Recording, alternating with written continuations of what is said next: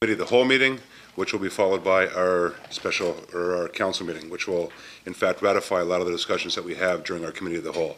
So with that, I am going to call upon Councillor Yvonne Doucette with the prayer, followed by Mr. Joe Longfellow with the national anthem. Councillor Doucette. Au nom du Père et du Fils et du Saint-Esprit, Amen. Merci pour tous les bienfaits, mon Dieu, que tu nous as envoyés pendant les dernières années. Merci pour les bonnes décisions qu'on a prises. Sans toi, on ne pourrait pas prendre ces décisions. On vous demande de prendre nos jeunes hommes et nos jeunes femmes dans le service de notre pays et les protéger dans leurs heures de difficulté. Help us to remember that Tyler Crooks made the ultimate sacrifice for us all. He was a son and a brother that his family lost on that day. We will keep him in our prayers and never forget that sacrifice. Amen. O Canada, our home and native land, true patriot love in all thy sons command. With glowing hearts we see thee rise, the true north strong and free. From far and wide, O Canada, we stand on guard for thee. God keep our land, glorious and free. O Canada, we stand on guard for thee. O Canada, we stand on guard for thee.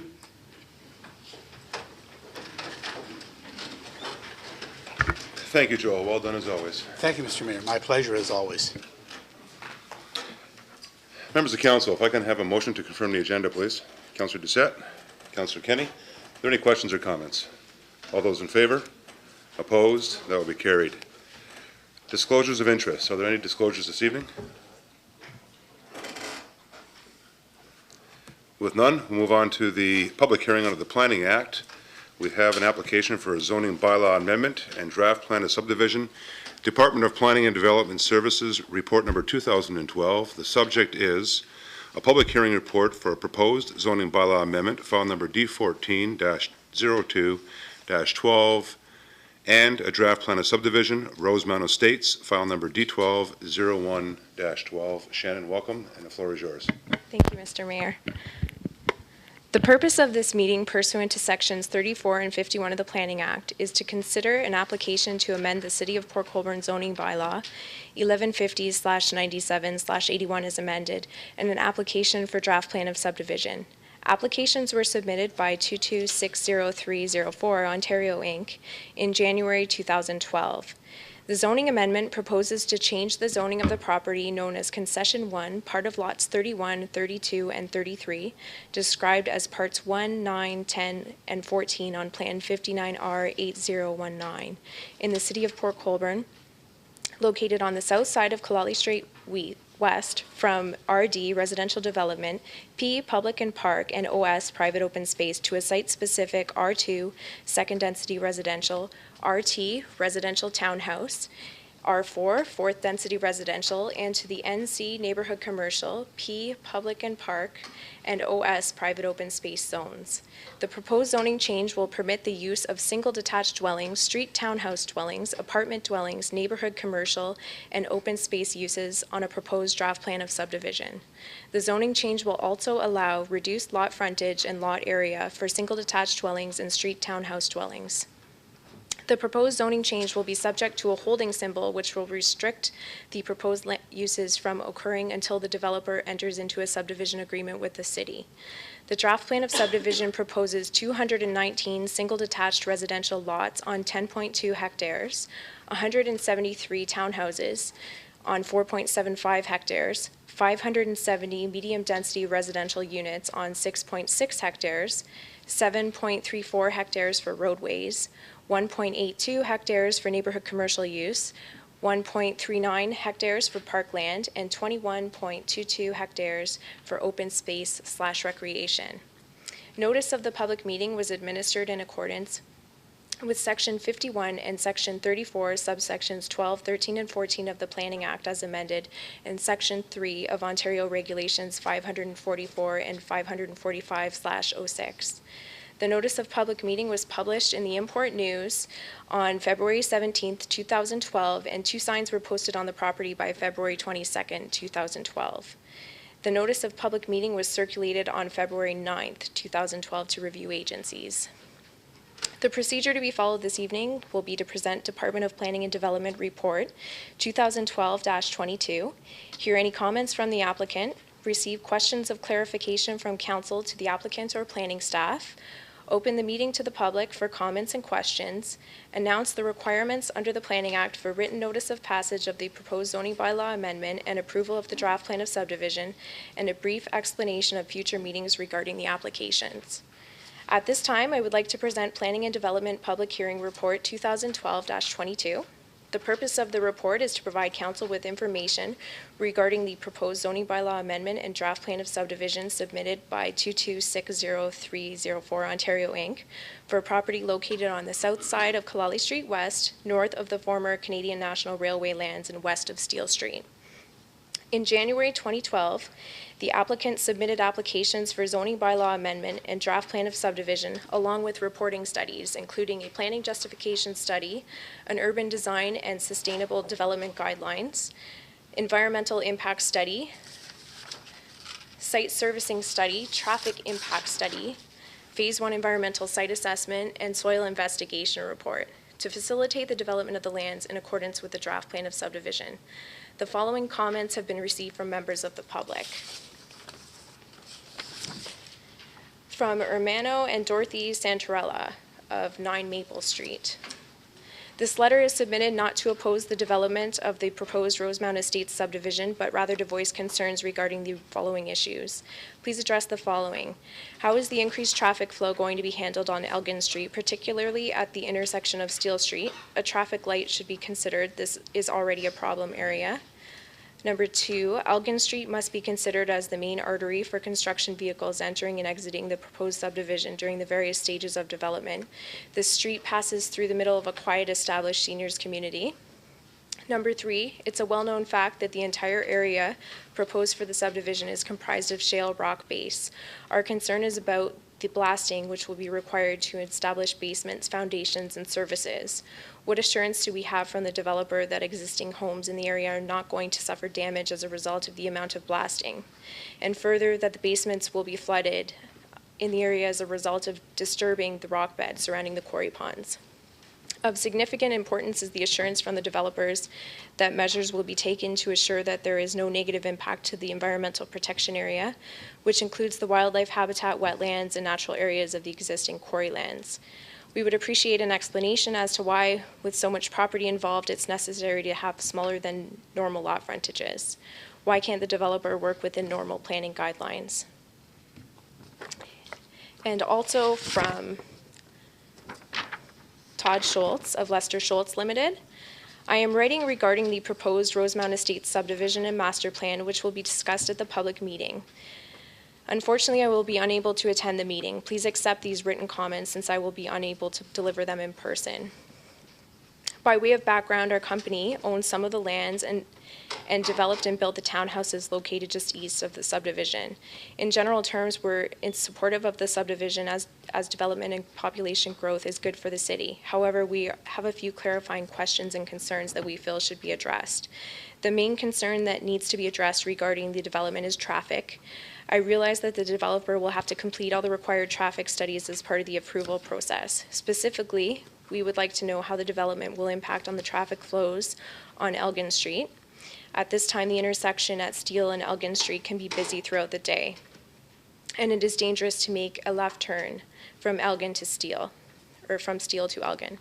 I know many residents on the existing neighborhood have had discussions with council and admin staff about the current traffic conditions at this intersection. There is no question that a traffic light will be necessary at this busy intersection. It is our respectful submission that this be a condition of any development approvals. In addition, we were surprised to see that Rosemount Avenue will not be extended through to link up with Street B, as noted on the development plan. It's always been my understanding that from a traffic planning and traffic flow perspective, this was a favored route by the City of Port Colborne. We would also support and encourage Rosemount to be linked to the roadway pattern of the proposed subdivision. We note that there are 2 medium-density blocks on the east side of the development bordering the road allowance, the existing parkland and townhouses. We would like to obtain further details regarding how the 113 units will be laid out and developed on each of these parcels.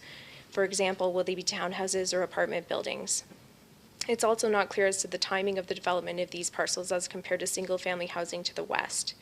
We would also request similar details regarding layout and timing for development of the commercial block bordering Kalali Street West. In terms of hydrogeological issues, as you are likely aware, there have been some groundwater issues in the surrounding area to the east of the medical center and some of the townhouses. We know that the height of bedrock will vary throughout the proposed development area. We would request that the appropriate hydrogeological studies be a condition of development approval, as these may lead to conditions or restrictions for basement elevations. The following comments have been received from agencies. There were no objections from Hydro One, the Building Division, and the Bylaw Division. From the Ministry of Transportation, they've indicated that they have no objection in principle. The north section of the proposed site is traversed by the future Highway 3 corridor, shown as lands not owned by the applicant on the plan, and that is designated as controlled access highway. The MTO will not permit any new access to or any new municipal road intersection with the future Highway 3 designated corridor. All access to the site shall be from the municipal road system. Note as well, Kalali Street is an MTO designated corridor for another kilometer west of the northwest corner of the property. All proposed permanent buildings and structure, both above and below the ground, or any amenity deemed essential to the operation of the site, has to be set back at least 14 meters from all designated MTO property limits. The developer is solely responsible for design, construction, and cost for all noise mitigation measures, and such measures must be located beyond all MTO property limits.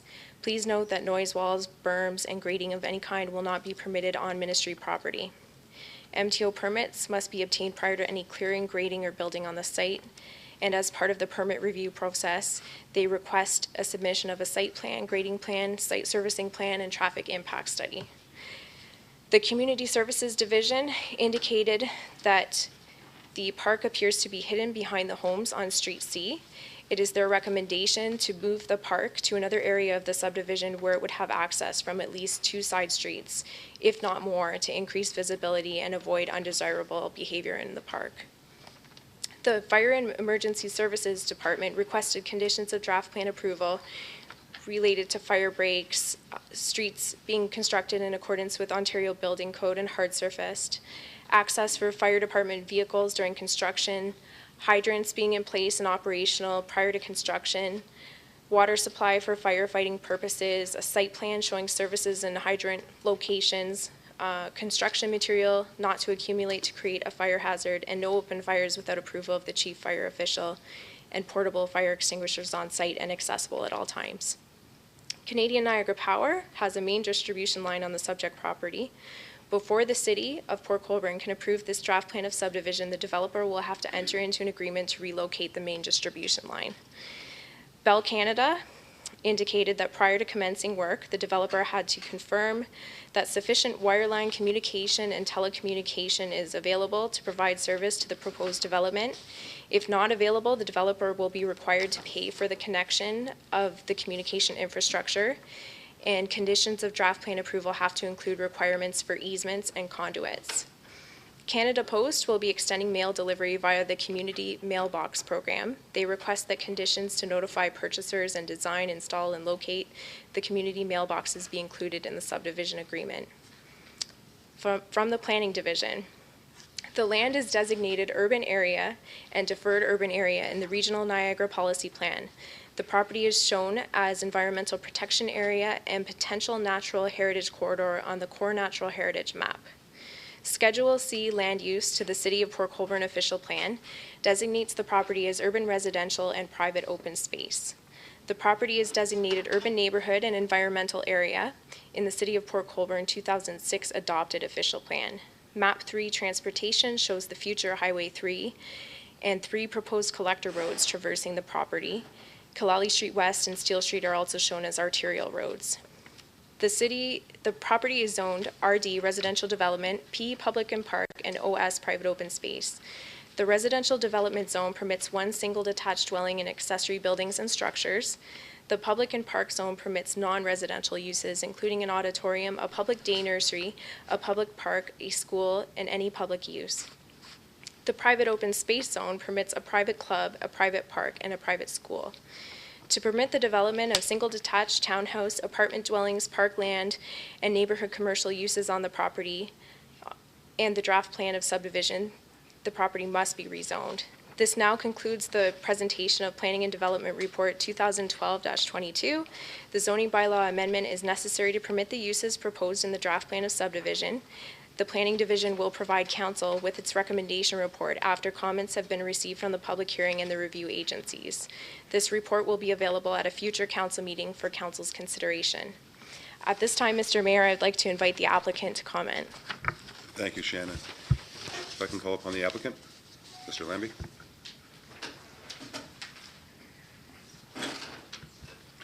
Brian, welcome. Thank you, Your Worship. Thank you, Shannon, members of council. I represent the applicant tonight, and I'm very pleased to introduce a major new residential development for Port Colborne. Also with me tonight is Mr. Steve Fegas. He's the applicant's planner. And we have John Ashwood. He's the applicant's traffic consultant, and are both available for questions later this evening. And at this time, I'd like to call upon Steve to present his report to council. Thank you, Mr. Lambie. Steve, welcome. Thank Good to have you. You'll have to bear with me, Mr. Mayor. I have to learn high technology. The equipment that I brought is not state-of-the-art and doesn't work with high-definition screens, so bear with me for a second. No problem. Take your time. Mr. Mayor and Council, it's a pleasure to stand in front of you and tell you about the planning attributes, ecological attributes, and the other technical parameters that were used to design this development for your community. The mandate given by the landowner was to bring forward state-of-the-art planning principles, state-of-the-art urban design principles, as well as bringing forward sustainable development principles, which are a prerequisite ingredient to planning in today's day and age. I want to assure you, Mr. Chairman, that the instructions we were given were to cover off all technical bases in a thorough fashion, and I'm pleased to advise you that we prepared a planning report, a land use planning report, that in a very thorough fashion addresses all the statutory requirements, which I will highlight for you later, and I'm sure your staff in their report will address as well. In addition, we prepared an urban design guideline report with sustainable development principles for your community. We recognized that we had to be extremely sensitive to our neighboring lands, especially in light of the fact that we have provincially significant, environmentally significant lands immediately to the west of us.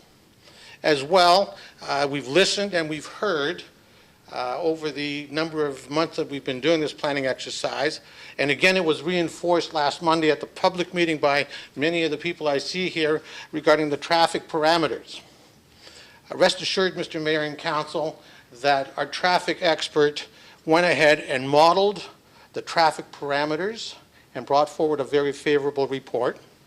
In addition, I had the traffic expert come out based on what we heard last Monday from the residents, and he sat at the intersection in the peak periods to determine and to ensure that the traffic modeling that he carried out was the reality in terms of on-site observations. And I would like to report to you that it was further reinforced to us that I, as the lead consultant, should be thoroughly conversant with the traffic parameters. And to that effect, from about 4 till about 5:30, we made casual observations on site at Elgin and Steeles Avenue. At this point, Mr. Mayor, if it's acceptable to you and your council, I'd like to highlight the technical reports that we prepared.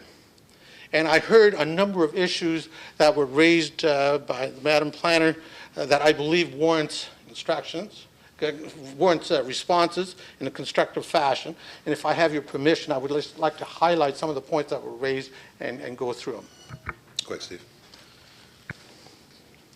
Now, I explained in my opening remarks that this proposal complies with the hierarchy of planning documents that is prescribed in Ontario. Specifically, there are provincial policies we have to comply with, there are regional policies we have to comply with, there are local policies we have to comply with, and as well, we have to comply with the zoning bylaw that is presently in place. Now, in order to contextualize where we are, for those who are not, all of you people are probably more familiar with the site than I am. We're just east of the provincially significant wetlands, and we are in what I would call a mature neighborhood. I'm going the wrong way. Okay, there we go. Since my pointer will not work, you can see over here, Mr. Mayor, the provincially significant wetlands, and the lands to the east are the ones that are subject to the application.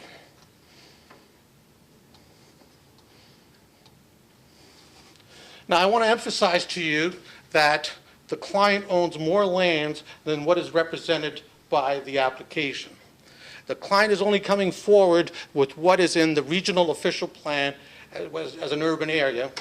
So as a result, only a portion of his lands to the east of the provincially significant wetlands are included. And once again, we have to be realistic in terms of market parameters. And as such, the proposal is a phased program. We basically have 3 stages we're proposing for development. This will allow the community and the developer to respond to local market conditions. I think any planning exercise has significant constraints and opportunities that you have to comply with. I'd like to just briefly go through the constraints and opportunities with you so you will understand what the technical constraints and parameters we faced with and addressed. It is a large piece of land that was previously developed in your community. I want to emphasize that only a portion of those lands owned by the client and which was developed previously is coming in for the specific application. To the north, you could describe our neighbors on the north side of Kaleli as a mature residential neighborhood representative of a past paradigm of development. The proposal that's coming here is a state-of-the-art development reflective of 2012 standards.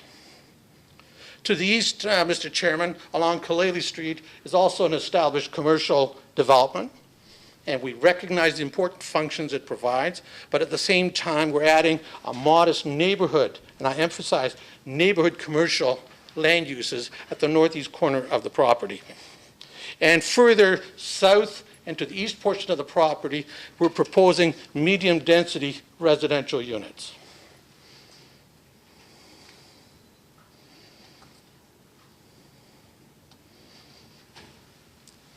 I would like to suggest to you that we looked at very closely, and I will be referring to a section of the official plan map whereby a number of traffic scenarios through this particular parcel is shown. Now, I want to emphasize to you that we met with your technical staff and we listened to the community, and we're very cognizant of the fact that that railway to the south of the subject lands serves a significant service, provides a significant service to the community, and our subdivision would have been totally different had we not recognized and had we not been told about the significance of the operating aspects of this particular railway. And when it comes to the type of north-south accesses we have going through the development, that is purely a reflection of our desire to maintain the integrity of this vital railway function. I did hear in the presentation of the Madam Planner, someone was talking about the north-south accesses and the extension of Rosemount. Originally, the subdivision respected all the previous road patterns that were established. However, upon directions from the staff, we chose to eliminate those options to reflect the significance of the railway corridor. As well, one of the constraints we had to comply with was the importance of the substantial, provincially significant open spaces which is being respected by this subdivision. And in fact, I heard comments that perhaps the active recreation facility which we're proposing is too far to the west. It may be so, but I would like to all have you consider the fact, the reason we put the active recreation area to the west was to ensure that we would provide vistas and we would provide additional protection for the provincially significant lands to the west. In other words, you can't have active recreation everywhere. We felt it was paramount to protect the provincially significant ecological area.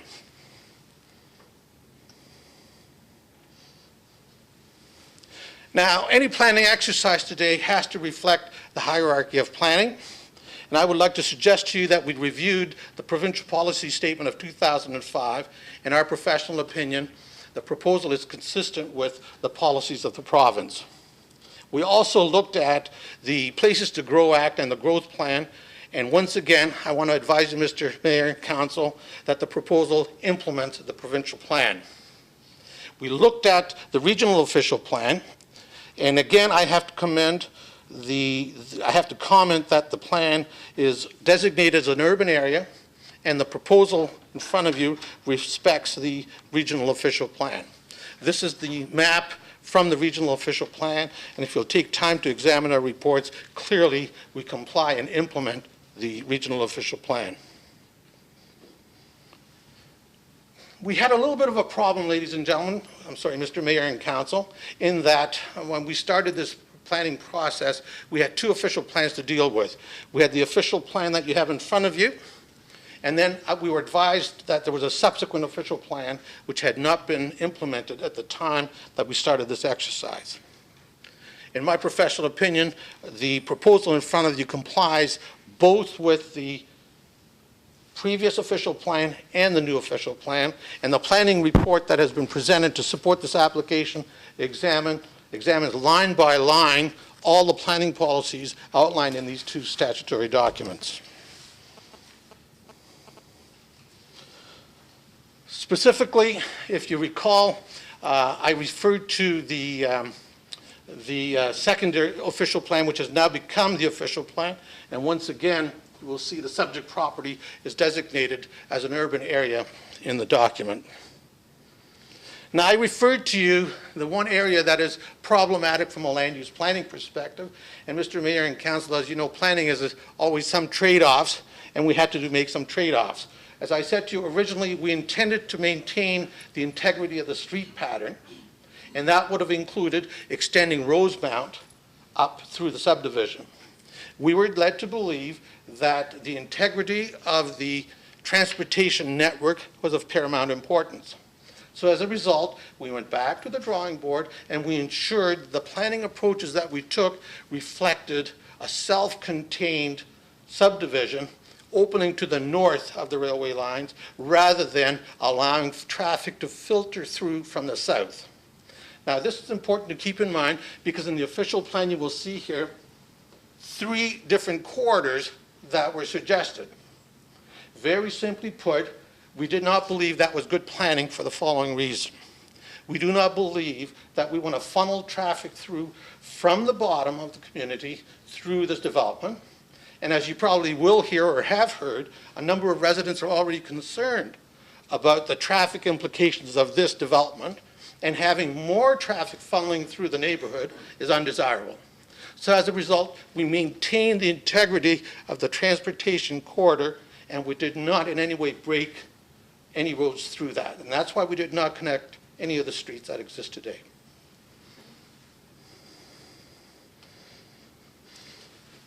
Now, your planner suggested that she will prepare a report for you on the densities and the zoning that has been requested. For the sake of brevity, Mr. Mayor and Council, I would like to suggest to you that we're looking at 21.55 units per hectare, which is a very modest intensification in terms of overall density and is necessary because we want to implement the provincial direction for intensification. From a local planning perspective, I would like to suggest to you that this density is modest, it's reflective of your community, and most importantly, it provides you with a variety of land uses and built forms in the future.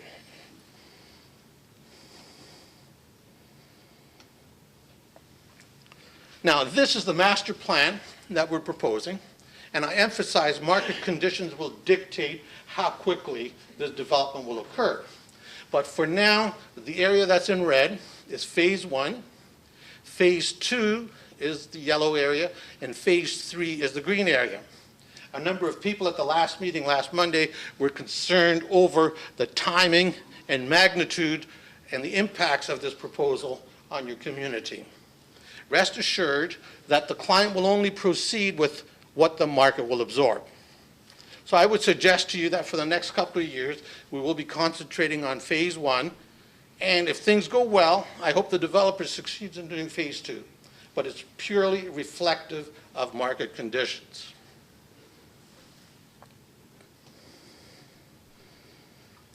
Now, people always ask, what kind of development are you looking at in the various pods?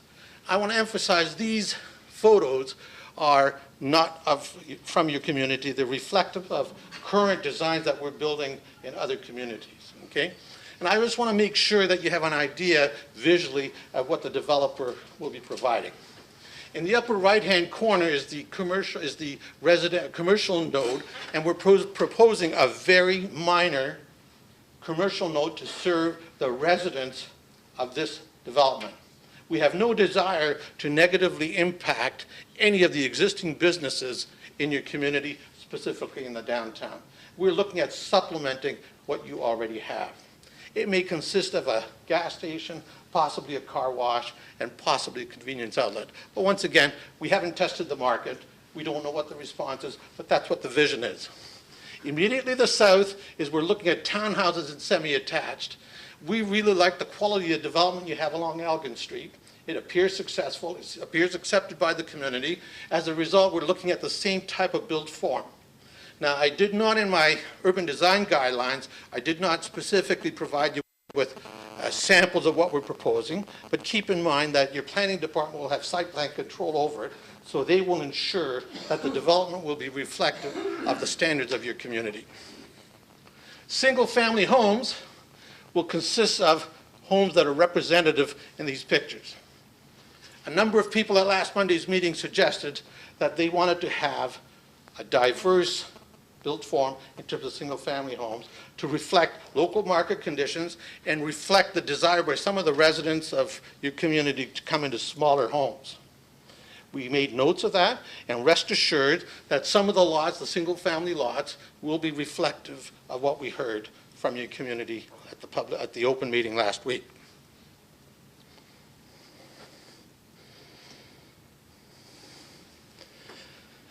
I would like to summarize, before I go into the specifics that your planner has raised, with your permission, Mr. Mayor and Council, I would like to go through the highlights of this project. I want to assure you that the project implements all the statutory documents that we have to comply with in terms of provincial policy, regional policy, and local documents. Both official plans we looked at very, very carefully, line by line. In my professional opinion, you can be assured that the proposal represents state-of-the-art and superior urban design parameters and sustainability. Our analysis done by Ecologistics of the environmental parameters of the site, we can report to you that there are no negative impacts on the ecology of the provincially significant environmental feature to the west. In fact, I would like to assure everyone that the development projects a very significant environmental area, and we're complementing it by adding more in terms of a buffer in our plan. We want to make sure that you understand that the existing roadways and intersections are sufficient to accommodate future volumes. Now, I have heard last Monday, and again I heard letters that were written in that there are issues regarding traffic volumes. I want to assure you, Mr. Mayor and Council, that the traffic modeling indicates that what we're proposing is acceptable build form. It represents good traffic management, and more importantly, through visual observations early in the morning and in peak periods in the afternoon, these have been confirmed by a professional, and it represents acceptable and superior planning principles. We've been advised by our local traffic expert that all the infrastructure requirements in terms of sewer, water, stormwater management, etc., can be done to the state-of-the-art requirements of the province of Ontario and your municipality.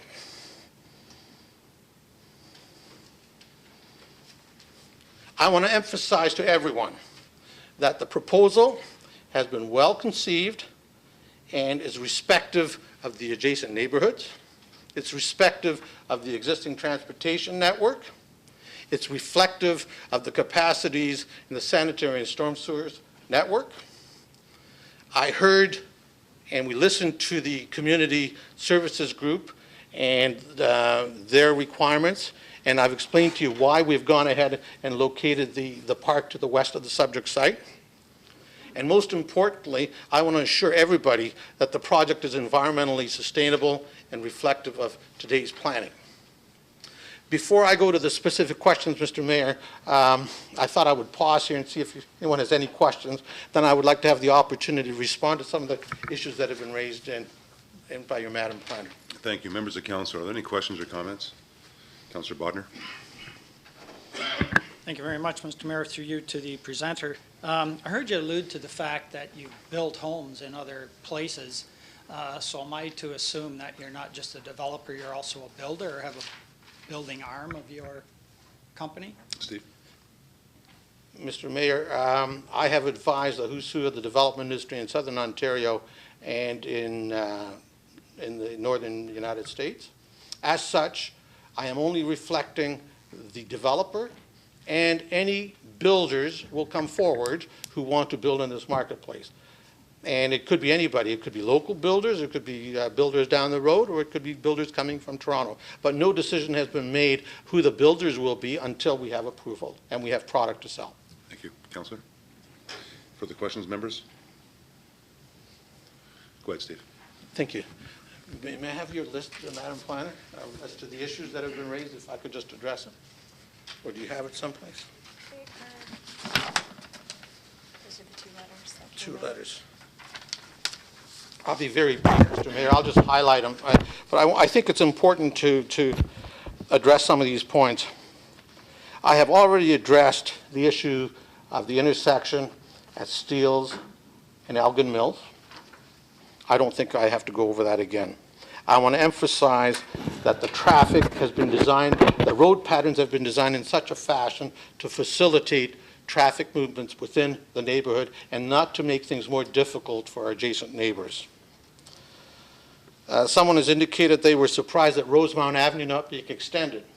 If you buy into the approach, we had Rosemount clearly coming through, and we discarded that plan because we wanted to maintain the integrity of this vital railway function that was represented to us. From a traffic perspective, I don't think you need Rosemount extended to facilitate traffic movements in this community and this neighborhood. Someone addressed the issue of Elgin Street must be considered a main artery for construction vehicles. I gave my word, and the developer gave his word at the public meeting, that we intend to ensure that as much of the construction vehicles coming into service this site will be coming off Kaleli. We have no desire to put heavy traffic through Elgin and disturb our neighbors. That's not being good neighbors, and we never intended it, and I want to give you my word that we will minimize for you the traffic going along Elgin Street. Someone indicated that the entire area is comprised of shale rock, and people last Monday, again at the public meeting, were expressing concerns over blasting. I understand and we heard what you said, and let me allay any of these fears by saying that it is the developer's intention to build slab on surface. The only time there will be any construction in terms of excavation will be to put in the infrastructure, the sewer and water. So as a result, to the best of my ability at this point, I can give you my word that we will minimize. I don't think there will be any blasting, but if there would be any need for blasting, I can assure you we'll be sensitive to our neighbors. But it is not the intention for the developer to do any blasting at this point. There was a question regarding that to the city is to make sure that measures will be taken to assure that there's no negative impact on the environmental protection area. Rest assured, we have put forward a sustainable plan, and not only do we respect the integrity of the environmentally significant area, we want to enhance it.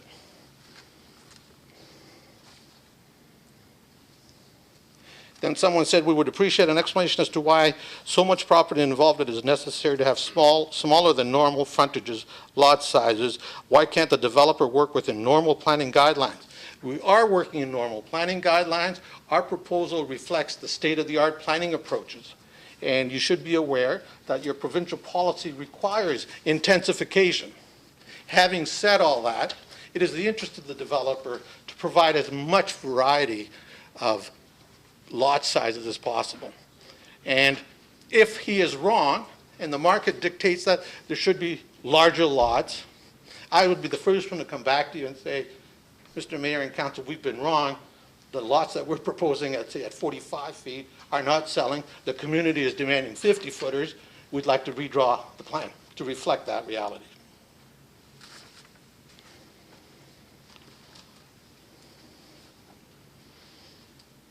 I believe those are the questions. Is there anything else that I've missed in terms of some of the issues that have been raised, Mr. Mayor? I'd be pleased to answer them at any time. Thank you. Members of council, I'm going to ask once again for any questions or comments or points of clarification asked of the presenter and or staff. Councillor Kenny, then I have Councillor Butters. Thank you, Your Worship, through you to Steve. Steve, you've talked again about the traffic studies, but you haven't mentioned whether Elgin Street will be open to your new street. We call that Cement Plant Road now. I don't know what it'll be called, if it's going to be called Rosemount or whatever, but will that be open to Elgin Street? So people presently living off of Elgin right now who have difficulty, and I'm telling you, I've heard it many times as a councillor in that area, difficulty exiting onto Steele Street. Will they be able to travel down your new street and get onto Killallie? Thank you, Councillor. Mr. Mayor, I want to assure you that people will be able to go down Elgin Street, the new portion of Elgin Street, the continuation of Elgin Street, and exit onto Killallie. Absolutely. And from a planning perspective, I would suggest to you that anyone who wants to get access to Killallie Street would not go along Steeles and Elgin and turn left. They would go back this way, go west, and go north that way. Anything further, Councillor? Thank you. That's great. So you've answered that question, so that's good, because you know, there's going to be all kinds of traffic studies, but nobody ever takes into consider in their traffic studies perhaps the age of the person exiting from that area. That is kind of like a retirement area, and many of the residents that live in that area are retired and have to exit from that area. So maybe their perception of how fast a vehicle is traveling, or it's a concern to them. So you're correct, there's been all kinds of traffic studies, and you did one yourself, so I'm glad that you're considering an exit at that end of, or an extension of Elgin. Now, also, just one more question, Your Worship, and that's the developer. So in phase one of this development, the lot sizes for presently are going to be 45 feet? Thank you, Councillor. Thank you, and that's it. Go ahead, Thanks. Stephen. Mr. Mayor and Council, if I may answer your question.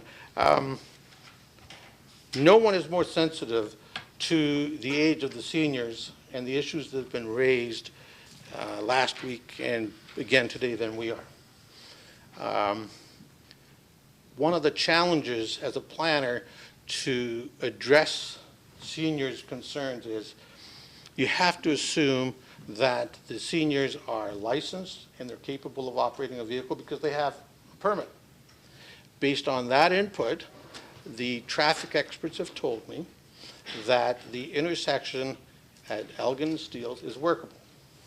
Having said that, and to demonstrate sensitivities to the seniors, if the council in its wisdom wishes to put in some sort of a traffic management system at Elgin and Steeles, that's perfectly acceptable. I don't believe it's needed. The studies do not indicate it's needed. But if the seniors in their wisdom deem it to be appropriate, then it's up to council.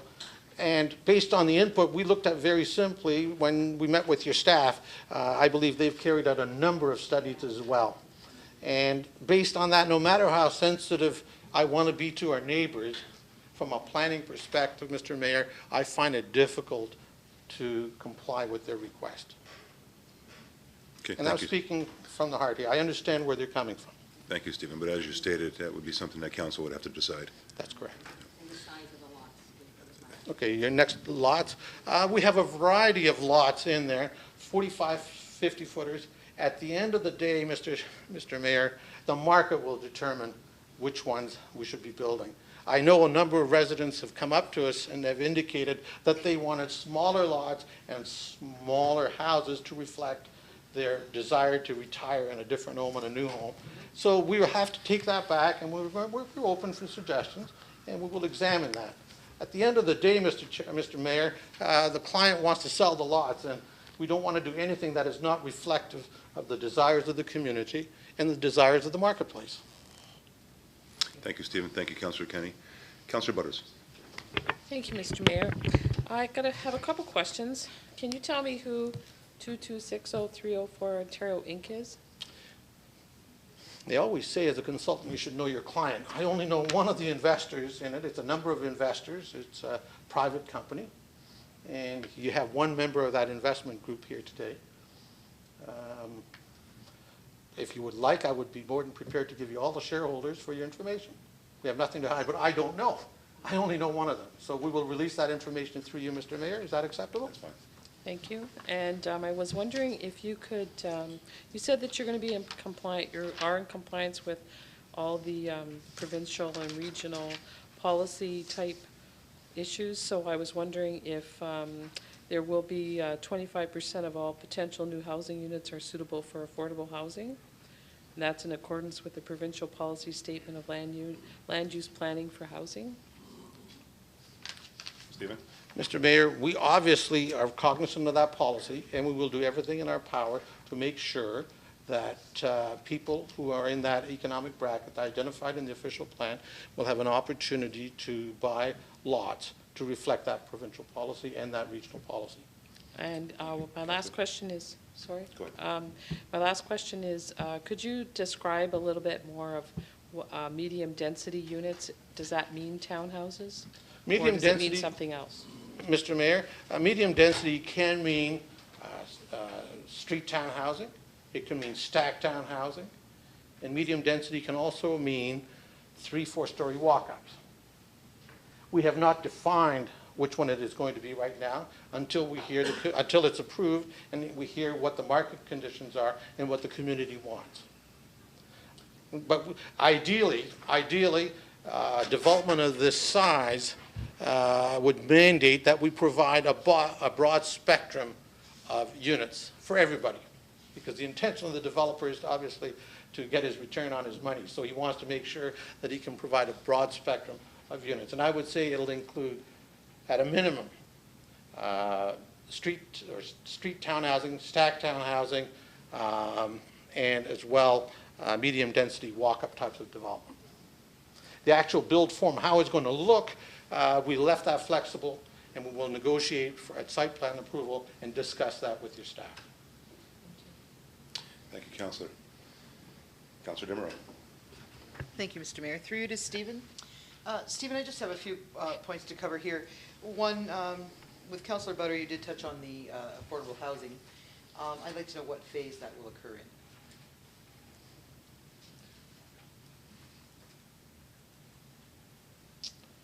I would suggest, I have not had that question, I'll have to think of the response if you'll just give me a second. I would suggest to you that we want to be reflective of a broad spectrum of your community, and we will make those units available, what is defined as affordable. We'll make some available in the first phase. Okay. You don't want to overload any phase with any one particular type. You want to have a broad representation of the community, and every phase, I would suggest, warrants a broad spectrum of your community. Is that fair? If I can jump in, I think from the initial meetings that I had with the proponents as well, it's going to be somewhat like a progressive development, as we've seen traditionally throughout the region. And obviously a lot of that, from what I was told, would be based on the market in terms of the demand. Thank you. I would assume that as well. But the question I'm asking tonight is, there, especially for people who are going to be watching this broadcast and couldn't make it to the meeting tonight. So I will go on with the next question. Is this development aimed at adult living, or is it for all ages, or is it for senior adults in particular?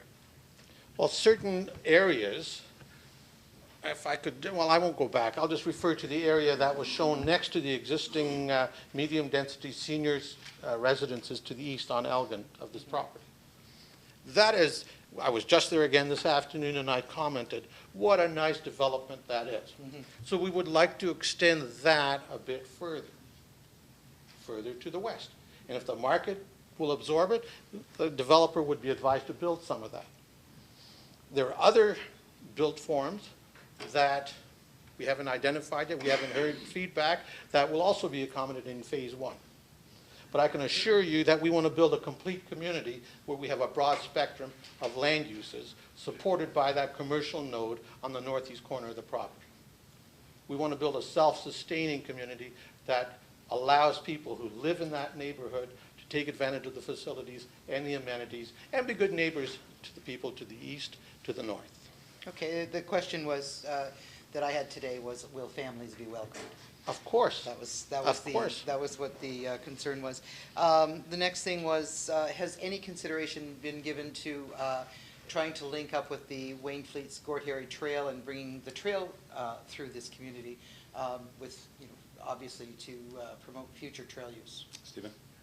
Mr. Mayor, I have to be honest with you, that was not raised before, but I've made a note of it, and we will evaluate it, and we will discuss it with your staff. If the council deems it to be important, we will certainly have a look at it and see if we can make a positive change in our plan.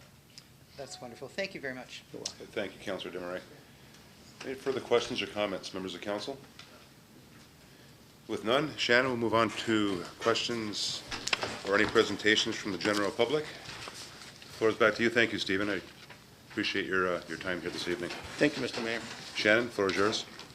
Before opening the meeting to the public, I would like to read the following. If a person or public body does not make oral submissions at a public meeting or make written submissions to the City of Port Colborne before the proposed zoning bylaw amendment and draft plan of subdivision are approved, the person or public body is not entitled to appeal the decision of the City of Port Colborne to the Ontario Municipal Board. If a person or public body does not make oral submissions at a public meeting or make written submissions to the City of Port Colborne before the proposed zoning bylaw amendment and draft plan of subdivision are approved, the person or public body may not be added as a party to the hearing of an appeal before the Ontario Municipal Board unless, in the opinion of the board, there are reasonable grounds to add the person or public body as a party. Any interested members of the public, if I might draw your attention to the back of the room, there is a sign-in sheet to request notices regarding these applications in the future. At this time, Mr. Mayor, I would like to invite any members of the public who wish to speak to the applications to do so. Thank you, Shannon. Well done. Members of the public, we do have an application here before us. Are there any presentations, questions, or comments that members of the public would like to make? Mr. Usaki, if you want to come on up. If I can have your name and your address, and you can proceed. Welcome, Peter. Are you going to open this up to the public to ask questions? That's what I'm doing right now. I'm very hard of hearing, No problem. so I would like to ask a question. Wonderful. My name is Bill. Hold on, Bill. I have Peter first, and you can be second. Okay? Peter, welcome. Thank you, Mr. Mayor. I have three things, and I don't want to go over this Elgin and Steel Street thing over and over again, but the fellow that did the study, I think he went to Colborne instead of Port Colborne and sat on that corner. I live on Maple Street. We'll come out on Elgin, and I know some mornings, especially a Friday morning, and when the school is on, today was probably very simple down there because the school wasn't open, and you went between 4 and 5:30.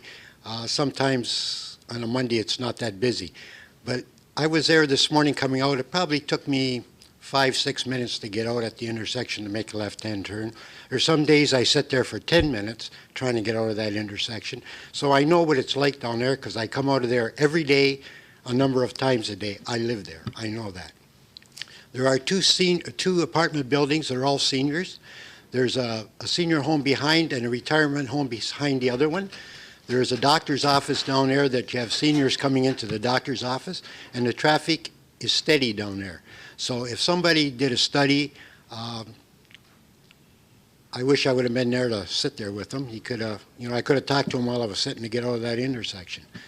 So that's one thing. And so I don't buy his study, and I think it's a lot of garbage. And anybody who lives down there that has to come out of that intersection every day will tell you the same thing.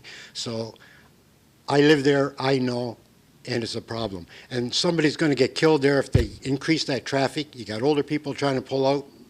Someday somebody's going to get it. And I hope I'm not there to watch it, or me coming out. Another thing is the 40-foot lots, the R2 zoning. And he's talking about state-of-the-art homes. And we had a picture up of state-of-the-art homes.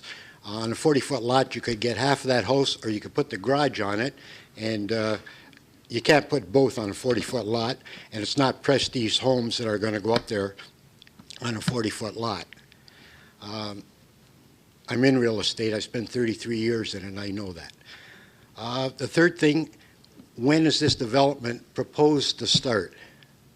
Are these people that are changing the bylaws, are they going to start this? Is that the idea of it?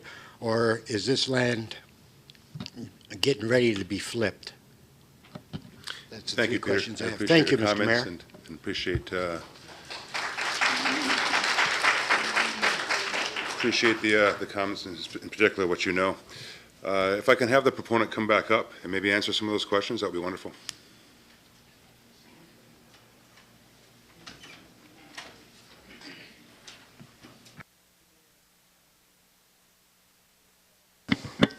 Without sounding flippant, Mr. Mayor, I too have been in real estate and planning for 40 years. I graduated in 1972, and we would not participate in a flip. The gentleman who spoke before me should know, being in real estate, that flipping real estate is contrary to provincial law. And my client is not a flipper and does not intend to flip. He intends to service the property, make it available for local developers, develop some himself, and there may be an opportunity for any one of you who wants to buy a lot and build on it. The second issue that was raised was 40-footers. I understand that in your community, 50, 60-footers, even quarter-acre or acre lots are desirable. At the same time as I say that, we have to comply with provincial policy. The people, the government you voted in, and they have clearly directed this council, the region, and all their planning consultants to reflect intensification. It's very difficult to be complying with provincial policy if you're continuing development at the same way we've been doing it for the last 50 or 60 years. And we want to provide a diversity of lots. And the size of the lots do not in any way or form are they reflective of the quality of homes that go on it. I've seen some very, very nice homes that we'd all be proud to live in that are 25-foot townhouses. And it's only 25-footers, not 40-footers. There was another question regarding traffic. That gentleman spoke last Monday, and we listened. I had our traffic expert go out twice this week, and I was once there. Now, I may not be sensitive to the seniors' issues, but please be assured, sir, that my traffic expert is a recognized traffic expert, and he's got a PN stamp that everyone recognizes. He wrote some of the books on traffic standards, and rest assured that he has advised that the intersection does not warrant any upgrades at this particular time. It may so later on down the road, but at this time it does not. Now, we just didn't look at it today, Mr. Mayor. We looked at it, and he modeled it on our behalf at different operating parameters and different times of the year. And once again, the traffic experts' recommendations came back and said, what we're trying to do is acceptable from a transportation and traffic safety perspective. Was there anything else, Mr. Mayor, then? That's it? That's fine. Thank you, Stephen. Thank you. Sir, you're next. You want me to proceed? If you can, please, if you can state your name Yes. and your address. Thank you, sir. You're welcome. My name is Bill Hudgens. and I recently moved to this community. And I must say that I'm not completely familiar with what is going on here. However, my question would be to the presenter, what I'd appreciate if he had a sketch here showing the actual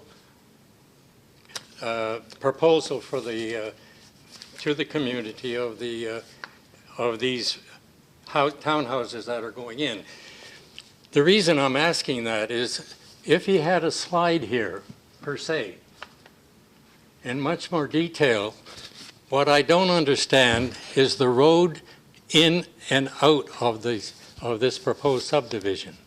I think if I clarify myself to the audience here, being a stranger and this traffic situation which they're discussing here this evening, it seems to be the vital thing. And I wonder if you people appreciate if you could see a sign, a sketch here showing how they get in and how do they get out of this place. Thank you, sir. Thank you, Mr. Hudgens. Stephen, if you want to come on up and give some comment on those questions. I got you next, sir.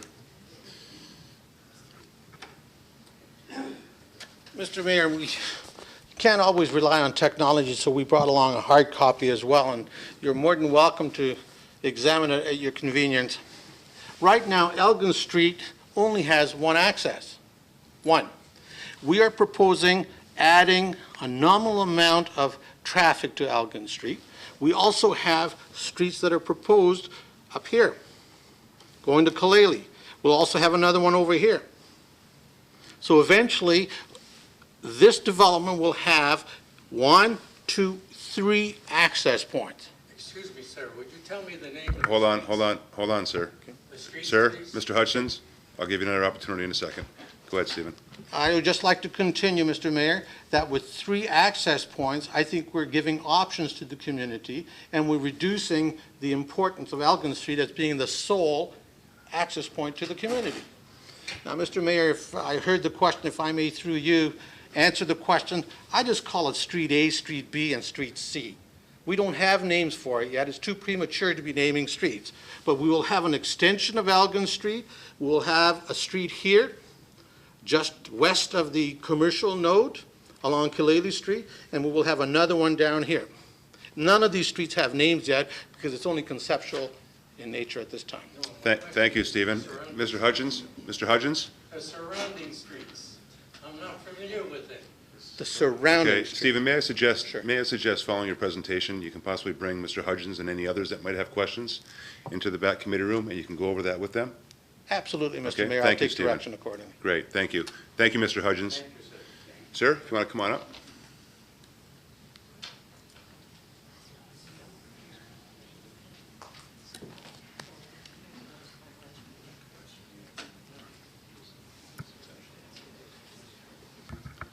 Sir, if you can state your name and your address, please. My name is Frank Memmi. I live in Waynfleet, 51067 Deeks Road in Waynfleet. Welcome, Frank.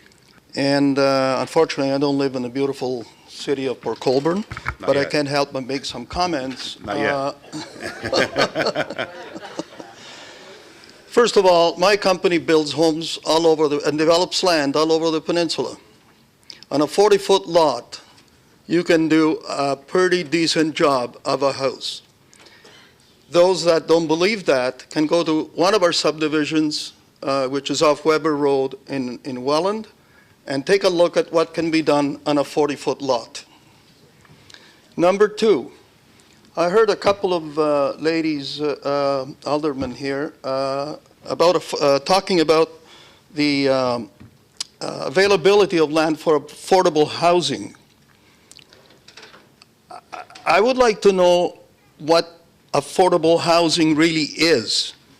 Are we talking about co-op housing, which is funded by the government and eventually falls back on the backs of the taxpayer? Or are we talking about a fictitious number or a number that a house cannot be sold for more than? What is affordable housing?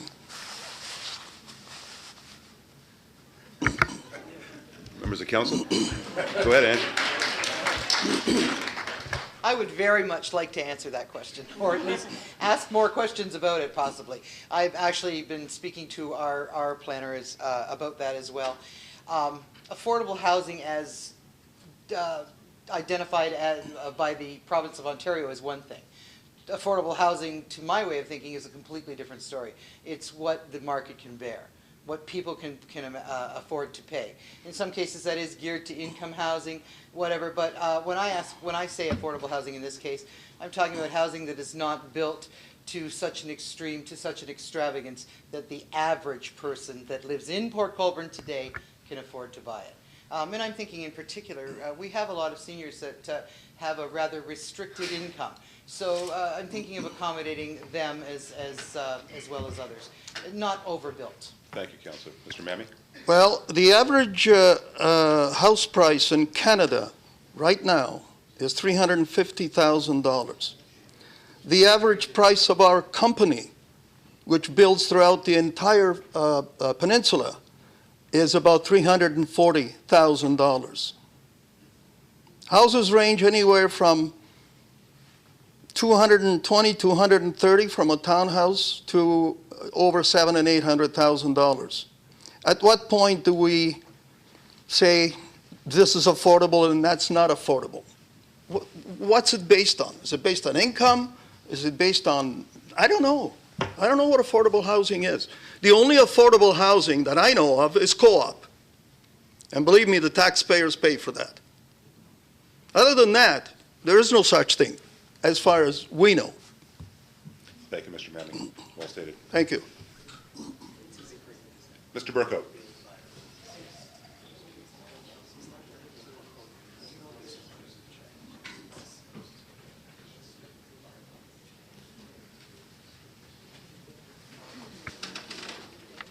Thank you, Mr. Mayor, members of council. My concern is I would like to really see that plan that gentlemen have, the presenter, because I don't understand the portion which is owned by the Ministry of Transport, which goes right by this property. And Mr. Schultz had problems with that particular highway. He sold it to him, he tried to buy it back. And it says in here that there is no way, by answer from the Ministry of Transport, that any,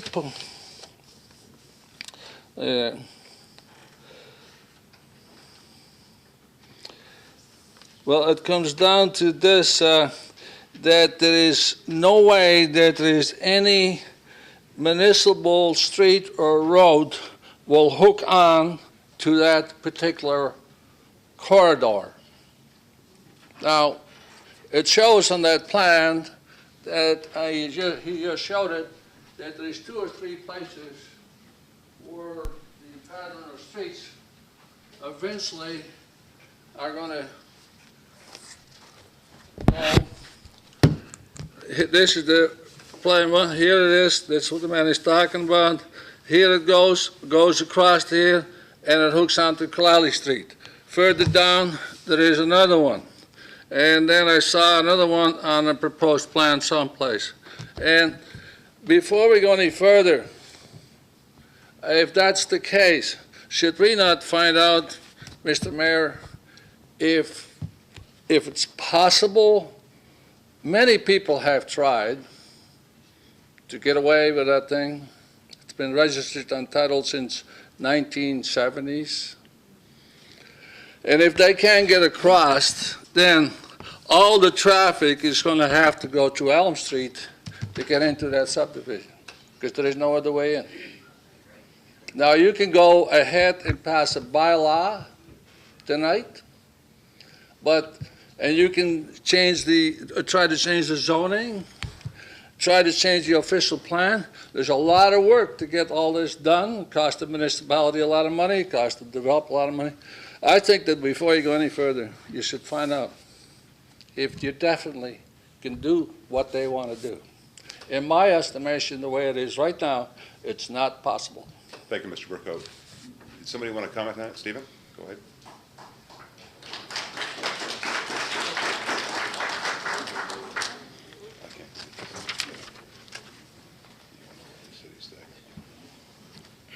Mr. Mayor, at the risk of sounding arrogant, I would like to suggest that proper consultation with MTO will have resulted in the type of answers that I'm going to give you. Our consultants, our traffic specialists, met with MTO, and they indicated that these lands are surplus to their needs. However, they have not released it as of this point because the staff have to toe the line until an order in council deals with that matter. Now, we went further than that. At our planning, we ensured that a worst-case scenario, if something happens here, that this development will be functional. And if this is given up by MTO, we ensure that the development will allow, the subdivision format will allow for infilling of the existing MTO properties. So in other words, if and when MTO relinquishes this right-of-way, MTO will be able to sell these lands, and there will be development. Instead of having a strip like this in your community, there will be an opportunity for the future owner of the land to develop it in such a fashion it will fit in to the concept plan. Thank you, Stephen. You're welcome. If I can add to that, and members of council will know this because I've reported to you on many occasions with respect to the meetings that I've had personally with the MTO, as well as with, all the way up to the Premier himself, with respect to this easement. This easement does, as the presenters correctly identified, this easement goes back to an order in council at Queen's Park provincial legislation to 1974. The dreams of the then government had the construction of a new tunnel coming through the city of Port Colborne, pretty well certain in the whereabouts of the Reeb House and ending in the whereabouts of this development. Since that order in council was put in place back in 1974, it's essentially frozen a swath of lands between those two locations, and therefore have eliminated or has really suppressed any opportunity for development along that swath. I think a lot of the developers, as like Mr. Schultz, who's in the audience today, experienced that suppression because of that easement. And it doesn't only attach itself to the bigger developments, it also attaches itself to some of the smaller developments, such as homes being built in the Wellington, Humboldt, and Clark Street area, right on over to the east, where there's a current developer attempting in the Miller Road area and Highway 3 area to do a development as well. In those meetings with the MTO, they've been very staunch with respect to lifting that easement up until about 3 years ago. Many members of the gallery, as well as those watching on COGECO, recognize that this council, as well as the region of Niagara in general, have been working extremely hard to put in place a Mid-Peninsula corridor. Although this government sees it not fit to currently construct a Mid-Peninsula corridor, the region of Niagara has moved forward with an environmental assessment to construct a 4-lane highway from the QEW in Fort Erie, connecting to the 140, 406 here in the city of Port Colborne, Welland, and then, of course, looping to the north, the 406 into the QEW past St. Catharines. Once that environmental assessment is complete, which we're expecting it to be complete by the end of this year, they have told us that they will lift the easement for the 1974 order on council, bringing back to the legislature an opportunity to lift it and have it replaced or have it eliminated altogether, because the bypass, as they call it, the Highway 3 bypass, will be sufficed by the new construction of the East-West Arturo Road from the QEW to 140. I'm sure you're asking yourselves right now, where is that 4-lane corridor going to be? In the draft environmental assessments that we've seen to date, that corridor will be around the Netherby Road area. And again, connecting the QEW to that area of the 140, 406. And of course, that will be considered a bypass for Highway 3, thus eliminating the need to have a bypass on Highway 3 vis-a-vis the tunnel. So to Mr. Burkout's question, yes, we're having those discussions. Yes, they're saying that that easement will be eliminated once that environmental assessment is completed. And of course, our expectation beyond that is for them to partner with us to build it. Okay. Any further questions or comments from members of the public? Yes, ma'am. Come on up. Is that Mrs. Daly back there? No, Mrs. I'm sorry, Mrs. Bogosh. I've known you for so long, Deb. Debbie, come on up. Come on up and pardon me? Yes, you did. Yes. We'll hold it there now, Deb. Okay. Yes, you did babysit me. I know. That's enough out of you. Deb, come on up. Debbie, you just want to press the button and give us your name and address, that'd be great. Debbie Wilgosh, 225 Kent Street. Okay. Oh, like that? Just keep it? Oh, just one. Okay, all right. About this development on the big Steel Street and Algood Street, no one's mentioned about that Algood Street. The other way is a one-way street. So what would happen there? Going by the high school, it's one way. So it's kind of like sort of mixed up with everything going by. You know what I Well, mean? and Debbie, you make a great point, and I think a lot of the points were already raised about the intersection at Elgin and Steel Street. But I never heard about the one-way. Yeah, as well as the one-way, and that's been talked about with council in the past, Debbie? Well, I wasn't here, okay. The babysitting days are coming back to me now. Actually, and you raise a good point, Deb, because it's something that Councillor Kenny and Councillor Danch have brought up in the past, and even going back to when Councillor Bruno was here. And staff is going to be looking at that intersection, no question. Because that's important, because there's a high school right there. Absolutely, absolutely. And I'm sure one of the things that, or one of the directions that council is going to take as this progresses is to relook at that intersection with our operations staff, both not only the area of Steele and Elgin, but also the one-way across over at by Port High. That whole area must, not should, must be looked at with respect to the traffic patterns and the impacts it's going to have. And I think Stephen, the presenter, made it very clear that their intent as well is to work with the city, that if in fact that progresses, that we'll have to look at the possible signalization of that intersection, as well as looking at the possibilities of the one-way on Elgin Street.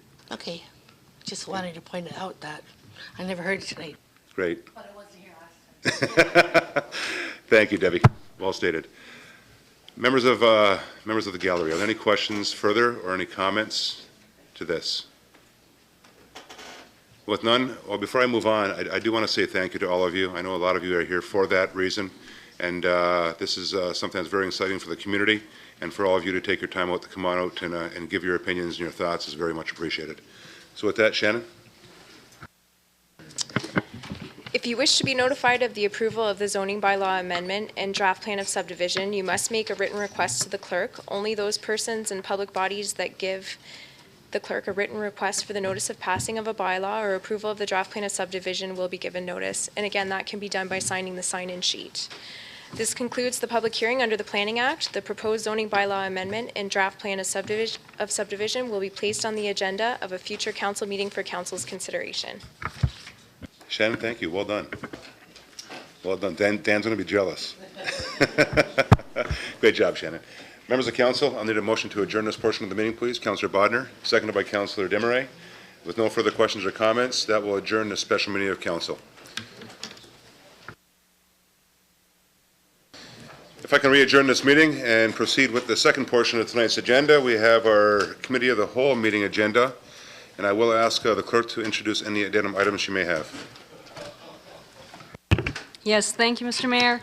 Item number 8 on the agenda, Department of Community and Corporate Services, Community Services Division. The report is listed as 2012-03. It's a report, this number is to be changed to 2012-07 and recorded as such. And also, number 7, delegations. Number B, correction to the spelling of the name to be Gino Spada. Thank you, Madam Clerk. Members of council, I need a motion to confirm the agenda, please. Councillor Desmarais, Councillor Elliott, are there any questions or comments? With none, all those in favor? Opposed? That will be carried. Thank you. Members, are there any disclosures of interest this evening? Councillor Elliott. Thank you, Mr. Mayor. Item number 5, as the company that I represent has the property listed. Thank you, Councillor. Any further disclosures? Members? With that, move on to determination of committee items requiring a separate discussion. Councillor Bodner. Thank you, Mr. Mayor. Item 3, 9, and 19. Can you raise 5 too, Councillor? Sure. 3, 9, 19, and 5.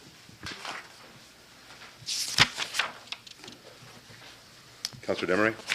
Thank you, Mr. Mayor. Item 2 and 6.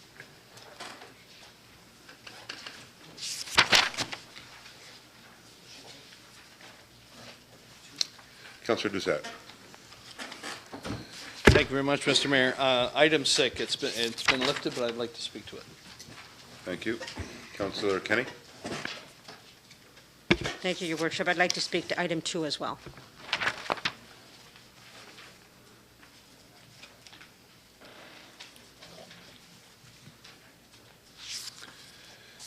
Any further items? Councillor Elliott?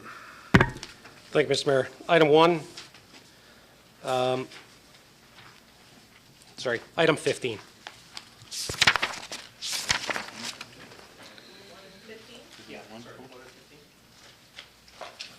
Councillor Elliott, if I can ask or request that item 1 be deferred again. The proponent would like to have it deferred because he still wants to go through it with his legal counsel. So if I can request that of yourself and hopefully have members of council proceed in that direction again for the second time. Okay. We'll get there in a second. Any further items, Councillor? Did anybody pull 8? Not yet. I'd like to pull 8 that, as sorry. well? Yeah. Great. Further items, members?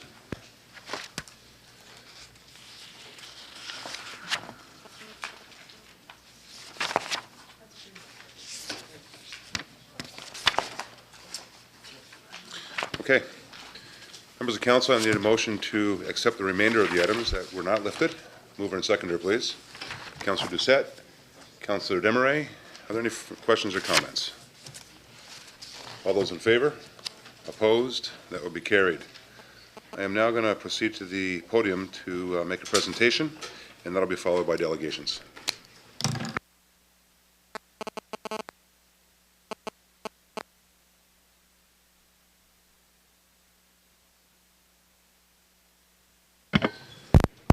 Members of council and those watching on COGECO and those members of the gallery, it's my pleasure this evening to recognize a group of folks that have for 50 years contributed a great deal towards recreation and ultimately toward the character building of many of our youth here in the city of Port Colborne. First off, I'm pleased to welcome tonight Ms. Audrey Garrett, who is the current president of the Port Colborne Girls Softball League and who is spreading the word about the 50th anniversary of their league. Audrey, come on up.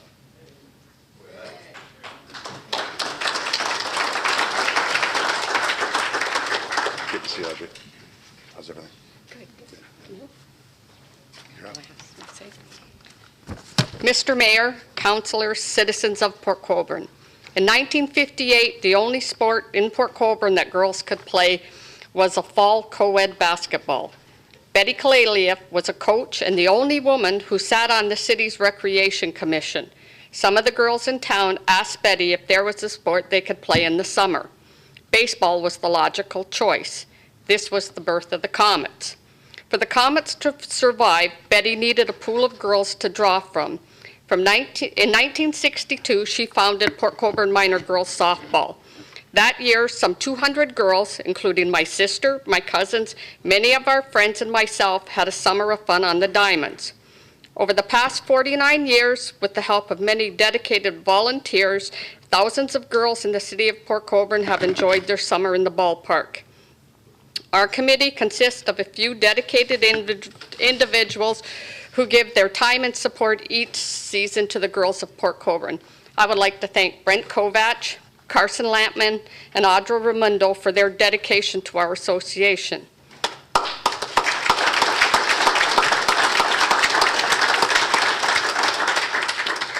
I would also like to take the time to thank all of the local businesses that have supported our association over the years. Each volunteer, committee member, and local business have helped us to reach this special anniversary. This summer, we will be celebrating the 50th anniversary of Port Colborne Minor Girls Softball. In honor of our 50th anniversary, our committee is offering every girl between the ages of 5 and 14 and our co-ed league, boys and girls ages 15 to 20, a summer of fun with a special registration fee of $10. We will be having special events planned throughout the summer, and we look forward to seeing everyone on the ball diamond. Thank you.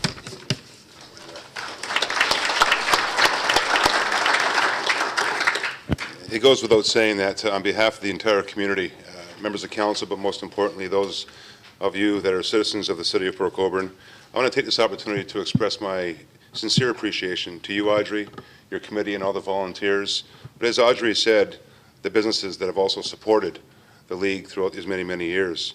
These over 50 years, they've supported the sport, provided the girls, and now through a co-ed league, as well boys of Port Colborne, with an activity that builds personal confidence and team spirit, and as I stated earlier, a great deal of character.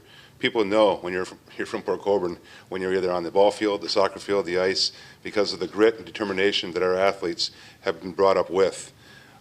Recreation and health and wellness in the city of Port Colborne just wouldn't happen if it wasn't for folks like you, Audrey, and the many, many that participated with Audrey throughout the past 50 years. So it's my pleasure to present the least we can present to Audrey and her organization with a plaque this evening that's presented to you, Audrey, the Port Colborne Girls Softball Association, on the occasion of your 50th anniversary and in recognition of your continued contribution to the youth of the city of Port Colborne. On behalf of members of City Council and all the citizens of the city of Port Colborne, congratulations. Well done. Thank you. Great job. Great job. You guys want to take them out?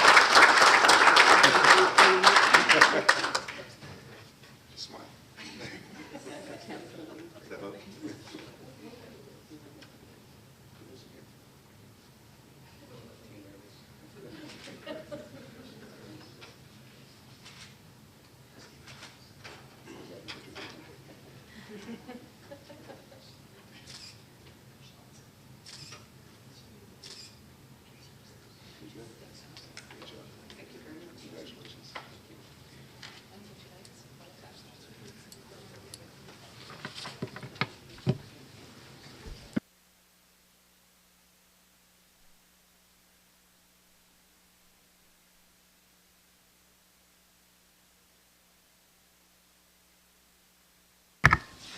Once again, Audrey, thank you. And Brent, I see Brent Kovacs out there. Brent, thank you. I know how much work you do every morning.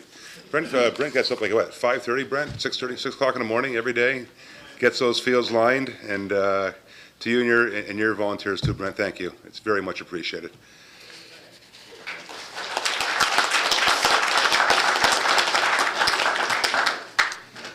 Members of Council, we're now going to move on to delegations. Our first delegation this evening is Mr. Frank DiDonato. Frank is the branch manager over at the Port Colborne TD Canada Trust Bank Group, and Frank is going to be discussing that's going to be, I guess, of very, very much interest to the city of Port Colborne. Frank, come on up.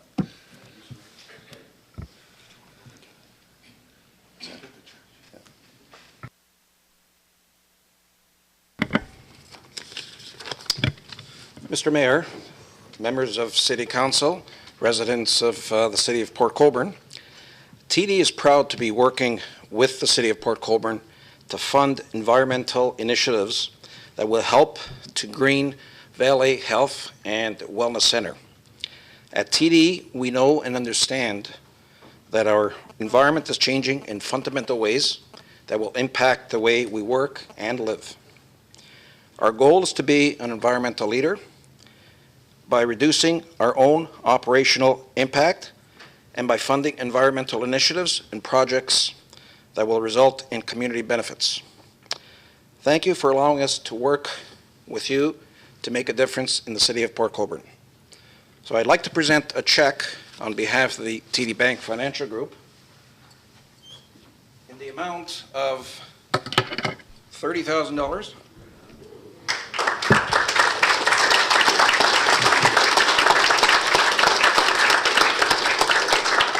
This is to be used for environmental initiatives at the new Health and Wellness Center. That's great. Thank you, Frank. Wonderful. Thank you very much. Thank you. I'm going to step up here. Yeah, that's good.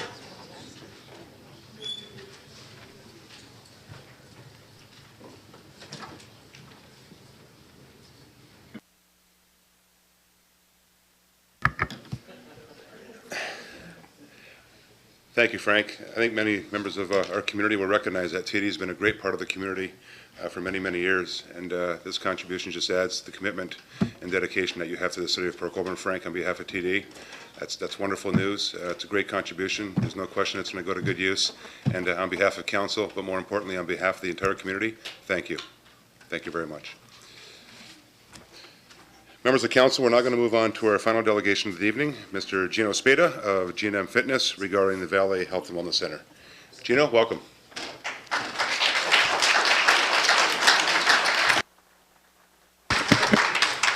Thank you.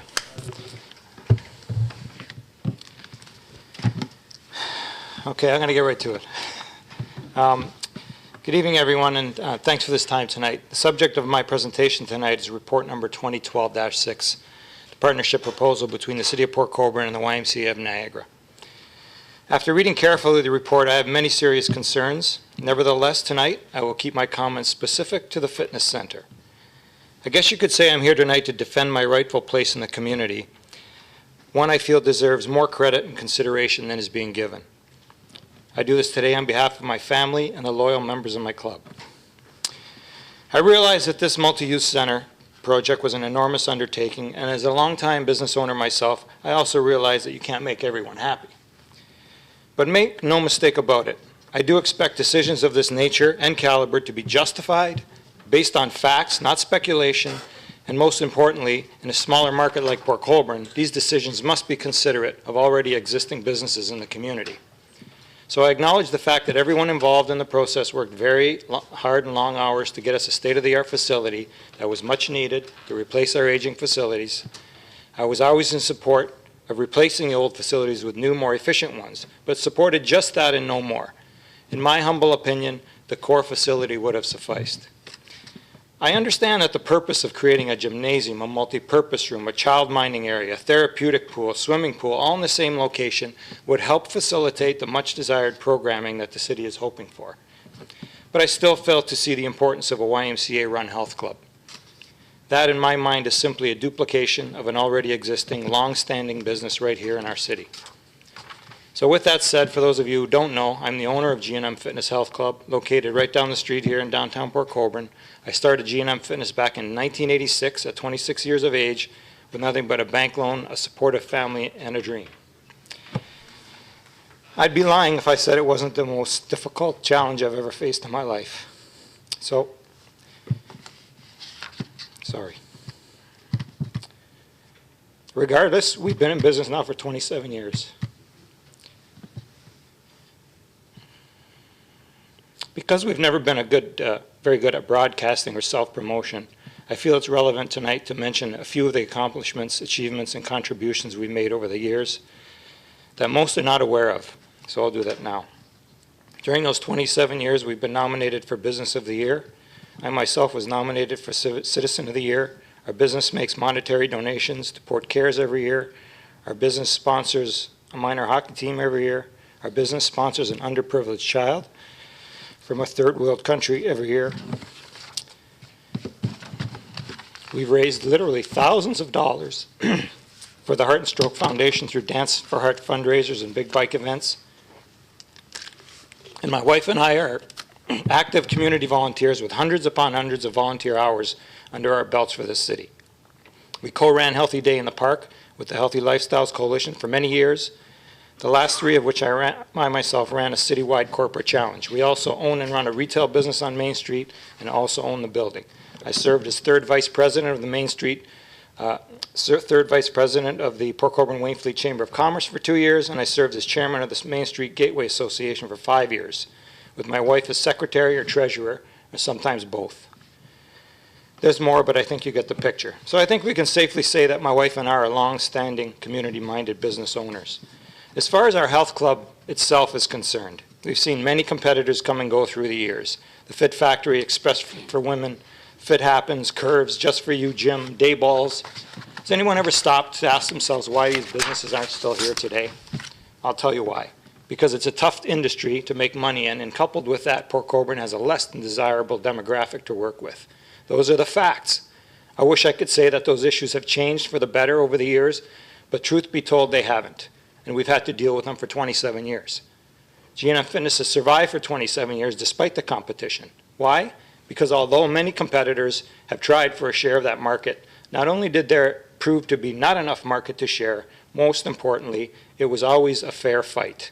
I feel that fair competition in the marketplace is always a good thing. We all had to pay employees. We all had to contribute to CPP and EI on behalf of our employees. We all had to borrow money for startup costs. We all had to make those loan payments. We all had to pay rent or mortgage. We all had to pay our portion of taxes. And at the end of the day, we all had to show a profit. It was a level playing field and it was fair. They're all done. There's only one survivor. Enter our next competitor, the YMCA. I'm sorry, I'm very angry. The YMCA, for those of you who are not aware, is a nonprofit organization. It is actually considered a charity. Their purpose is to build strong communities. I believe that they do. I feel that they are an asset to any community, and I myself welcome them to Port Colborne. The problem specific to me and my business is this. Today, there is no doubt that the YMCA operates as part of their programming a full-service, state-of-the-art health club. They are in the exact same business as I am, and they are looking to do business with the exact same customer as I am. And I don't even have a problem with that part. The problem I face is that the difference between the YMCA-run fitness centers and the privately owned fitness centers like G&M Fitness is that they do not play by the same rules. They are in the same business, but they do not play by the same rules. This is what I have issue with. Let me give you a few examples. The YMCA, in keeping with their mission, uses volunteers to carry out most of their programs whenever possible, and therefore will not be paying those staff members, nor contributing to CPP or EI on their behalf. G&M Fitness, on the other hand, cannot use volunteers. Any private owner can tell you that payroll is always a challenge. We employ 2 full-time employees and 3 part-time employees and contribute to CPP and EI every week, just like any other responsible business is obligated to do. When we ran aerobics classes for the first 12 years, we employed up to 6 more part-time. That's one unfair advantage. Here's another. The YMCA will not be paying property taxes. They are not property owners, nor will they be commercial tenants, which would obligate them to contribute their portion of the taxes. The intent is to bring the YMCA in as managers of the programming, which will take place in the building that we built and that we will pay taxes to operate. I find it ironic that with the biggest concern over building this facility is the inevitable increase in property taxes, the YMCA will not be contributing. I understand that the entire intent of this partnership is to realize less of an operating deficit in the long term, which should save us on our taxes. But my concern is that it is all based on speculation and nothing more. Take it from someone who knows. I'm afraid those revenue projections in that report will fall terribly short. This city has proven time and time again to many of the business owners whom I know personally that it has and continues to be the exception to the rule. There's a reason why the YMCA turned down the opportunity to build their own building right here in our city several years ago. G&M Fitness, on the other hand, owns their own properties and pays thousands upon thousands of dollars in property taxes to the city of Port Colborne each year. And now you're telling me that a portion of my taxes are going to go to a subsidy to ensure the YMCA's success? Really? Here's another unfair advantage. The YMCA does not have to show a profit. They are non-profit. G&M Fitness, on the other hand, is privately owned by a husband, a father, a businessman who has financial responsibilities to his family, to his municipality, to his members, to his tenants, to his businesses. If I fall short of my obligations, is the city prepared to subsidize me as they're quite willing to subsidize the YMCA? I doubt it.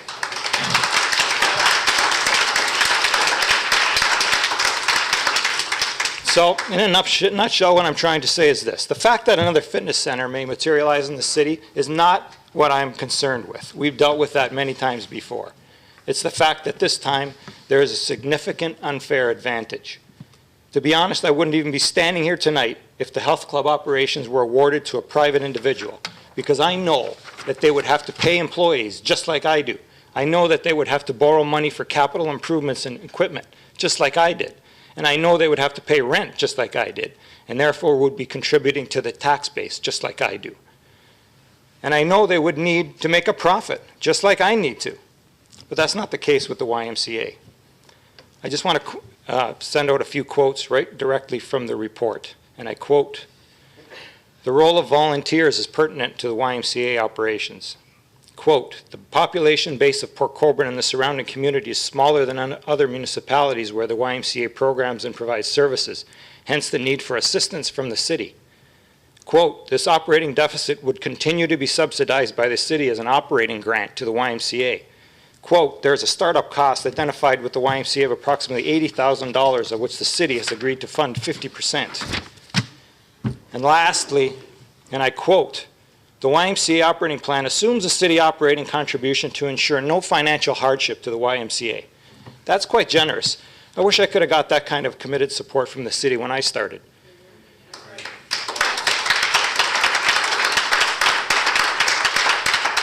Listen, to make an open-ended promise of unlimited financial support or assistance like that, in my opinion, is simply an act of desperation. I don't know how a statement like that can sit well with anyone, especially the taxpayers.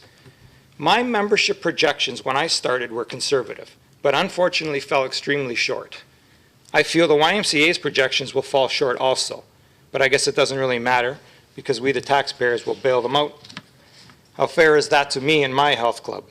If we have a bad year, who's there to help to bail me out? The question I find myself asking is not so much can I compete, because I know I can. But the question, considering the city's willingness to guarantee unlimited subsidy to the YMCA, is more like, do I really want to fight an unfair fight? Or more importantly, why should I even have to? By allowing the YMCA to run a fitness center in this city, what you've essentially done is thrown me into a gunfight with a knife. Would you fight that fight? Are we nothing more than collateral damage? Just so I can give you a better understanding of the situation this club would put me in, allow me to put you in my shoes just for 1 minute. As I see it, as the owner of GNF Fitness, I would have two options. One, do nothing. Continue to do exactly what we've been doing for 27 years, and that's run the best club we know how and hope for the best. It's worked for 27 years. We can still expect to lose some business to the YMCA because some people, for whatever reason, will join the YMCA Health Club rather than ours. That's the reality of it. That's business. I accept it, but I lose. Option number two, I can fight. I know how to fight. Perhaps I can start discounting our memberships again like we used to. Perhaps I can do more marketing. Perhaps I can purchase shiny new equipment. Or perhaps I can expand our services. These things may sway some people to join our club rather than the YMCA club, but I can tell you from experience, those things will do nothing but carve into my bottom line. I lose again. And the really sad part about all of this is that if I indeed succeed in putting a dent in the YMCA's projections by fighting, this will just end up costing me even more by the way of increased taxes to fund that subsidy that's in place to cover their losses. I lose again. You see my predicament? You're going to put me in a lose-lose situation. No matter what I do, no matter what the result, I lose. It was stated repeatedly by past councillors, by the CAO, and by the mayor himself that they would do their best to ensure that nothing in the new facility would conflict with existing businesses in Port Colborne. All I'm trying to do is hold you to that. The fitness center did not have to be part of this facility. The decision to include the health club was entirely that of our past and present councils and the advisory committee. The YMCA can run their much-wanted programs without a health club.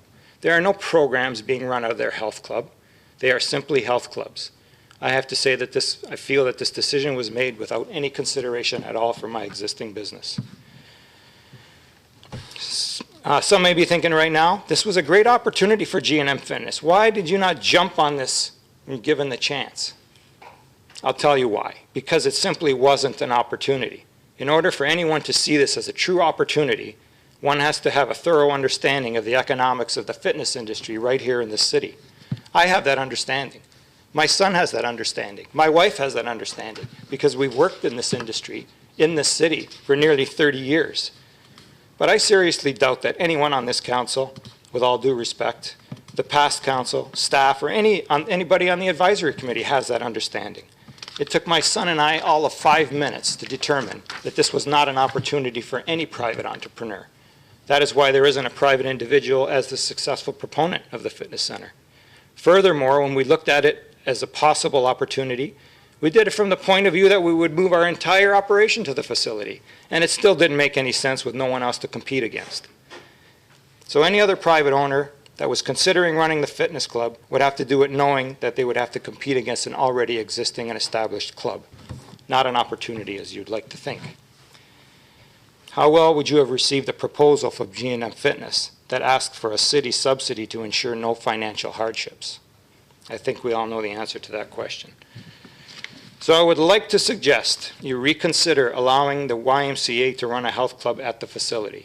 I realize you cannot unbuild something that you've already built, but you can certainly rethink the possible uses for that space and come up with something that will complement the other services and yet not be a duplication of service that already exists in the city. So having said that, I'd like to ask a question in closing. This is really why I'm here tonight, to ask this question, and I feel it's high time for some justification from everyone who was or is involved in this process.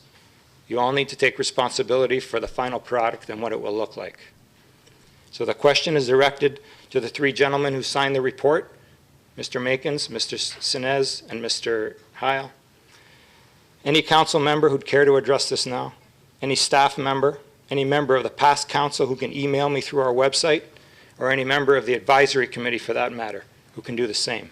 The question is this: how can you justify with a clear conscience negotiating with an organization that will establish another health club in town, knowing full well that one already exists, and knowing full well that this new health club will represent unfair competition and loss of revenue to the already existing, long-standing, respectable, community-minded business, and further, to expect the already established club to contribute to a subsidy to ensure the success of that new club? How can you justify doing that? Thank you, Mr. Strader.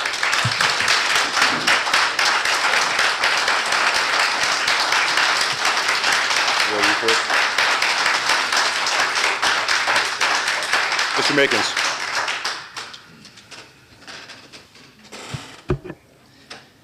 Thank you, Mr. Mayor. Through you to the presenter. I think the biggest difference is what we're trying to do often, and I've heard from lots of people in the area, and it's great. They're bringing their concerns forward, and certainly we'd like to hear them. We are going to be sitting down with the Y and looking at trying to negotiate that operating agreement that we'll be bringing back for council's consideration. So it is good to know what the concerns are going in. But the hard part is often people are trying to compare the Y to one piece. Either they're looking at comparing a pool to the Y or a fitness center to the Y.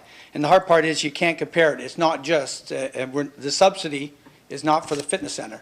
The subsidy for the Y is for the overall operations of the warm side of the facility. So you're not looking at one piece. So when you're looking at the overall subsidy, absolutely, there will be a deficit when we run the facilities, just like we have a deficit now as we operate our aquatics and our arenas, whatever. So that deficit will still be there. And I think the main goal of this report was to look at reducing that subsidy, and the Y was one way of doing that. So this, like I said, the subsidy is not just for that, so you have to compare the entire warm side to, and it's hard because you're picking one piece of the puzzle, a fitness or an aquatics or a gymnasium, and trying to fit it in together, so it really doesn't fit well that way at all. I think some of the other, points that were raised, some of them may have some merit, some of them probably really do not. When we look at the report too, the Y does talk about the staffing, and the staffing is for the entire warm side of the facility, so I don't know exactly how it breaks down, but certainly you're looking at 6 to 8 full-time staff. They're talking about 65 to 80 part-time staff. So there are volunteers absolutely helping out with the Y, but they still have part-time and full-time staff that will be employed, so it's not always the same. I believe what we're trying to do, and one of the things that can happen, is that the Health and Wellness Center can actually raise the awareness of healthy lifestyles among the citizens of Port Colborne and surrounding municipalities.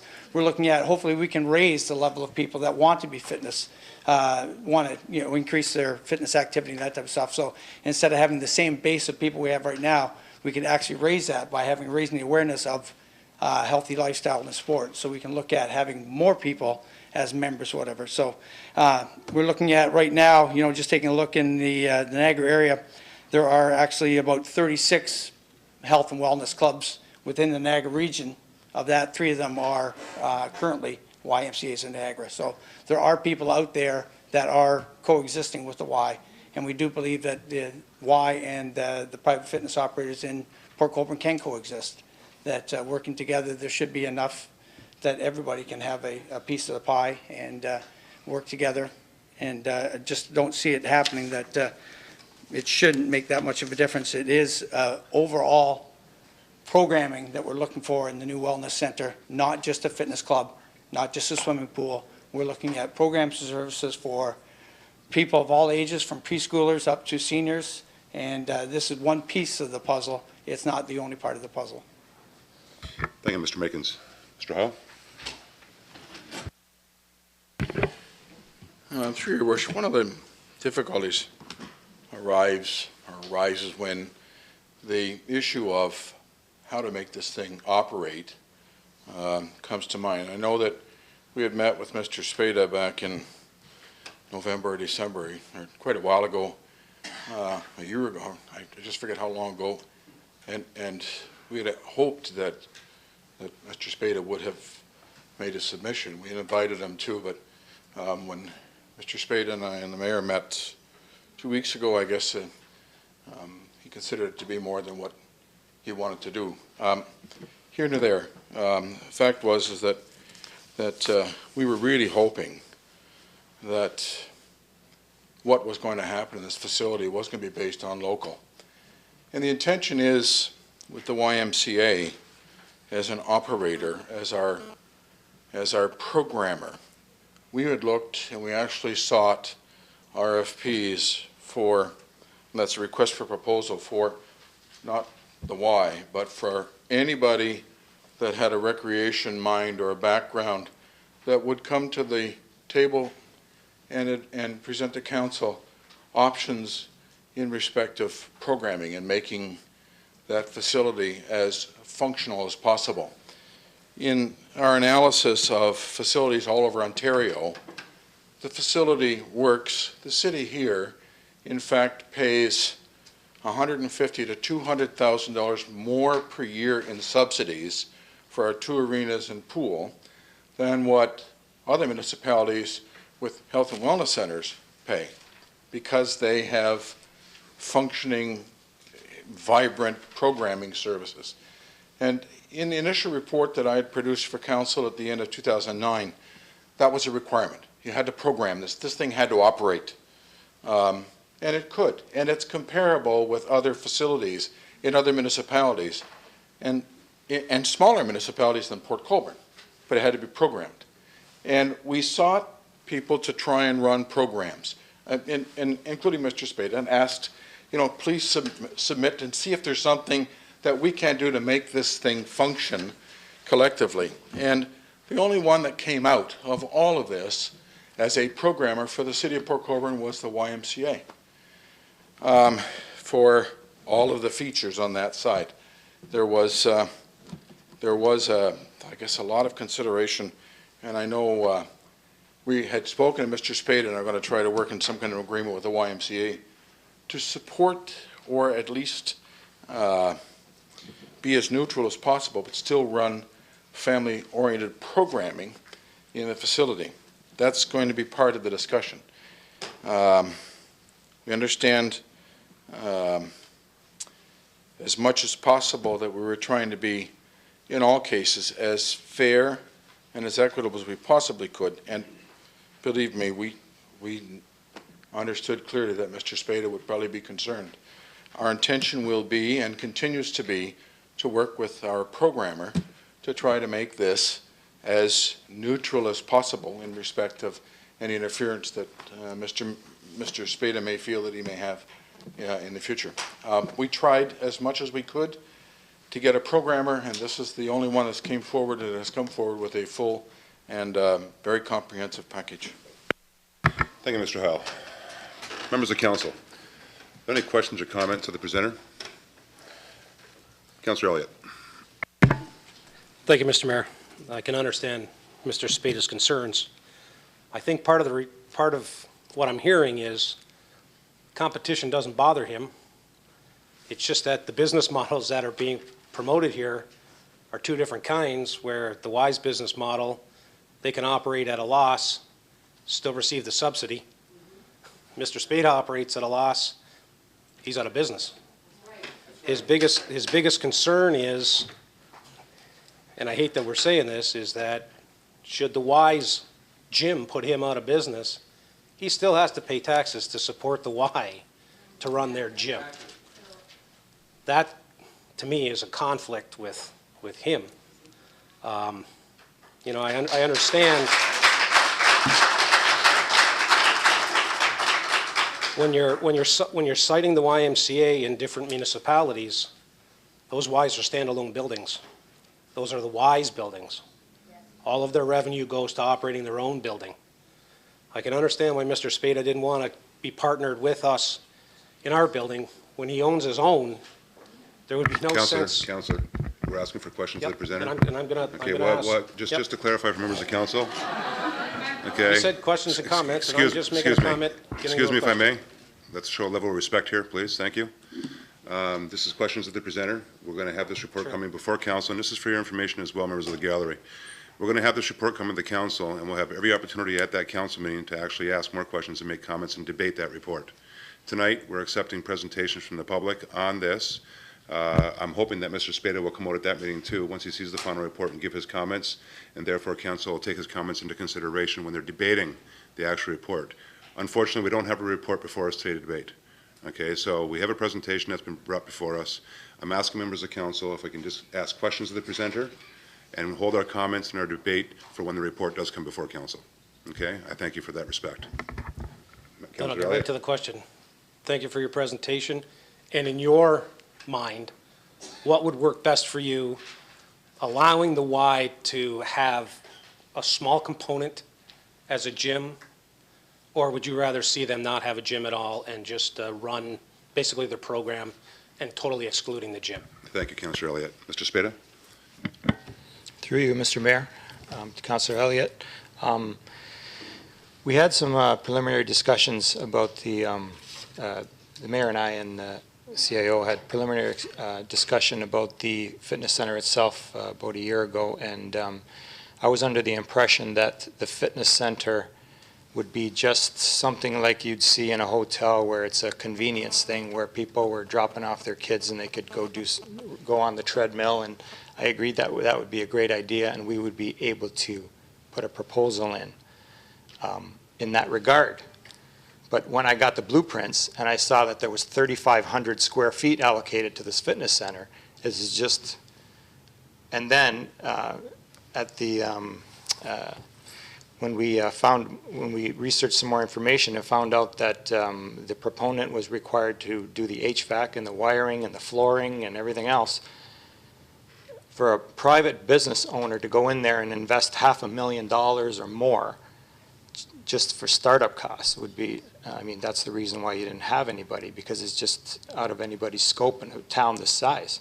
So I was very surprised to see how much space was actually built into this facility. That's not a convenience health club. That's a full-blown health club. It's almost as much space as I'm using in my front room. So it was very disappointing to me. I would really like to have put a proposal in, but I'm not made of money, you know, and I would never get that money back. It would be foolish, and that's precisely why no one else has put in for it. It's just too much. So to answer the question directly, I guess under the circumstances, yeah, that's what I'd like to see. The Y running all their programs except for the fitness center, because that is going to put a, you know, for lack of better words, a knife in my back. I'm going to support them no matter what, through my taxes, through some of my members. It doesn't matter. It's unfair competition is what the point I'm trying to make. It's unfair. Let them play by the same rules. Let them rent that one room. How's that? Let them pay rent and their portion of taxes on that 3,500 square feet only. Let them play by the same rules in that room, and we'll see who's going to come out on top. That's all I ask, is a fair fight. Thank you, Mr. Spada. Councillor Elliott, anything further? Thank you, Mr. Mayor. Through to Mr. Makins. With the Y's original proposal, was the fitness center gym part of their requirement? Would they have come in and partnered with us without it? And was it a mandate of theirs to have that included? And is there any way it could be excluded? Thank you, Councillor. Mr. Makins? So the package they put together is a full package for the entire warm side, which did include fitness, gym, and aquatics, whatever. So they are looking at the entire package to make it, worth their while. Thank you, Mr. Mickens. Counselor? That's fine, thank you. Counselor Demeray? Thank you, Mr. Mayor. Through you to Mr. Spada. Gino, I'd just like to thank you very much for coming tonight, and want to let you know that your words have been heard, the passion with which you delivered them has been felt, and I'm sure that you've given all of council a lot to think about. So take heart, the decisions are not made, and I'm sure that there can be things worked out. Thank you, Counselor. Are there any further questions or comments by members of council? The final question, Mr. Mickens, when are we expecting the report to come back to council?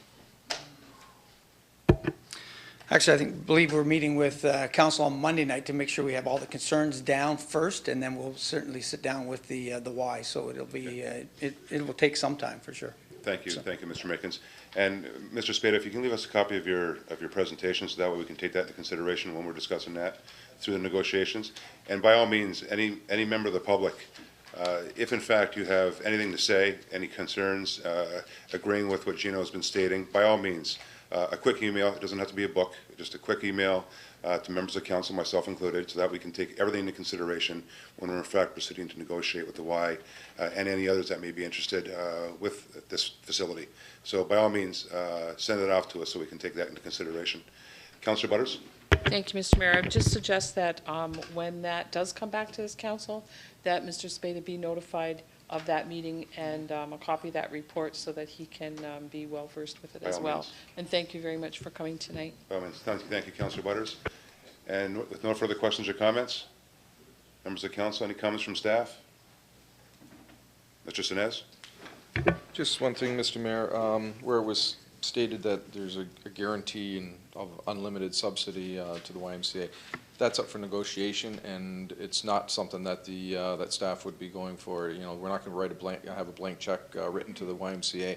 It will be part of negotiations as to based on the amount of subsidy that the city of Port Colborne already puts in towards this the pool facility, and obviously there is some additional increased cost because of it's a bigger facility. We got 2 pools rather than 1. We have a gymnasium, which we don't have now. So there is additional costs on top of that. So there is higher subsidy on top of that. And for the management of that, we're looking at, it won't be a blank check. It's part of all the negotiations.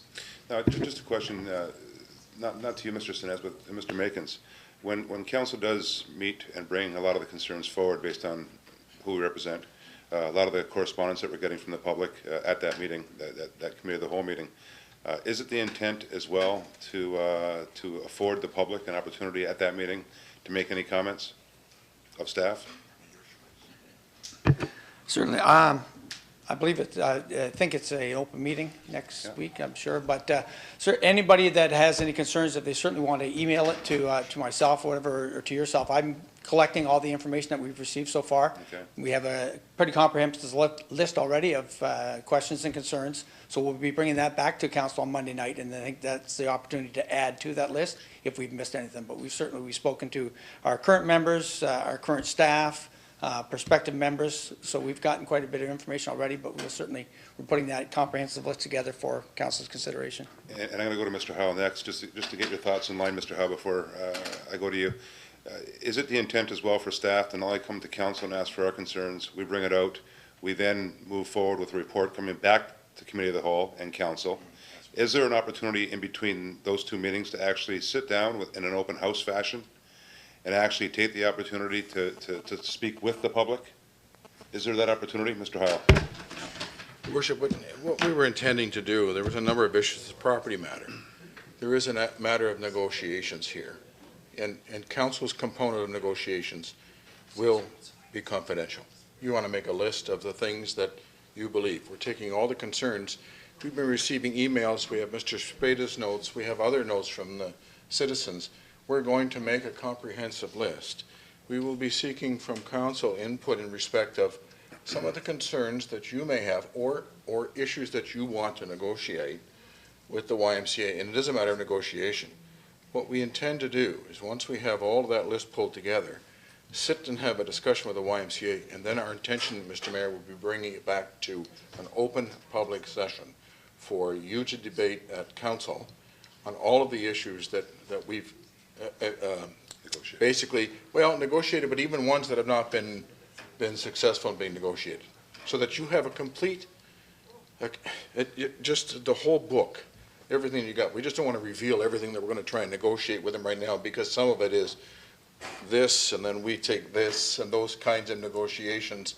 So the first go-around is going to be actual true negotiations until we can get a list of everything. But everything that's going to be on the table will be on this table for you to openly discuss and debate in front of the public. Which is fine, but I want to go back to my earlier comment. This has obviously gained a lot of attention throughout the community with respect to both the pool itself, the rates that go along with the pool, as well as the interests of some of the private sector individuals that will be impacted on this, such as Mr. Spada. What I'm asking for, and this can be a question for council, it's your pleasure, that in between the point in time where council receives the final report and recommendation at committee of the whole and council, okay, between that time and the time, of course, when you're negotiating, is there an opportunity, or should there be an opportunity, members of council, okay, to sit down and have an open house with the public with that report in hand, so that way the public can get the report, and instead of having a back and forth here during a council meeting or a committee meeting, to in fact have an open house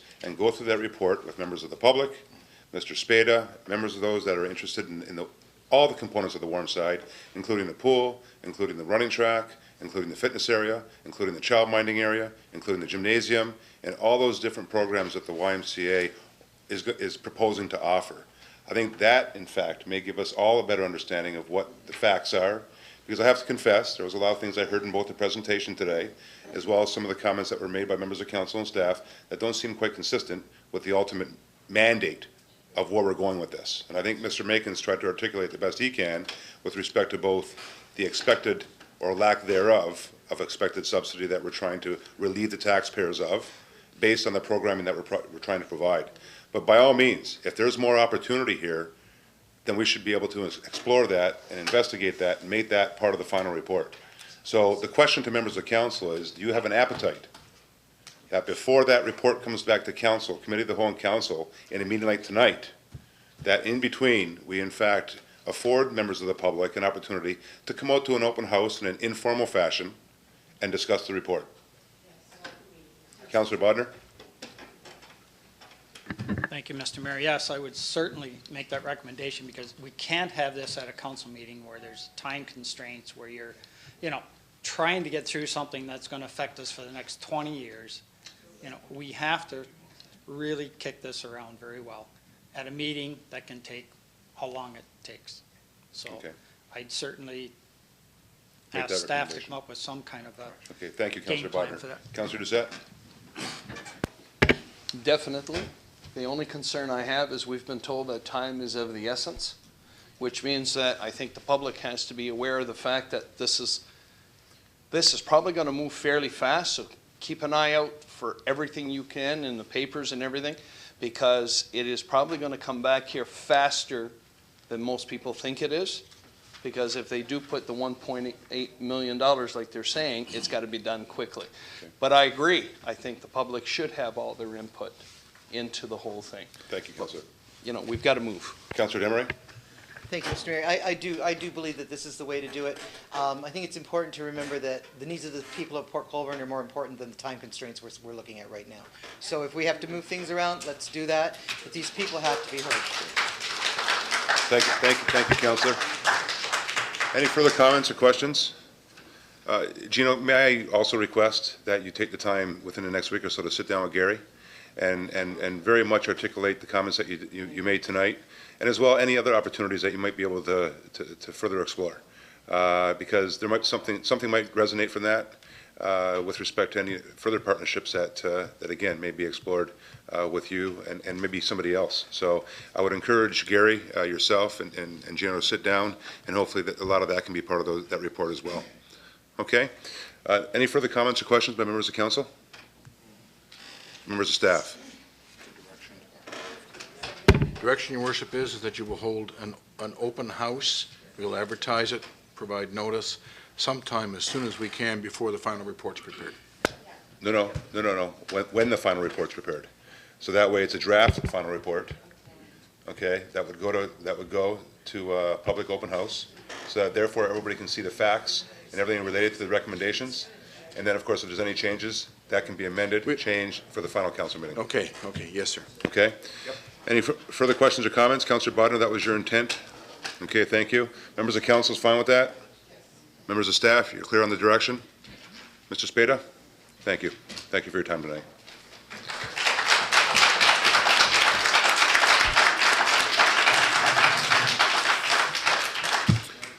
To the members of the gallery, I want to thank you as well for coming out tonight, supporting Gino. I know he appreciates that too.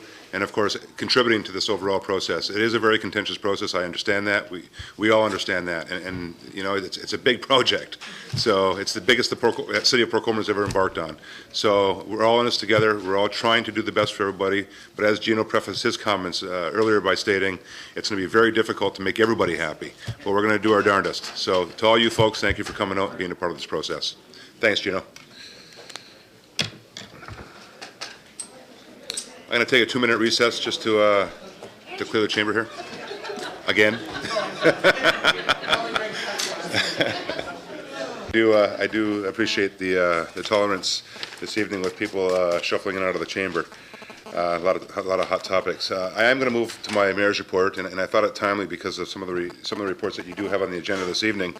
Members of council, this past Friday at our Ontario regional meeting of the Ontario Mayors of the Great Lakes and St. Lawrence Cities Initiative, we welcomed Environment Minister Jim Bradley as our guest and discussed progress under our continued collaborative relationship.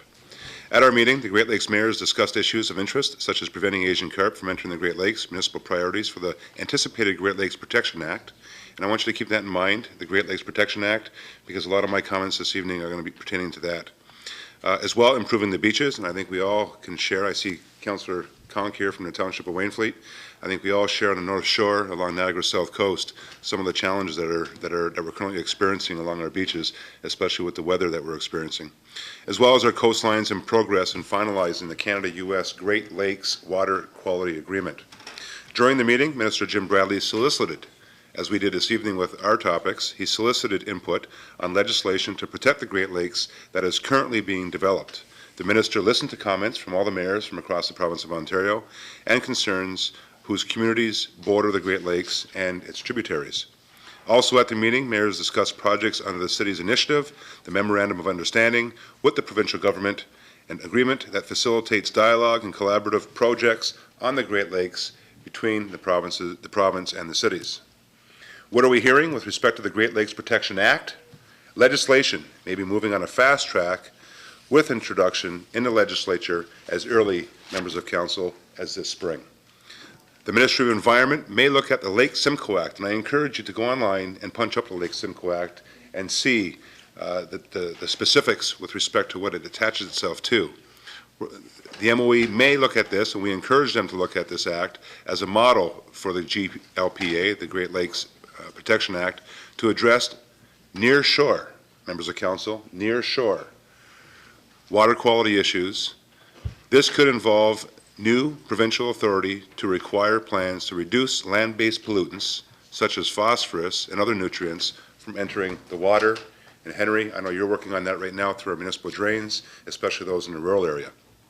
The province may look to conservation authorities to convene a multi-stakeholder process, develop watershed-wide plans, much like they do currently under the Clean Water Act. Phosphorus targets for each lake are expected to be developed by the U.S. and Canadian federal governments under the new Great Lakes Water Quality Agreement. Members of council, the bottom line is that we need to take immediate action followed by results that are focused and that are targeted, and that this plan to address the challenges on Lake Erie, focused and targeted plan to address the challenges on Lake Erie, beginning with a multi-ministry team on behalf of the provincial government. And I believe from our discussion last Friday that that ball has started to roll. Throughout the meeting, the following was discussed and brought to the attention of Mr. Bradley. To recognize municipalities as founding partners in our efforts, it is essential, members of council, that the province involve municipal leaders from the beginning, not as an afterthought. The lessons from Lake Simcoe, the Greenbelt, as well as the source water protection tell us today that much of the authority and implementation to protect the near shore will be at the municipal level. including our residents, as we're doing currently here in the city of Port Colborne with those residents that we're working with in the Lorraine Bay area. So it is imperative that the province work to establish good partnerships from the beginning, once again, as we've done here in the city of Port Colborne, and directly including both Councillor Butters and Councillor Bodner and Mr. Benamir in the Ward 4 area and those residents in the Lorraine Bay area of our lakeshore. Secondly, scientifically based nearshore planning. If the Great Lakes Protection Act is to provide new provincial authority to require the development and implementation of nearshore pollution and the reduction plans that would attach themselves to nearshore pollution, this process must be based on solid science. For example, there should be an assessment and scientific trigger required to determine if the situation is serious enough to warrant a local plan. For example, in areas affected by botulism, E. coli, coliform, example, the Georgian Bay area, and I think we all can understand and appreciate, not appreciate, but understand and recognize, I guess is a more proper word, the acute algae buildup on the north shores of Lake Erie, and thus what that creates on our shores, especially during those hot times of the summer. These nearshore assessments could be done jointly with the federal government, as anticipated under the new Great Lakes Water Quality Agreement. Next is the oversight and reporting. To keep the government and public apprised of progress on the Great Lakes, a Chief Great Lakes Inspector type role could be created and established, much like the Chief Drinking Water Inspector, with responsibility for reporting annually and biannually on the state of the lakes and provincial activity related to the lakes. Bottom line, who's accountable? Who's accountable? And that falls upon the provincial government in partnership with the federal government, and I'll touch on that in a second, and I know Mr. Benamir is going to touch on that later in the meeting as it relates to the federal government, in particular the Department of Oceans and Fisheries. Next, the protection of the shoreline and coastal program. The province should consider encouraging and supporting integrated coastal planning that have started in some areas, such as in the Georgian Bay, the Southeast Shores, Lake Ontario, and here in Port Colborne. Here in Port Colborne, with a bottom-up rather than a top-down approach. And I cite here in Port Colborne as we're working with our stakeholders in the Lorraine Bay area to try and put together a plan that attaches itself to the North Shore. Next is to work together to reduce nuisance and toxic algae. I think we all know what that is. On a hot summer day, just drive down Lakeshore Road. You can smell it. Algae is a growing problem on Lake Erie and on Lake Ontario, which actually on all the Great Lakes, quite frankly. No one's immune to it. And this requires reduction in all sources of nutrients, for example, phosphorus, and many other nutrients that are seeping into our drains and making their way out to the lake. And by the way, members of council, we have to take a sense of responsibility on this in terms of our stormwater management, and I'll touch on that in a second. However, municipalities, including ours, are concerned that the province may make assumptions about the source of nutrients and therefore choose the most costly method of reducing loadings, perhaps by mandating, and I know Ron's going to cringe on this, by mandating much of the nutrient reduction and municipal sewage treatment. To address nutrients, point number one, the most cost-effective solutions should be undertaken, focusing on pollution prevention rather than reaction, which is costly, and end-of-pipe solutions. We don't want that. I think the Township of Wainfleet, once again, is a perfect example of what that would create with respect to going in that direction versus being proactive in terms of prevention. Next is to monitor and analyze. This monitoring and analysis should be required to identify the most significant sources of nutrients entering the Great Lakes. Next is to work together to reduce stormwater that goes directly to our lakes. Is the proper method of stormwater management the most appropriate? Municipalities recognize that stormwater is one of the major contributors of pollution to the Great Lakes. We also recognize it's one of the biggest contributors to our escalating costs within our treatment plants. So where is the technology, or what can the technology be to improve stormwater management? Municipalities, including ourselves, are interested in knowing what that is, and new methods like green infrastructure and new sources of financing for stormwater management. Something we're currently working on with the possibility of sediment ponds, reservoirs. The east side, for example, $6.8 million the city of Port Colborne put into the Colborne Street Stormwater Management System. It's a reservoir. Now, albeit that reservoir only takes in the overcapacity, there may be an opportunity to take in all the capacity to therefore let that sediment settle in those reservoirs, in those sediment ponds, before that water proceeds out to the lake. That's new technology. That's our responsibility in terms of being environmentally friendly to the Great Lakes. To reconnect people to the lakes, reconnecting people to the lakes. The province should consider a public education program that reconnects people to the beauty, history, and significance of the Great Lakes. Refer to Community Services Report 2012-03 on this evening's agenda, which speaks about just that. How we're reconnecting people to the Great Lakes by a simple little thing of bringing forward an agreement for wakeboarding at our marina. Reconnecting, especially that younger generation, to the Great Lakes. Combined with an on-the-ground local restoration action plans that could create local jobs and preserve market values, as we have begun here in Port Colborne, with the involvement of our Ward 4 residents in the Lorraine Bay area, and refer to Planning and Development Report tonight, 2012-12, which talks about the Waterfront Community Improvement Plan, and how that attaches to reconnecting those people to the waterfront and creating those local jobs and preserving market values based on those improvements that we're proposing through that CIP. Next is to recognize and invest and promote natural assets like waterfronts and beaches. We are interested in capitalizing on waterfront as natural and community assets, increasing quality of life and economic attractiveness through investing in our waterfront, which includes our beaches.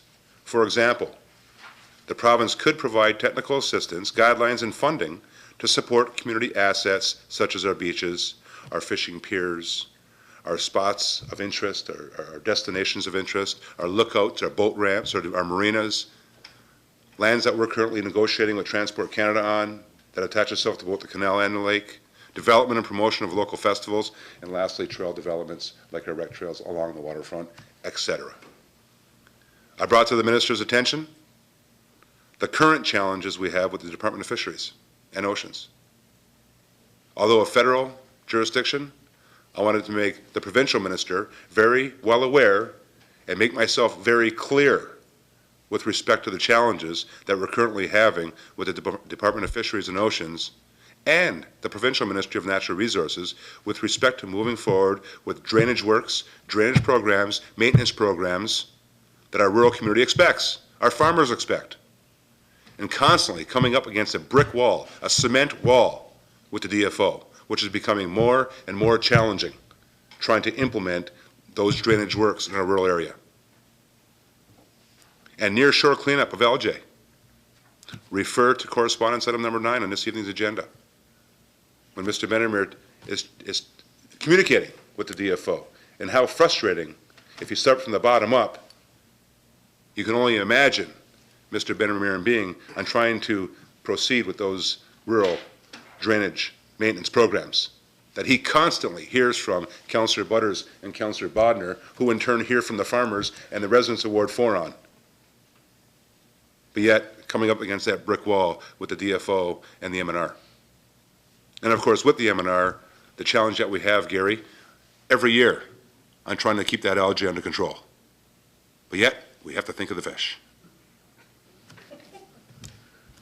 The Drummond Report does identify a need to knock down the silos. The Drummond Report identifies it. Read the Drummond Report. It identifies the need to knock down the silos for better efficiencies, including the sharing of resources. So therefore, I recommended to the Minister that they work directly with our Great Lakes Mayors Association. That includes mayors from all across both countries of Canada and the United States. Mayors from Chicago, mayors from Duluth, mayors from Montreal, Toronto, all the way down to the little cities like Port Colborne and Wainfleet, Parry Sound, Owen Sound, and the list goes on. Work with us as a conduit to work towards solutions, as the association is an all-inclusive, not exclusive, an all-inclusive, and shares the same concerns and is eager to be part of the solutions. In conclusion, members of council, it was a wonderful meeting. It was a very productive meeting. And I am extremely pleased with the pragmatic direction the association has taken upon itself, but equally, if not more importantly, has taken upon itself to work with the stakeholders, to work with our partners. By coming together with one strong, united voice, to therefore make a difference in our own communities, share information how we can do even better within our own communities, and across the Great Lakes and St. Lawrence region. It isn't over. Councillor Butters and Councillor Bodner know firsthand that we're continuing to work with our stakeholders to come forward with solutions. And by the way, just an FYI, I had a great chat with a mayor from Chatham-Kent, Mayor Hope, and they're very similar in terms of the challenges they have. And we're going to share, and I connected Henry with their junior superintendent, with Tim, who Henry knows personally, and hopefully we can see a collaboration with some of the things that we're doing that we can pass on to them, and what they're doing they can pass on to us, especially with respect to the sediment ponds. They have about 5 or 6 of them right now underway, Henry, so hopefully we can get some information and share that so we can look at the possibilities that we can implement here in Port Colborne.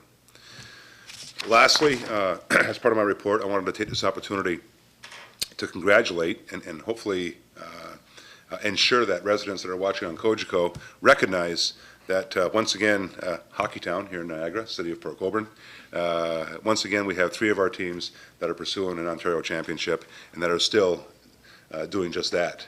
Once again, the City of Port Colborne is going to be vying for a provincial title, starting with the Port Colborne Pirates, the Junior B franchise, which was once again working with a lot of grit and a lot of determination. I have to say that. When I watched them the other day, boy, I tell you, they're out there, they're playing hard, and it's good hockey. You guys got to get out there and really support the Junior Bs as they're now moving into the semifinal round against the City of Niagara Falls.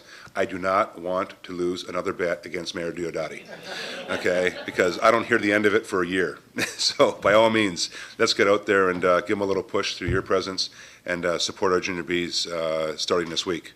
Next is our Bantams. Once again, last year's All-Ontario champions. The Bantam hockey team here in Port Colborne, representing our community, will be vying for a second consecutive provincial title. They'll be, when they meet Listowel in the finals, once again, keep an eye on the paper guys and get out there and really cheer on our youngsters to hopefully bring back a second consecutive title, provincial title, to the City of Port Colborne. And finally, the little guys, our novices, will be once again making their way to the Ontario finals. Last year they came up short, but I'll tell you, they had a great year this year, an undefeated season, except for 2 games, two tournaments. But the regular season, they were undefeated, had a great season. And I'll tell you, in talking to the coaches, it's not like they have a superstar on the team, one individual superstar. The entire team they're galvanized. They're out there, they're playing with a true grit, they're giving it their all, and it's not 1 or 2 players that are carrying a team like you sometimes see in hockey or any sport. It's the entire team just gelling together and really working hard, and that's what Port Colborne's all about, and they're really showing the character of the community. So by all means, again, they're going to be making their way to the finals against Lambeth. And go out and cheer these little guys on, because they're giving it their all on your behalf. And get out there and cheer them on. To all 3 teams, I have to say, on behalf of the entire community, behalf of the entire city, members of council, our staff, each and every resident that we have here residing in the City of Port Colborne, we're all behind you. We offer you the best of luck, and you have an entire community behind you. Go out and get them, guys, and bring those Ontario championships back to the City of Port Colborne. So with that, members of council, are there any questions or comments? Councillor Butters.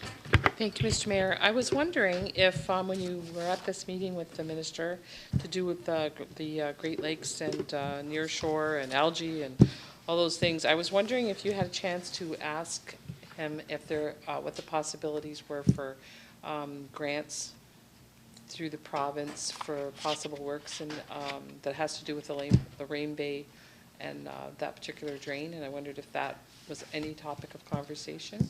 We always ask for money. Yes, it was, Councillor, and we're hoping that when they come back with the Protection Act, as well as working with the quality, the water quality from the federal end, the hope is that we can really facilitate a meeting between the feds, the province, the local municipalities, to really bring forward those plans. And then once we have something to attach a dollar amount to, then we make the ask. And I made it very clear to the minister that that's in fact what our intent is. Okay, great. We don't want to, we want to go with credibility. And the last thing you want to do is go with hat in hand with nothing to back it up. Right. So we really want to work with the residents to come forward with a plan for the shore. both the near shore as it relates to the LJ and other concerns that they've brought to our attention, but as well working with Henry and hopefully as well including the DFO and the MNR with some of the challenges that he has within the municipal drains and the rural drainage, ditching, etc. Once we have those plans in hand, we then can go with a great amount of credibility to both not only the province but as well as the feds and ask for those dollars. Okay, and my other point to be made here is I wondered if a copy of your report could be sent to the Lorraine Bay folks. I think they would be really happy to be able to read it and to know that, you know, you are certainly doing exactly what you said you would do, was to bring those very important issues forward on their behalf, and I know that they would appreciate. So if you could maybe send a copy to Robert, I know that he would be glad to share that with the rest of the group, and I want to thank you myself for the work you're doing on this. It's very much appreciated. Thank you, Councilor Butters. I can have him email him, or I can have him pick some up, email him, or he can simply go on the website. Our website does have my reports on them, meeting after meeting, so if he just wants to pop up the website, and they're right there. Okay, thank you, Councilor. With no further questions or comments, Councilor Barrick.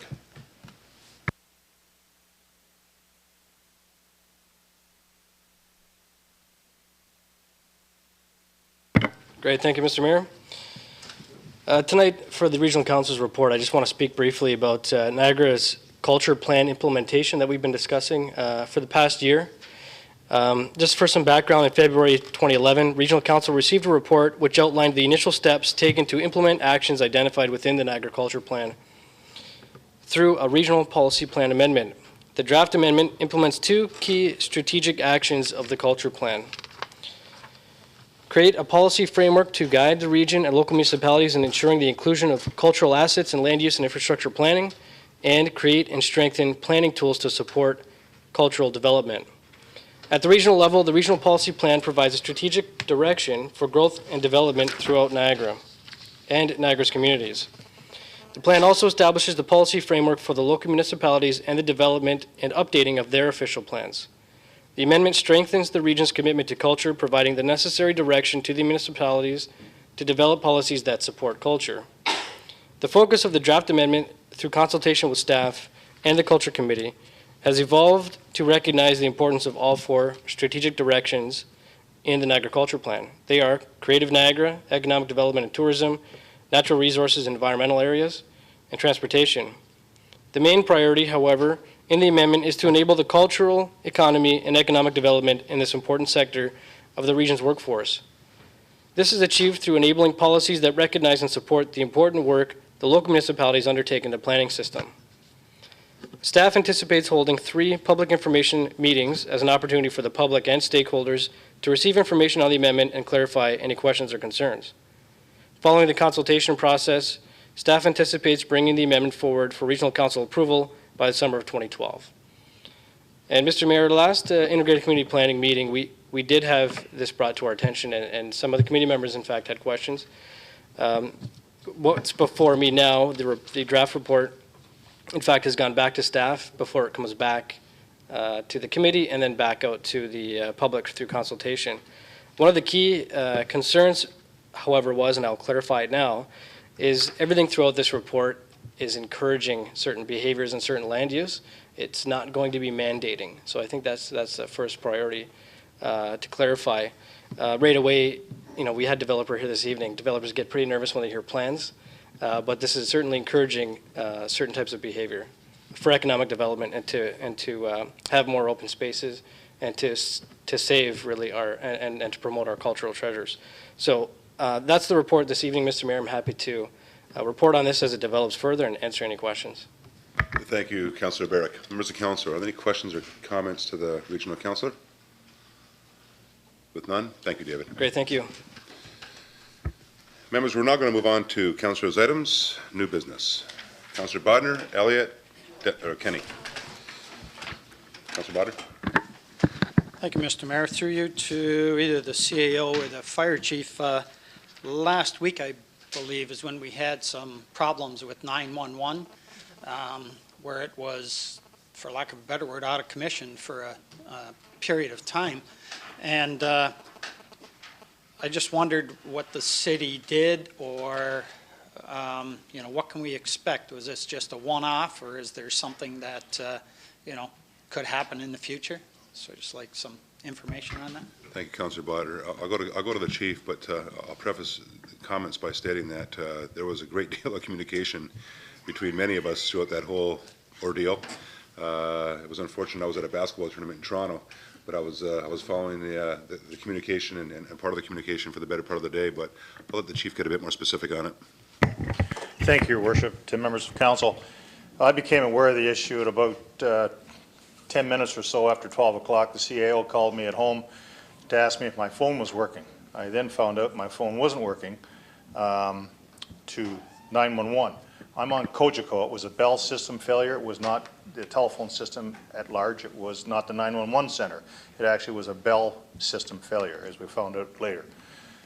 So over the next 2 or 3 hours, I spent in my office conversing with the CAO and other members of the regional staff and the 911 system, our dispatch center.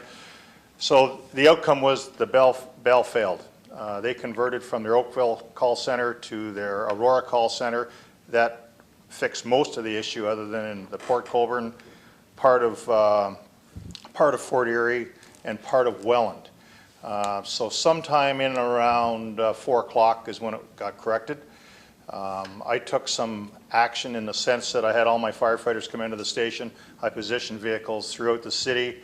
If in the event there were to be a call that we got either through COGECO or a citizen may come to us and tell us of an accident scene or whatever. I looked at it a couple different ways. First of all, I thought that if nothing else, it would get us to that location if there were a delay in the call sooner than later, rather than from one central location. I spread them out throughout the municipality. I thought that was a positive thing to do. And we are meeting, I believe it's the 30th of March. I asked to have a meeting with all of the people involved. There is being a meeting held in St. Catharines on the 30th. Bell has been invited to that meeting. We haven't heard back whether or not they're going to attend. They may not want to, because some of us are a little bit irritated, shall I say the least. I think the important thing is that we got to find a way of identifying the problem sooner than later. I did call 911 from my home. I'm on a COGECO system. It rang 7 times and I hung up. They did call back. The 911 system did call back because they were inundated with calls. They did call back, so they did get the screen showed that I had called from my number. They called back to make sure everything was okay. So the COGECO system worked. At one point in time, the Bell cell phone system went down. So they had a substantial problem, and we need to follow that up, and I fully intend to follow that up and submit a report back to council. And I don't know if the CAO would like to say anything more. Obviously, if he hadn't called me, I would not have known at that particular time. I may have found out later, but up until then, I didn't know anything of it, so I'll refer to him. Thanks, Chief. Mr. Howe? There's not a lot to add, Your Worship. It's just that if you think about the consequences, you couldn't, if you're having a heart attack, or if you had a kitchen fire, or fell down the stairs, like you couldn't call, even the cell phones. If they're like it was a Bell, it was a systemic problem. You couldn't call. I can remember when I was a kid, our house was on fire. And we had a crank phone. Even that worked. You crank and said the house was on fire and ran like hell.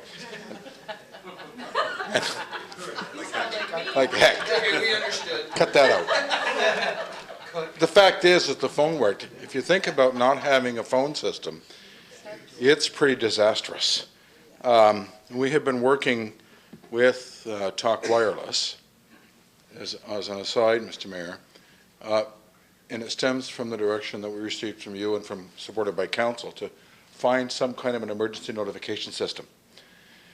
And we've been working with Talk Wireless, and they actually have a system through Brock University that they've installed in Brock where they can signal and they can set up all the televisions or like paging devices. And it's a possibility we're going to continue to consider it, where something you could put in a home, it's radio controlled, it's a battery, so when you change your batteries and your smoke detectors, you change this one. And even just an audible sound that when you hear it, you dial a radio station, or perhaps even put a text on it, or to transmit some words wireless, so that we're not reliant on wire. Now, this is pretty rare that Bell went down, but we couldn't even begin. When I talked to the chief about what can we do, we were really at a loss, because there was nothing other. When he suggested putting equipment around the city, and I was, yeah, let's do it. It might look a little stupid, and yeah, we're going to have some cost here, but it's going to be worth it in the event there's an emergency. And we were as prepared as we could, but there needs to be some real, I guess, follow-up with Bell in the meeting to try to make sure that there's a system here to fix that. This is the first time I've ever seen it, so hopefully it's the last. Thank you. Councillor Bodner? Thank you very much. I think that was a reasonable thing to do, distribute that equipment, and I think that, you know, maybe we should have a game plan if this ever happens again, and hopefully it doesn't, but, you know, pretty serious. My wife's a visiting nurse, came upon a client that needed an ambulance. At that particular time, she was calling for an ambulance. Ring, ring, ring, ring, ring, no response. You know, it's pretty scary. You know, finally they got an ambulance, and you're right, Chief, that the call center could see that the call was coming in. The problem they had, they were at a motel. The motel didn't know anything about it, right? So 911's calling the motel saying, what's going on? They're in a room trying to call, and they're trying to use their cells, which they weren't anymore. So, you know, it's pretty scary stuff, but I'm glad to see that there's, you know, something that we did, and that, you know, maybe we can have another plan for the future if this ever happens again. Thank you, Councillor. And just on that, I would ask for council to be a bit more aggressive with respect to a response to Bell, to bring them to account on what's happened here. I noticed, and I recognize the chief, you mentioned the fact that they may show up to a meeting, but I think they must show up to a meeting, and really not so much to be, you know, to be slapped, so to speak, but to explain themselves and what happened here and how it can't or shouldn't happen again. And at the very least, plans, as Councillor Bodner alluded to, plans to have some kind of redundancy in place, you know, if something like that does happen again, because it is a pretty scary situation, especially if, you know, if the weather was worse, or if it was nighttime, or, you know, where you even seem, you know, to be more defenseless. So I think this is a lot more serious than we may, you know, look at it as being, simply because, you know, it was a nice sunny day, and although there was a bit of wind, but no one really, as Ron said, really knew what was going on. Quite frankly. So I think, members of council, I'd like to see a resolution from this council come forward that makes Bell accountable for what has happened, and brings them to the table in the meeting with the chiefs, as well as other colleagues, to both explain what happened and to ensure that in the future, that we can't say it wouldn't happen again, because it may, but at least have some plans in place to suffice just in case it does happen again, and or look at some redundancy plans. And Bob talked about that, and I think this is something that we've been discussing, Chief, for many years, with having plans of when everything goes down, whether it's an air raid siren that directs people that you hear it, then you just go to a certain radio station so that you can get information and or instruction, or as Bob stated, some of the newer technology that's available. Either or, I think these things have to be pursued, because at the end of the day, you know, how about that lady that's calling 911 that's having a heart attack and can't get through? You know, what do we do? So it's a lot more serious, and than we may be, anybody may be taking it right now, just because of the circumstances or lack thereof. So I'd like to see that resolution from this council, just to be a bit more aggressive. I'm going to go to the chief, and I'm going to go to Councillor Butters. Thank you, Your Worship. I just would like to add that we have silos within the emergency services that we struggle with from time to time, and I'm sure most members of council understand what I'm saying when I say that. For example, the priority for Niagara Regional Police was to make sure that their 911 system was working. After that, I don't want to say what I'm thinking it's saying, so they were reluctant to look beyond their own area of control, the 911 center. We, on the other hand, are left on the outside trying to service a community on an unbeknownst emergency. And I understand part of the reason might have been they're worried about the criminal aspects of it out there. If the word gets out that that there's issues in the community, you can't call for help. There may be people that would take advantage of that, and quite likely there are, not necessarily here but elsewhere. So they have their own reasons for the security type issues that they deal with. But the reality is that we need to find a mechanism by which we can find out we have problems.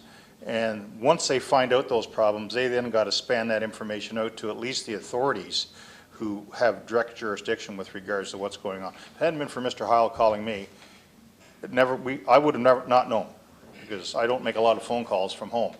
But I was able to phone, like I said, on COGECO. So that is one of the points of discussion we have to make and have with the NRP and our dispatch centers. There's 2 of them in the region as a whole. So there's some concerns with that whole flow of information, why it took so long. The other issue here was there was a reluctancy to go public. We have a process in place to put streamers across the televisions and do radio announcements, but it comes down to what the police were concerned about, who takes the authority for actually producing that. I had suggested to the CAO we might want to consider having a meeting to discuss what we should do, but over the course of 3 to 4 hours is what it turned out to be.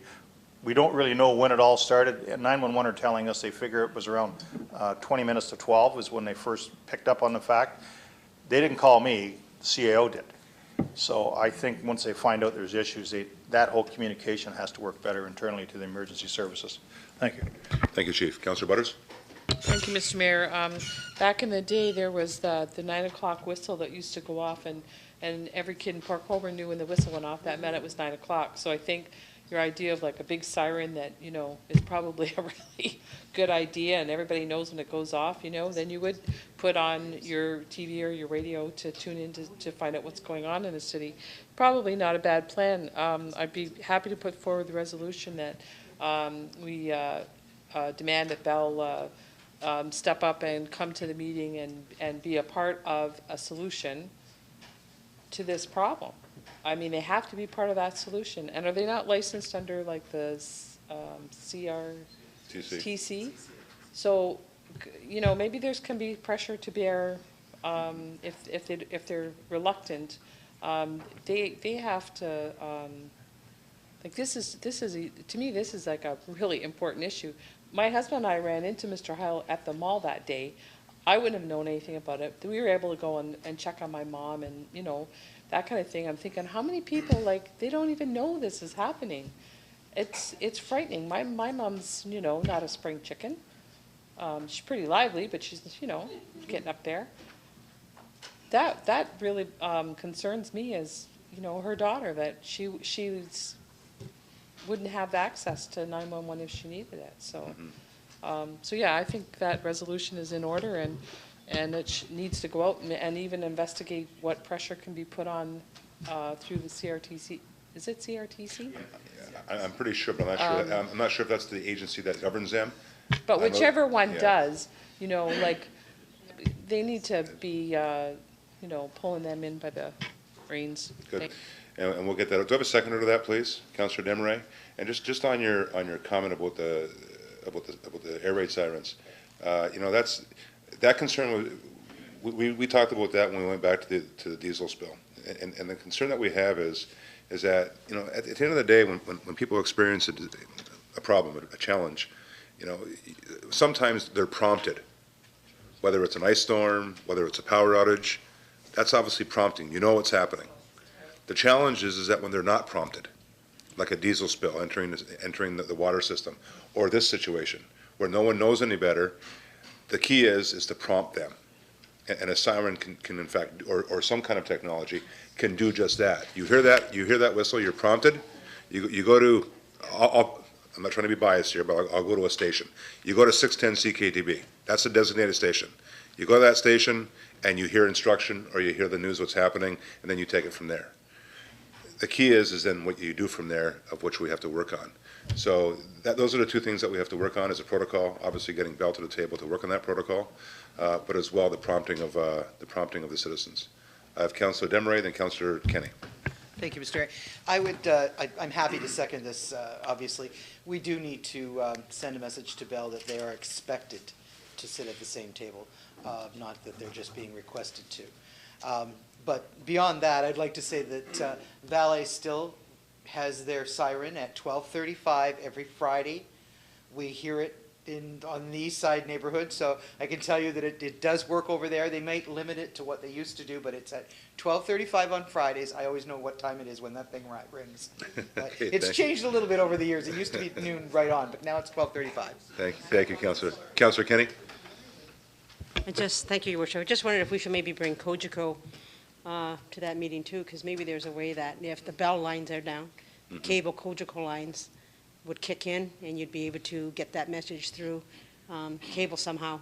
Because, you know, a lot of us have our telephone line and our computer and all that up through COGECO, through that cable line. So maybe there's a way we could bring them on board and ask them if they'd be willing to set up an emergency number as well in case that happens again.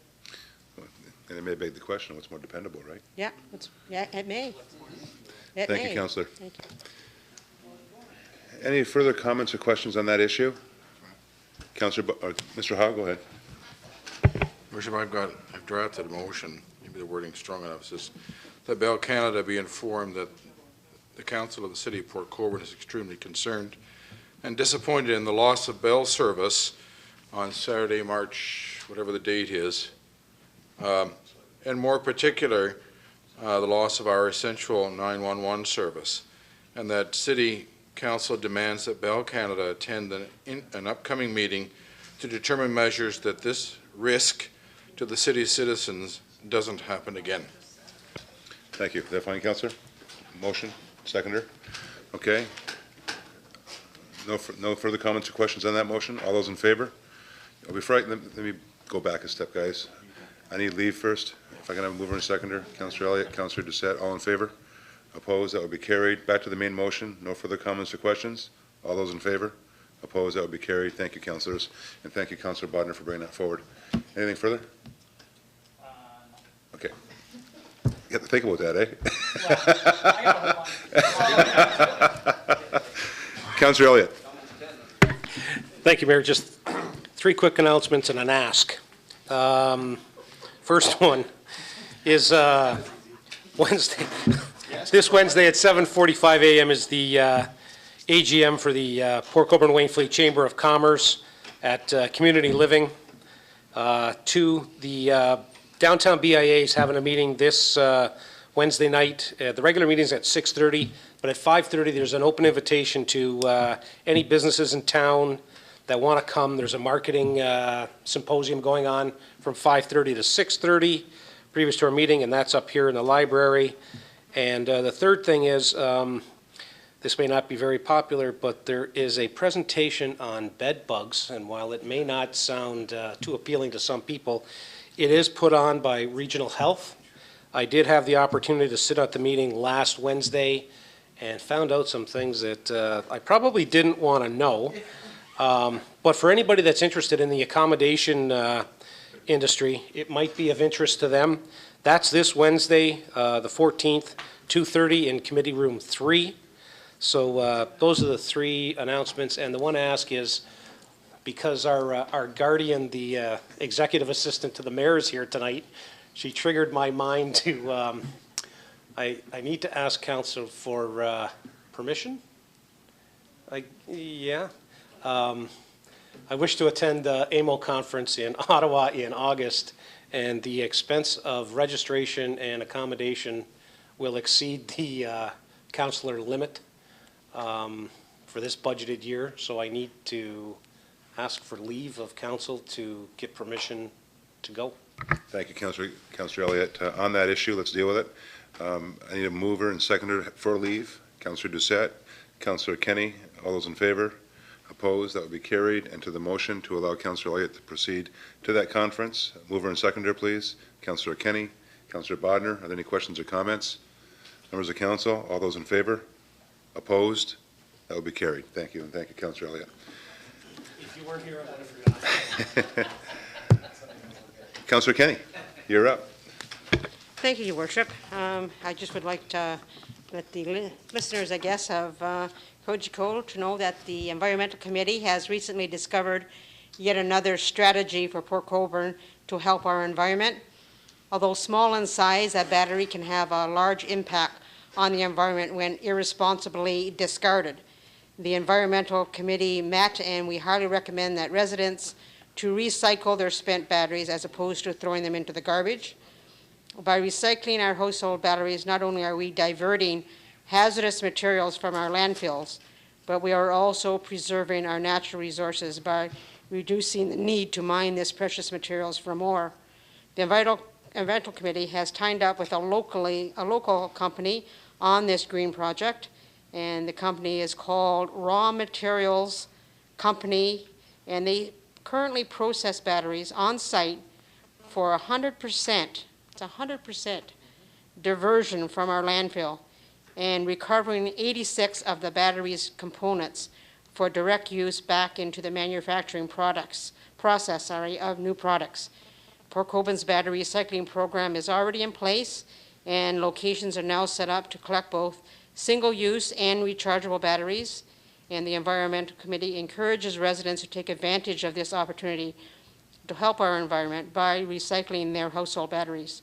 And now these are conveniently located at City Hall, the Roselawn Theatre, Public Works, and presently at the Restside Arena. Hopefully when we have our new wellness center up and about, that will be there. And we still have to discuss this also with the library board, because we like to have them at the library as well. But it's just to encourage all of you, if you have batteries, don't throw them away. Bring them to these recycling stations, and let's all play our part in our environment. Thanks. Thank you, Councillor. Any further new business? Any updates from staff? Okay, let's get down to it, guys. First off, we're going to start off with item 1. Councillor Elliott. Oh, go ahead, Councillor Bodner. Mr. Mayor, I wonder with council's leave whether we might move item 9 up. We have our drainage superintendent here who slightly under the weather, and I think we dragged him off the couch to get here to the meeting.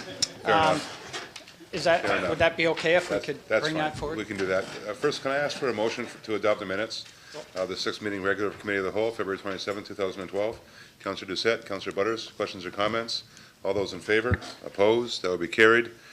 Henry, thank you for coming out tonight. I know you're feeling under the weather, but this is something that Henry and I have been discussing for many, many months, if not years. And I know he's been discussing it with Councillor Butters and Bodner as well with respect to the challenges. And as councillors will see in their agendas, there is some correspondence between the DFO and Henry. I'll let him go through it with us to give you an understanding of what it's all about. So with that, I'm going to ask Councillor Bodner first off to put the motion on the table, and I'll be asking for a seconder. Councillor?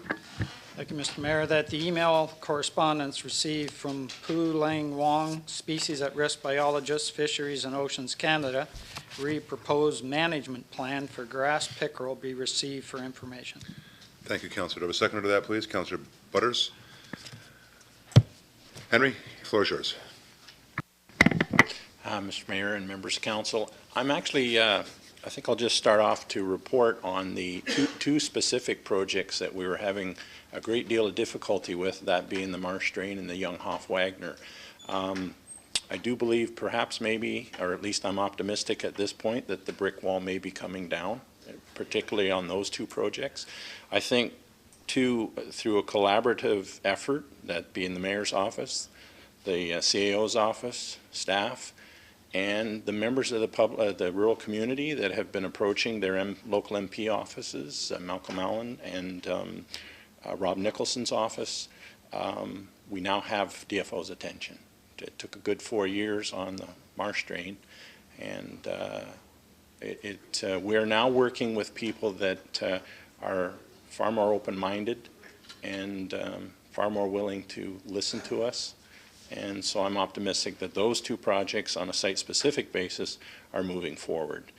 As far as the correspondence pertaining to the grass pickerel management plan, which is this document here, in 2005, the grass pickerel became a species of concern, and then in 2006, it was a species at risk. Once it got that designation, they were, the Department of Fisheries and Ocean then was mandated under the species at risk legislation to develop a management plan. And that does concern me. And as you see from the information, I reviewed the document, I raised issues, I commented on it, as well as the Drainage Superintendents Association, and I believe a host of other municipalities. And this is the response that I've gotten, or that I've received. And I've just received it last week, Wednesday, so really, I do intend to continue to counter, to continue to correspond, and I'm certainly open to, or amenable to, a perhaps more of a political flavor with respect, and perhaps through the mayor's office craft a response to this latest piece of correspondence. And I do believe that that would be in order. Thank you, Henry. And great work, by the way. I know how patient you've been on this, and you're being very modest, and you're being very cordial with respect to your optimism. So let's hope that that does pan out. I have Councillor Bodner and then Councillor Butters. Mr. Mayor, I think that's a wise move if we could work with Henry on that and ratchet it up slightly on the political side. Certainly we don't want to involve those two drains that we now have, you know, making some steps forward on it. So let's put that to bed. And I'd just like to comment, Henry's a pretty casual guy and you know, very respectful and everything, but he starts to get a little knobby in this letter, which is rightly so. He takes him to task, and he, you know, so don't let that, you know, mild exterior that we see here at the meeting, you know, he can get right down at it, and you know, he's doing fine. But maybe we can give him just a little help that way. Thank you, Councillor Bodner. Well stated. Councillor Butters. I just want to thank Clark Kent Superman for his efforts, and Mr. Mayor, you as well, because I know that between you and Mr. Heil and Henry, you've all played a really important part in all this. And it's I swear to God, poor Henry's like on my speed dial. So way to go, Superman. Thank you, Councillor Butters. Any further questions or comments on the correspondence, members of council? Okay, I think the key here is to send out a strong message that we're doing the best we can, working with the DFO to proceed with a lot of these projects that we have had on the books for quite some time. I know during the past election, I know when I was campaigning out in Ward 4, I heard it loud and clear. Everybody from Mr. Akins out in Brookfield to the folks down in Wilhelm, very loud and clear with respect to their concerns regarding those drains. So, but they always had great comments to say about you, Henry. They know they're trying, but let's just hope we get past that wall now, and we can get some of those drains underway in terms of the maintenance programs, and as well as some of the other things that you're doing, that you're working on as well. So, great work. Good job. Members of council, any further comments or questions on this piece of correspondence? It has been moved and seconded. All those in favor? Opposed? That would be carried. That's great. Thanks, Henry. We'll now move on to item 1. Councillor Elliott. Thank you, Mayor. That Department of Planning and Development report number 2012-17, subject intention to designate the former Louis J. Scicluna Garage located at 293 King Street under the Ontario Heritage Act be approved, recommending 1, that the Council of the City of Port Colborne approve the processing of the former Louis J. Scicluna Garage, known municipally as 293 King Street, for heritage designation pursuant to the provisions of Part 4 of the Ontario Heritage Act, RSO 1990, Chapter 0.18. 2, that the clerk is hereby authorized and directed to give notice of council's intention to designate the property at 293 King Street to be of cultural heritage value or interest in accordance with the Ontario Heritage Act. Thank you, Councillor. Do I have a seconder to that, please? Questions or comments? Councillor Butters. Thank you, Mr. Mayor. We have Chair Dan O'Hara here from the Heritage Committee, and he's been waiting very patiently all evening. And I would really appreciate leave of council to allow Dan to speak to this. Sure. Thank you. Mr. O'Hara.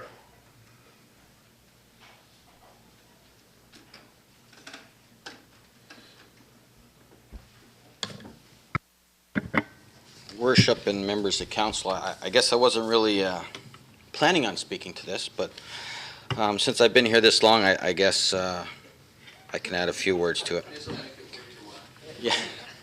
I know the request, as you mentioned earlier, Mr. Mayor, that the owner of this property is asked to defer this report once again to, I guess, further review with his counsel with regards to proceeding. I guess a little bit in anticipation of this, we as noted in our report, we have contacted or tried to contact the property owner a number of times in my tenure on the committee, both currently and previously.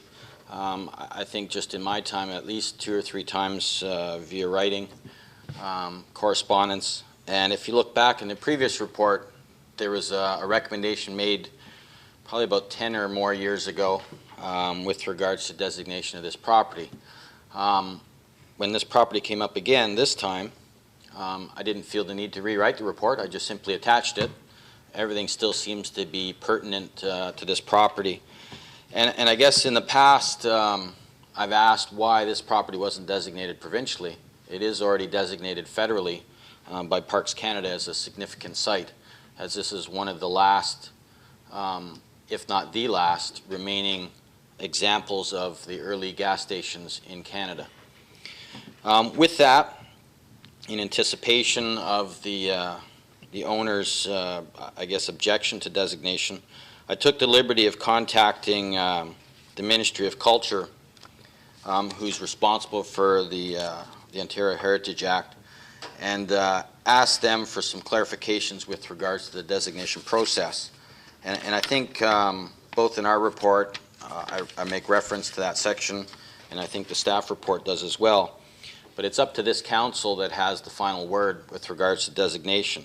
I know one of our criteria as part of the committee's responsibilities to try to obtain the homeowner's, I guess, agreement to designation. For obvious reasons, that would be of most benefit.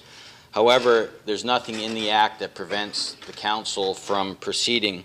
In fact, when I emailed the ministry, they had provided a court case in the past where there was a municipality close to Windsor that made reference, and at that time, the council of the day, because the homeowner didn't want to designate, they just didn't even want to hear the case, and it went all the way to Superior Court, in which case they ruled that just because the homeowner didn't want to proceed, the council of the municipality of the day in that location still had the obligation to hear the merits of the case and make a decision.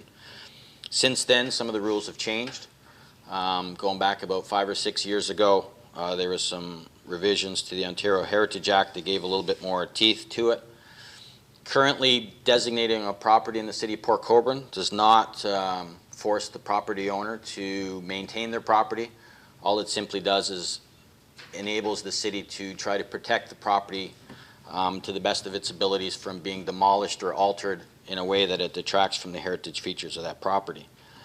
The city of Port Colborne took a lead a few years back with regards to incentivizing designation by putting forward a proposal that they still maintain today about a rebate of property tax to property owners in the tune of up to 40% of their property taxes. The region has also stepped on board and agreed to reduce their portion as well, along with the province on the educational side. So as long as the funds are there, the homeowners, if they so choose to enter into an easement agreement to maintain their property, are eligible for that. And we've also tried to relay that to the homeowner, or the property owner in this particular case, of those incentives as well. So I guess the reason I showed up tonight, I was kind of curious to see, I know the owner has sent his solicitor to act on his behalf, so I was kind of interested to see what kind of presentation they were going to make. But since they've asked to defer, I guess I'll have to wait another day to see. Going forward, as far as I know, like I said, I've contacted the ministry. There is no, I guess, recourse with regards to the property owner other than to appeal to council. I suppose they can always try to appeal the Ontario Heritage Act in itself, but as far as a decision here, it's up to this council to decide whether they feel that that property is worthy of designation and to move forward with that. Like I say, based on the federal designation as being one of the last known gas stations of its type in all of Canada, we felt it was important that at least the property try to be protected in the state that it's in, so that way it doesn't get further intentionally changed from its current state. So with that, that's really all that I had. I'm sure Shannon can add a little bit more to it if need be with regards to that. But I guess what I'm looking forward is to try to move this process forward. I think I've been trying for a number of years, and the committee's been trying in a number of years to try to get this forward. I don't know what happened to the original report back 10 some odd years ago. I know the act was a little bit different then. So I don't know if there were some other issues back then that happened, but I was hoping that we can move this forward and designate this property and try to protect it as best we can. Thank you, Mr. O'Hara. And before I go to Councillor Butters, I do want to caution council on not making an assumption that the developer or the owner of the property does not support this. Although he may not support it, I personally haven't been told that, and there's been no formal correspondence brought forward to staff nor council that that indicates that he does not support this direction. Again, albeit that may be the case, as far as I'm concerned, to this date, it's not the case until he formally informs us of that. So I would caution council on going there.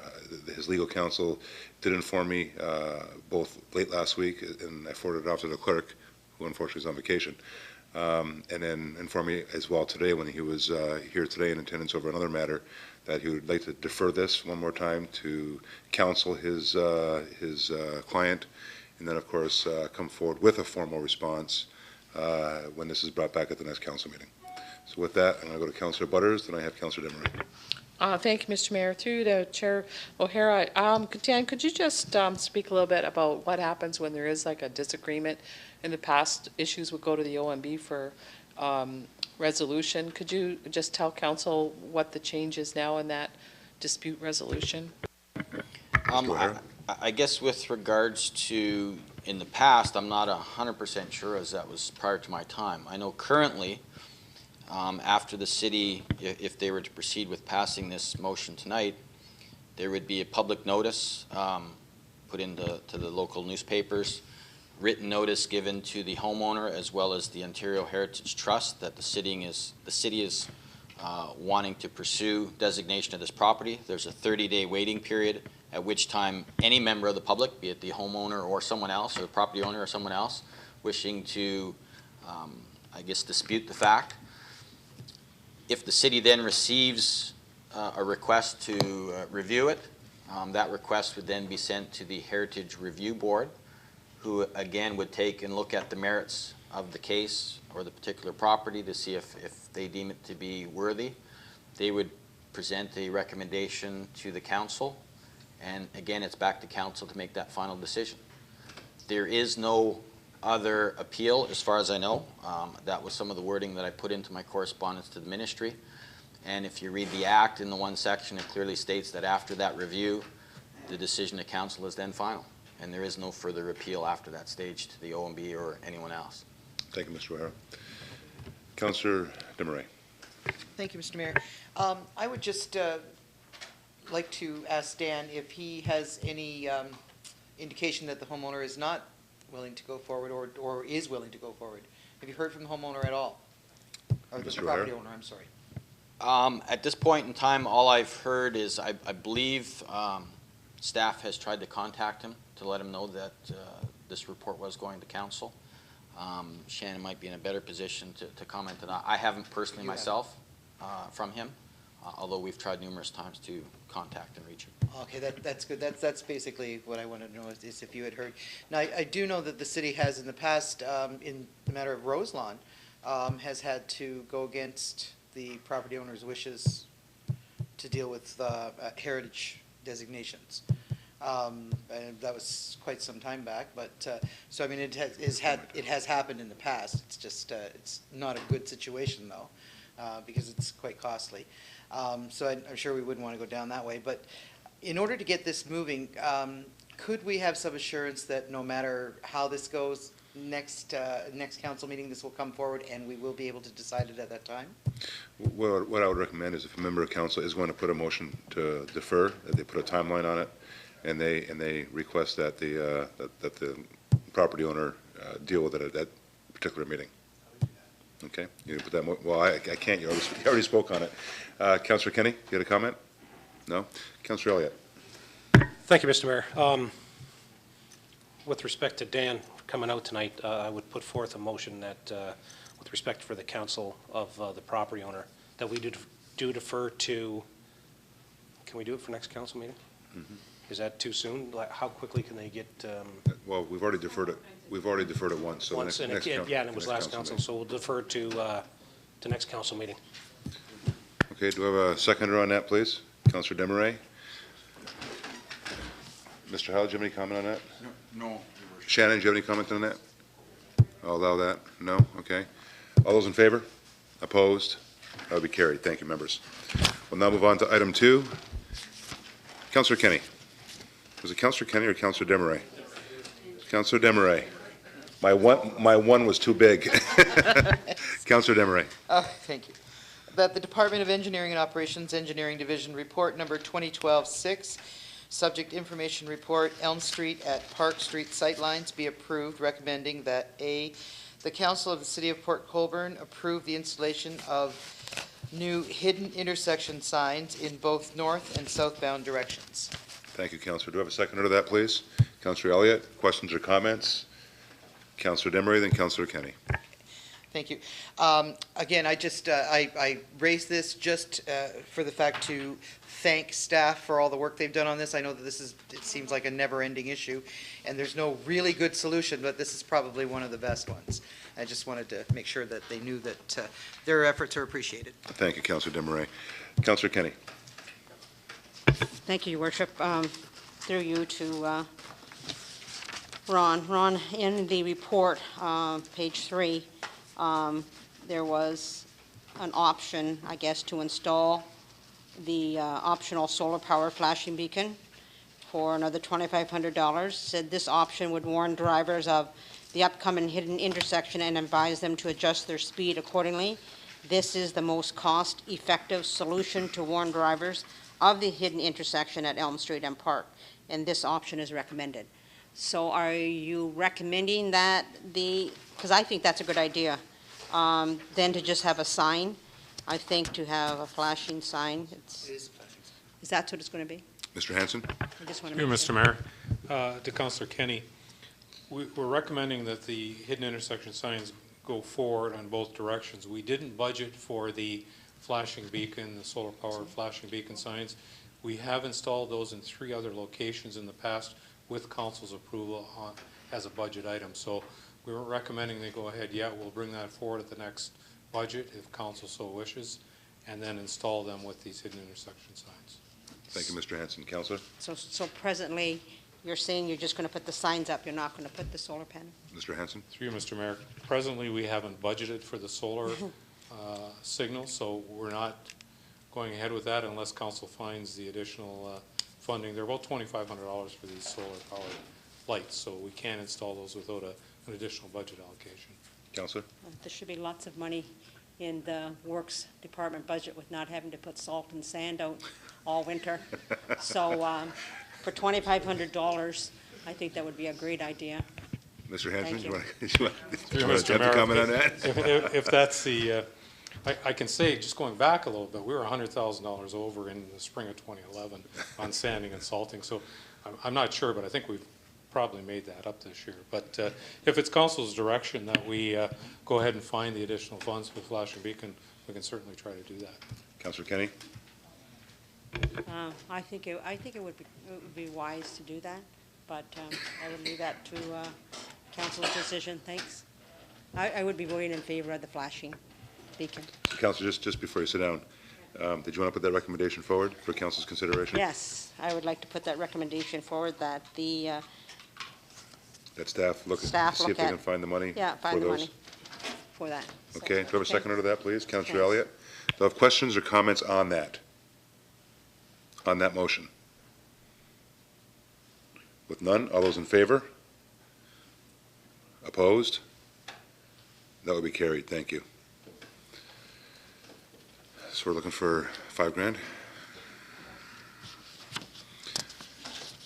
Now, that motion, just to clarify, I'm expecting staff to come back with that report to see where you're finding it. That doesn't necessarily mean we're moving forward with it. You're just looking for it to come back with a recommendation with that, where that money's going to come from, to proceed with it, so on and so forth. Go ahead. Mr. Mayor, assuming the council's adopted the recommendation in front of them, we will go ahead and proceed with the installation of hidden intersection signs. I'll work with Mr. Sinest to see what's available in terms of the budgets and bring forward, if it's sufficient, perhaps just an email even that it's there.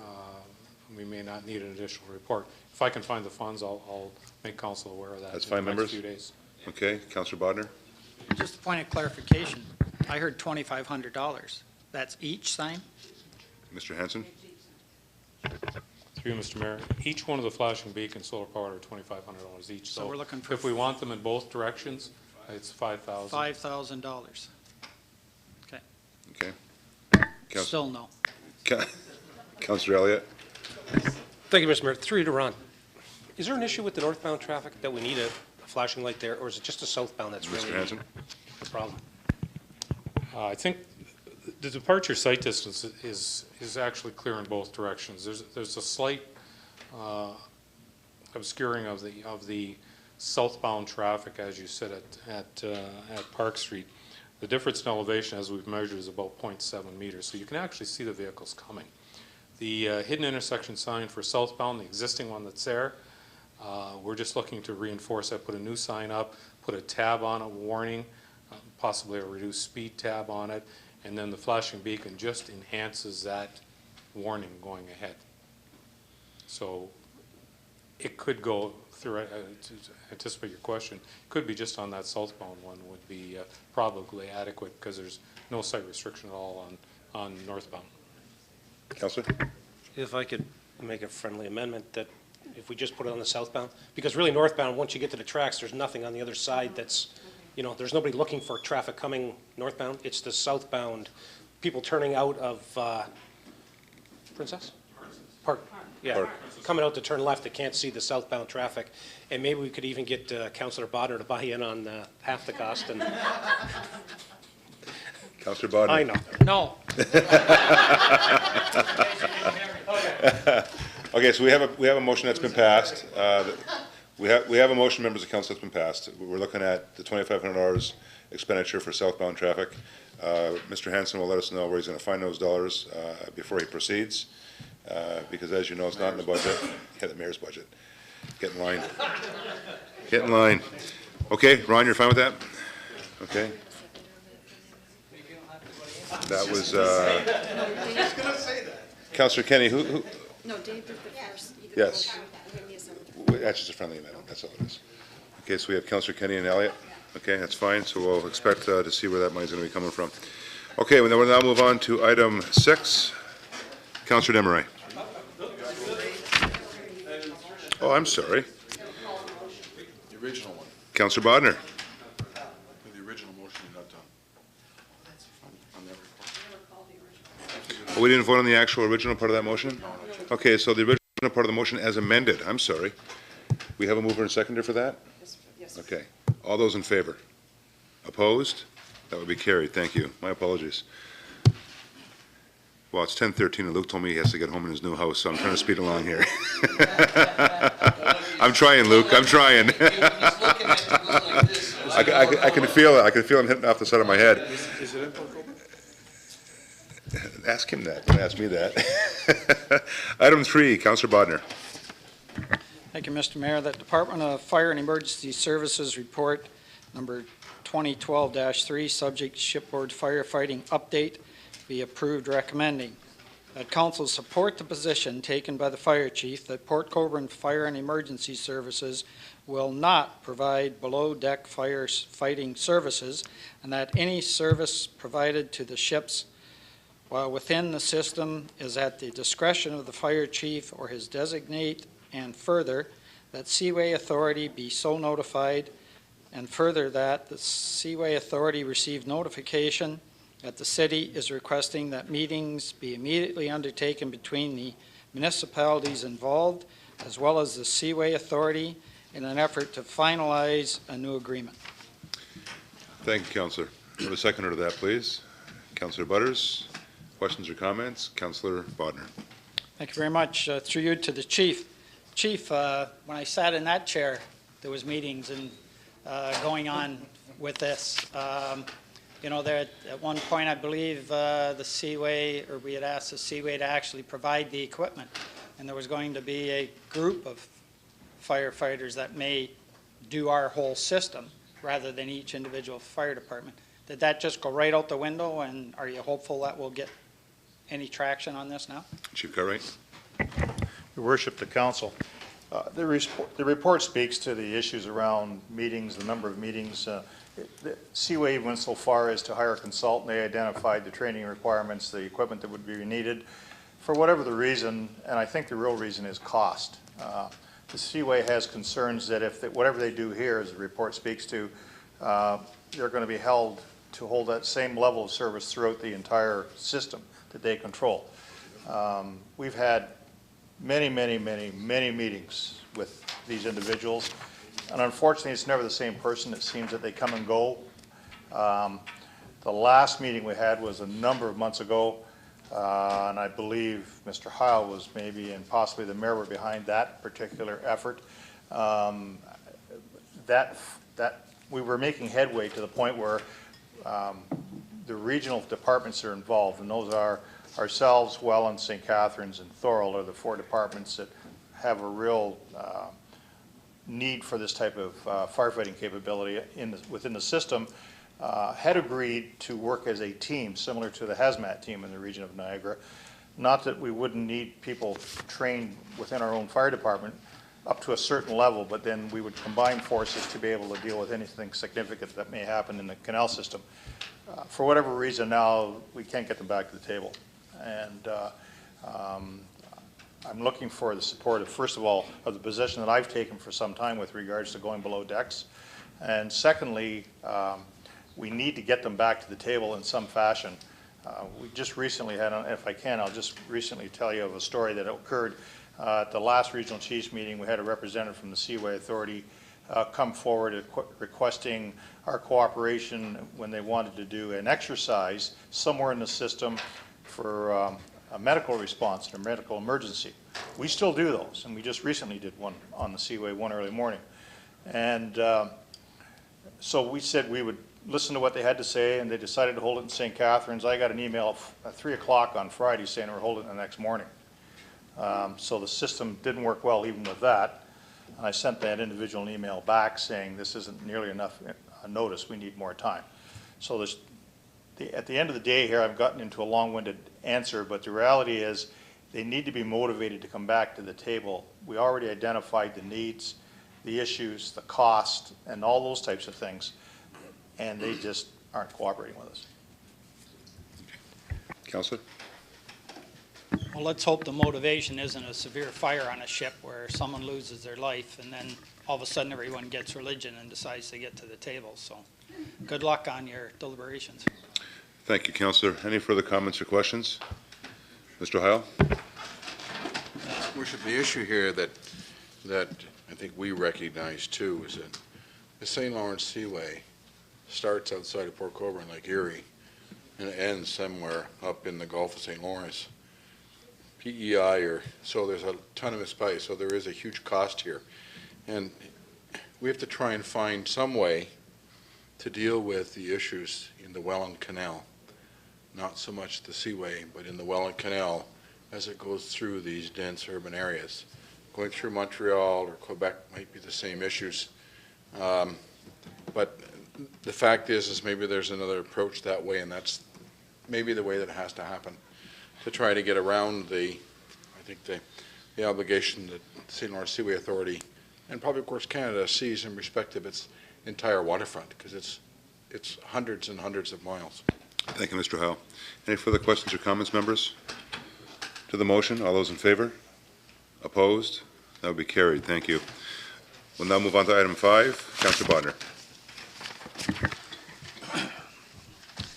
The Department of Planning and Development Report number 2012-19, subject recommendation report for a zoning bylaw amendment, file number D140112, 4044 Clally Street West, be approved, recommending that zoning bylaw amendment as is necessary to allow a vehicle sales or rental establishment on the property.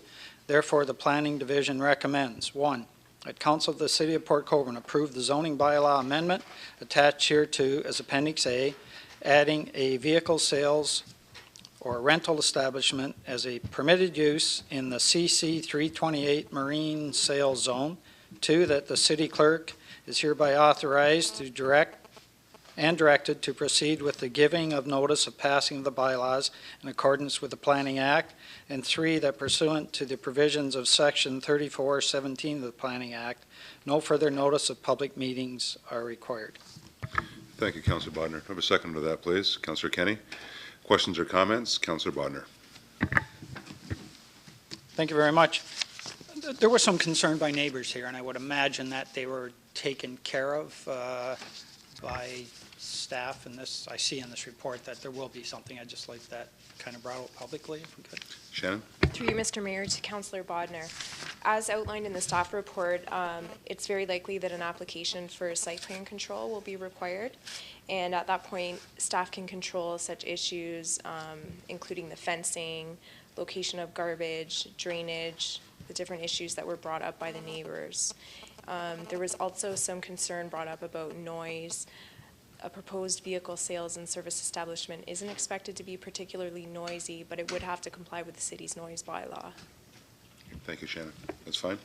Any further comments or questions? Thank you. All those in favor? Opposed? That would be carried. Thank you, members.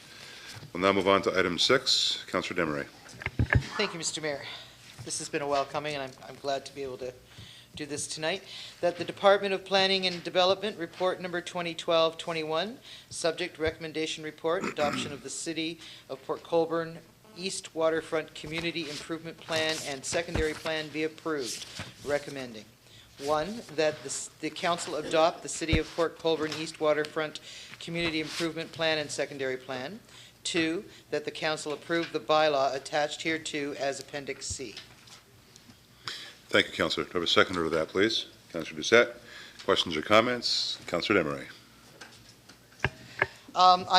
All I have to say is thank you from everyone who lives there, from everyone who will benefit from this, and all the hopes that are being hoped for. Everybody's very excited about this, and it's been a while coming, and both Councillor Doucette and I have been working with the people on the east side, and they're very happy with all that they're hearing is possible out of this. So to a bright new future for the area, thank you. Thank you, Councillor. Further comments? Councillor Doucette. Thank you very much, Mr. Mayor. I too say thank you for all the work that's been done. But one of the things I would like is that if maybe Shannon can highlight some important areas that maybe some of the constituents looking on TV can hear about. So if that's okay with you, sir? That's fine. Shannon? Mr. Mayor, Take all the time you need. I will. I definitely don't feel rushed. It's pressed. Through you, Mr. Mayor, to Councillor Doucette. The Waterfront Community Improvement Plan is a document that presents new vision for the east waterfront area of Port Colborne. It's a great tool for the city to use to move forward with improvement to the east waterfront area, and it includes a vision for the area, detailed public realm improvements, design guidelines, and financial incentive programs, and an implementation strategy. I'd also like to highlight the fact that the Seaway will retain control over the first 300 feet of land on the east side of the canal, so that won't be the subject of the community improvement plan. Beyond the 300 feet, it's planned for other uses, and there's no expected impacts on the Seaway's use of the canal for navigation. Thank you, Shannon. Well done. Thank you, Councillor. Any further comments or questions? Just quickly, within that 300 feet between the wall and east, the Seaway, of course, is going to continue with their operations as they have been traditionally. But in discussions that we've had with the users, we look forward to some improvements, some aesthetic improvements, albeit they're going to continue doing what they're doing. We're expecting some with their participation, some aesthetic improvements on the wall. Everything east of that, I can say not only within those lands that were once home of industrial activities, those are the transport lands that are south of Lake Street, and obviously moving toward the canal. but equally as important is the properties along Welland Street and, of course, the residential properties. I can say with a great deal of confidence that, in being a part of the process and hearing a lot of the comments from the residents in the area, we can look forward to a whole new area for the city of Port Colborne, a new face on the area, and of course with that new character that's going to add. I was deliberate in my comments during my mayor's report with respect to some of the things that we're doing, because we can lead by example with respect to some of the things that we're asking the province to actually do. And to Ange and to Yvonne and all the folks that participated in this entire process, hats off to you, because as I said, it's really giving the city a new area to be extremely, to be more proud of with respect to offering our residents and our visitors a heck of a lot more to do than just simply go to a beach. Now it's going to be a destination, and that's what we're creating here. Although it's going to take some time, we look forward to at least the ball starting to roll now, and therefore future generations are going to have the ability to enjoy the fruits of your labors and the labors of that part of the community. So a job well done to all of you. Councillor Elliott. Thank you, Mr. Mayor. When this came forward, we had a presentation from the, I guess the guys that worked on this, the consultants, and I had a question back then, and I had forgotten until I reread it. With regards to the partnership of the region in the housing unit renovation grants under the or the incentives in the CIP, is the region on board with matching? And I'm taking the yes they are. Is that something that is available in any of the other CIPs, or is it something that we might be able to take a look at throughout the city? Shannon? Through you, Mr. Mayor, to Councillor Elliott, the region does provide matching funds on all of the city's grant programs, Main Street and downtown. If I can add to that, yeah, and Shannon's correct, it does augment the existing programs that we have within the CIPs, which is a main reason why you want to establish these CIPs, to be able to offer those programs here at this level as well as that level and even at the provincial level. The second part of it is the industrial CIPs are going to be in addition to that. As you know, we have a CIP for industrial lands. We also have the CIP for these lands, which contains some industrial lands, and through the Gateway program, the region is also going to have incentives available through that program within that CIP area as well. Go ahead. I'm sorry if I phrased the question wrong. I guess what I was being more specific to is the residential intensification and rehabilitation grant loan program, affordable housing grant loan program. Both of them say maximum grant from the region has been increased to $7,500 per unit, 20 units per property. This is the residential intensification. Maximum loan from the region remains at $10,000 per unit and 20 units per property. Affordable housing grant loan. This new program applies to the construction of new or renovation of existing residential units for affordable housing, offering a maximum matching grant or loan of $7,500 per unit, maximum of 20 units per property. I wondered, is that a new incentive, or that it just for the CI, just for the east side? Shannon? Through you, Mr. Mayor, that's an incentive that's proposed with the East Village Community Improvement Plan. Okay. And that's what I was asking specifically about.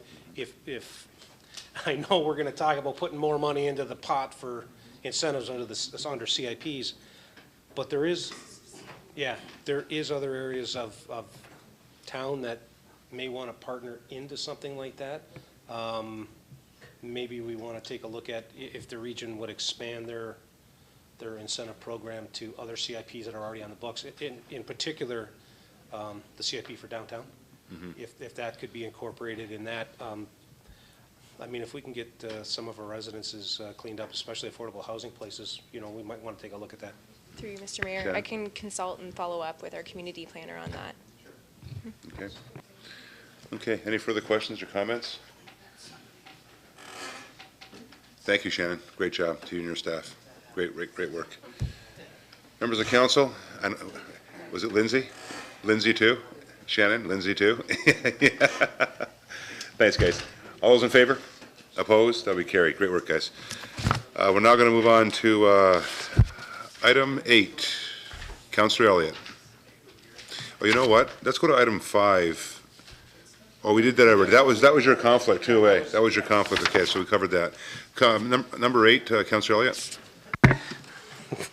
Thank you, Mr. Mayor. The Department of Community and Corporate Services, Community Services Division Report Number 2012-07. Subject, operating agreement for wakeboarding cable system at Sugarloaf Marina be approved, recommending that council approves the operational agreement between the City of Port Colborne and Border Pass for a wakeboarding cable system to be installed at Sugarloaf Marina. That council authorizes the mayor and clerk to execute the agreement and bring forward the bylaw for council approval. Thank you, Councilor Elliott. Do I have a seconder to that, please? Councilor Kenny, questions or comments? Councilor Elliott.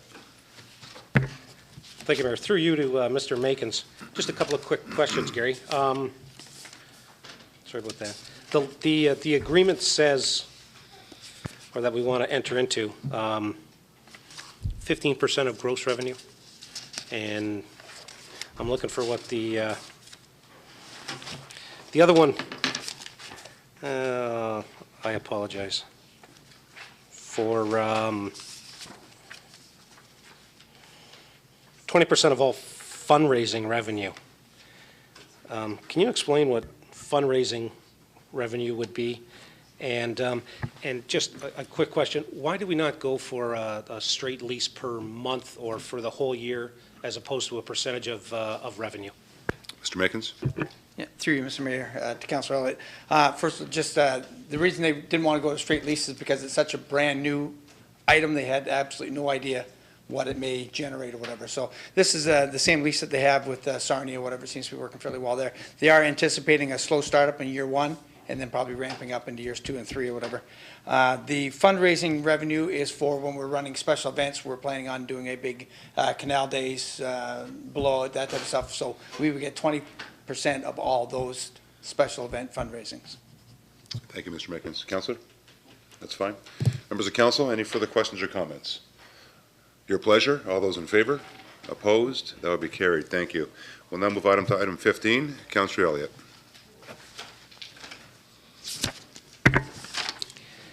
Thank you, Mayor. That the correspondence received from the Competition Bureau of Canada re gasoline prices be received for information. Thank you, Councilor. Do I have a seconder to that, please? Councilor Desmarais, questions or comments? Councilor Elliott. Thank you, Mr. Mayor. I raise this because in the absence of Councilor Steele, who's had his picture in the paper a few times about this, I was just wondering if the CAO could give a quick synopsis of what the response from the Competition Bureau said. Thank you, Councilor. Mr. Heil.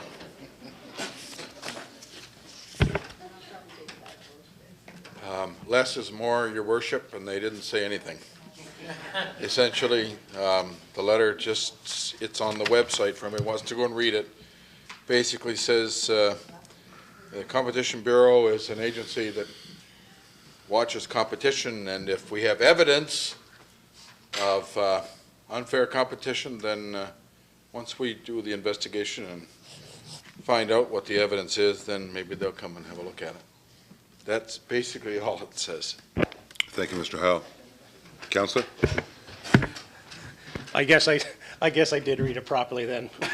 If we do their job, then we could tell them to come on down and have a look. So it basically, they kind of brushed us off, which, you know, in light of what Councilor Steele has brought up at a few council meetings, we're kind of left to fend for ourselves. So I just wanted to let people know that we did put forth the ask, and they basically told us, thanks, but we're not interested, so. Thank you. Councilor Doucette. Thank you very much, Mr. Mayor. Matter of fact, I was in town and I got approached by quite a few people about this today. Okay? No matter what the Competition Bureau says, a lot of people out there are now not buying gas in port, and because of that, are not shopping in port. So that creates a double whammy to our business people, which we constantly say we're trying to find a way to support.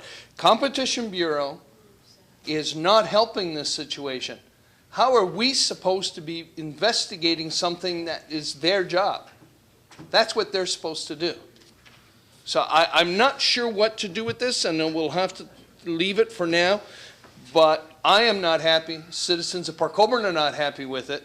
And sending out another letter saying, oh, well, you guys aren't going to do it, we want you to do it, is not going to, it appears isn't going to do anything, because they're just going to send it back and say, no, you guys do it.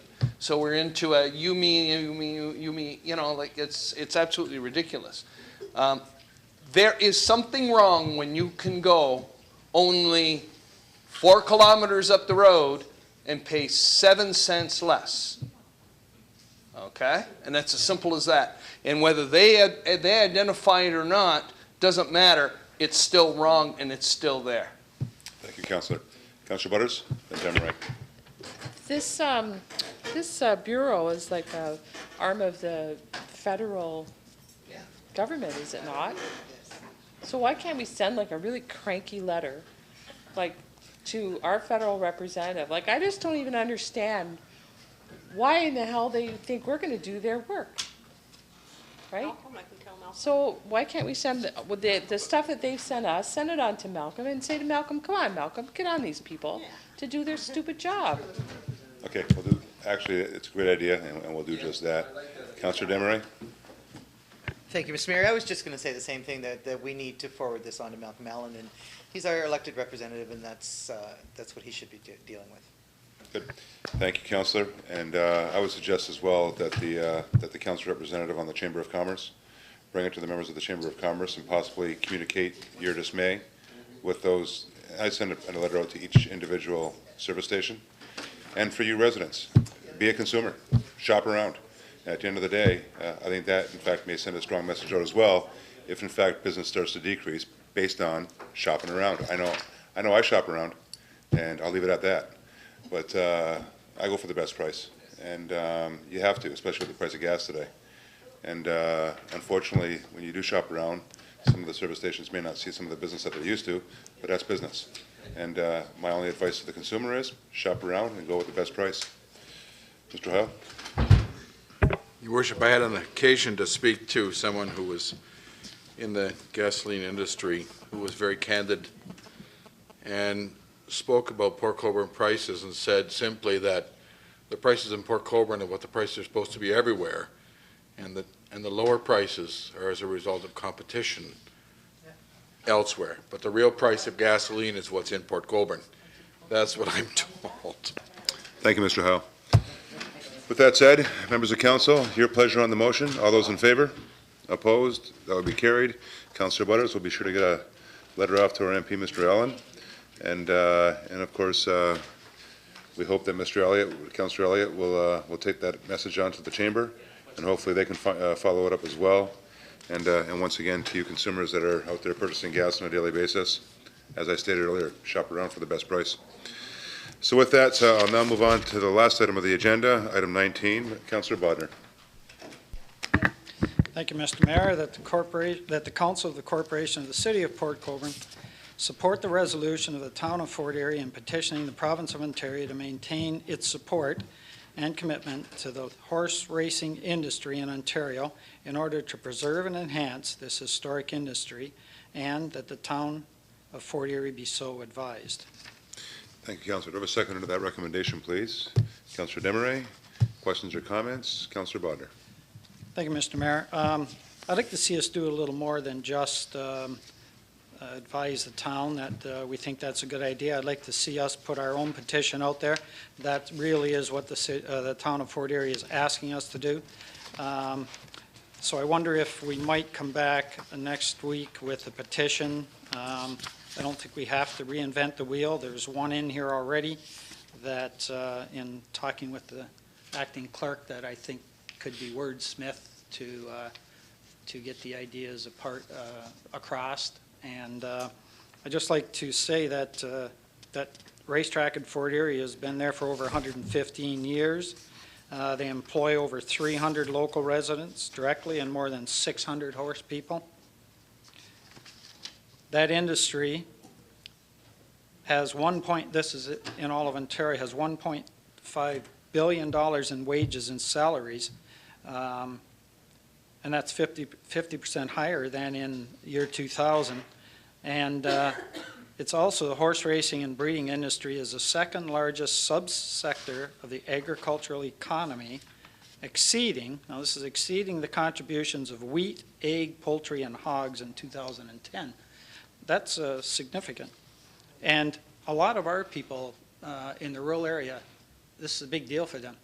You know, they raise horses, they train horses, they supply hay and straw to that. You know, this is a big deal for Port Colborne too, so I'd like to see us do a little more than just acknowledge that we support Fort Erie. How about we do our own resolution using what they've given us and send it off to the powers that be. Thank you, Councillor. Seconder to that, please. Councillor Butters, to that amendment. Any questions or comments on that amendment? Councillor Elliott, on the amendment. All those in favor?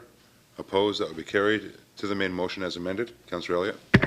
Thank you, Mr. Mayor. I don't know if anybody saw the paper today. I did have a chance to see the Trib online today. With the government's announcement, the provincial government has looking at pulling the funding and pulling the slots out of all the racetracks, which is going to cost them $345 million. The hit to Fort Erie alone is going to be significant in their tax base. There was also the hint again and reinforcement of taking and closing down Casino Niagara, which is going to be an impact to Niagara Falls. So the government's obviously out trying to cut their budget and trying to find savings wherever they can, and this is going to be a hit. And I know Fort Erie very well.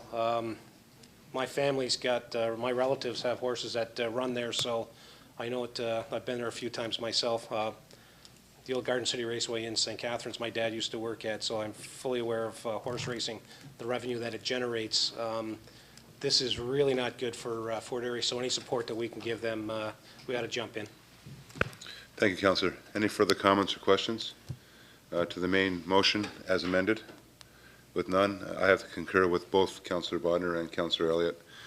We should come to the aid of our fellow neighbors to the east and ensure that not only do we help them, but as was mentioned already, the many people that from across the region, if not across the province, that benefit from that industry as well as that particular location. So by all means, full support of this, and we'll have something back, I think, prior to the next meeting, Ron, because I'm not sure how fast they're going to take on this. It could be a lot quicker than later.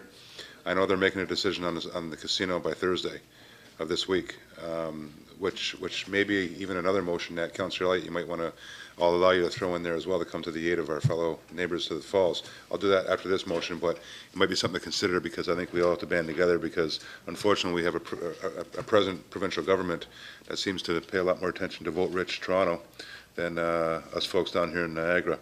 So, and with the possibility of putting a casino in Toronto, and I know I'm digressing a bit, but you know that can literally devastate the casinos here in Niagara, and of course should be supported by this council. But let's stick with this issue for now. Members of council, and nothing further on this. All those in favor? Opposed? That would be carried. I am going to allow Councillor Elliott to put that resolution forward because I think it would be relevant, especially with the timing. I'm going to ask for leave. Members, if I can have a mover and seconder, Councillor Bodner, Councillor Doucette, all in favor? Opposed? That would be carried. Councillor Elliott? Thank you, Mr. Mayor. Yeah, I would gratefully do that for the City of Niagara Falls, that we construct a petition, that we petition the provincial government to take a second look at the closing of any casino in Niagara Falls for the economic impact that it'll have, not only on monies flowing into the city, their tax revenue, but also to the job loss that it would create. I think we must impress upon the provincial government that the region of Niagara does exist, that with these hits to our economy and a struggling economy as it is, we can't stand for it. We have to know that, or let the provincial government know that we do exist down here, that we are trying to make ends meet through a hard economy, and that everything that they are doing is doing a disservice to the region of Niagara. So I'll put the motion that we do the same thing for Niagara Falls that we have already put forward for Niagara Falls, and to have a petition go forward. Thank you.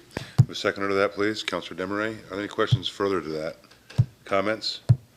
I think besides the petition to the government that we should be getting out ASAP as well, I'll be writing a letter from my office in support of those directly to both the Premier as well as the Minister at charge or in charge to impress upon the importance of not only what was mentioned specifically to those two issues, but also to impress upon the attention that Niagara deserves in comparison to vote-rich Toronto. And I think that's very important for them to recognize that, you know, if something like this happens to Niagara, just another nail in the coffin of our economy in terms of what's been transpiring over the past few years. So, again, it has to be impressed upon. Councillor Demeray? Thank you, Mr. Mayor. Could we also include our MPP on that? Absolutely. Thank you. All those in favor? Opposed? That would be carried. Great job, guys. Thank you. We're now going to move on to the, Councillor Bodner, go ahead. Just one thing before we leave the horse racing industry. For anybody who might want to go and bet on the horses there, my Uncle Howard has a tip, so he's bought a few bales of hay down there for the horses, and, so it's just that you never bet on a horse when the jockey's carrying his lunch, okay? So just remember that. It's from Uncle Howard. Thank Uncle Howard for that. With that, members, I'm going to ask, is there any notices of motion this evening? Councillor Doucette. Thank you very much, Mr. Mayor.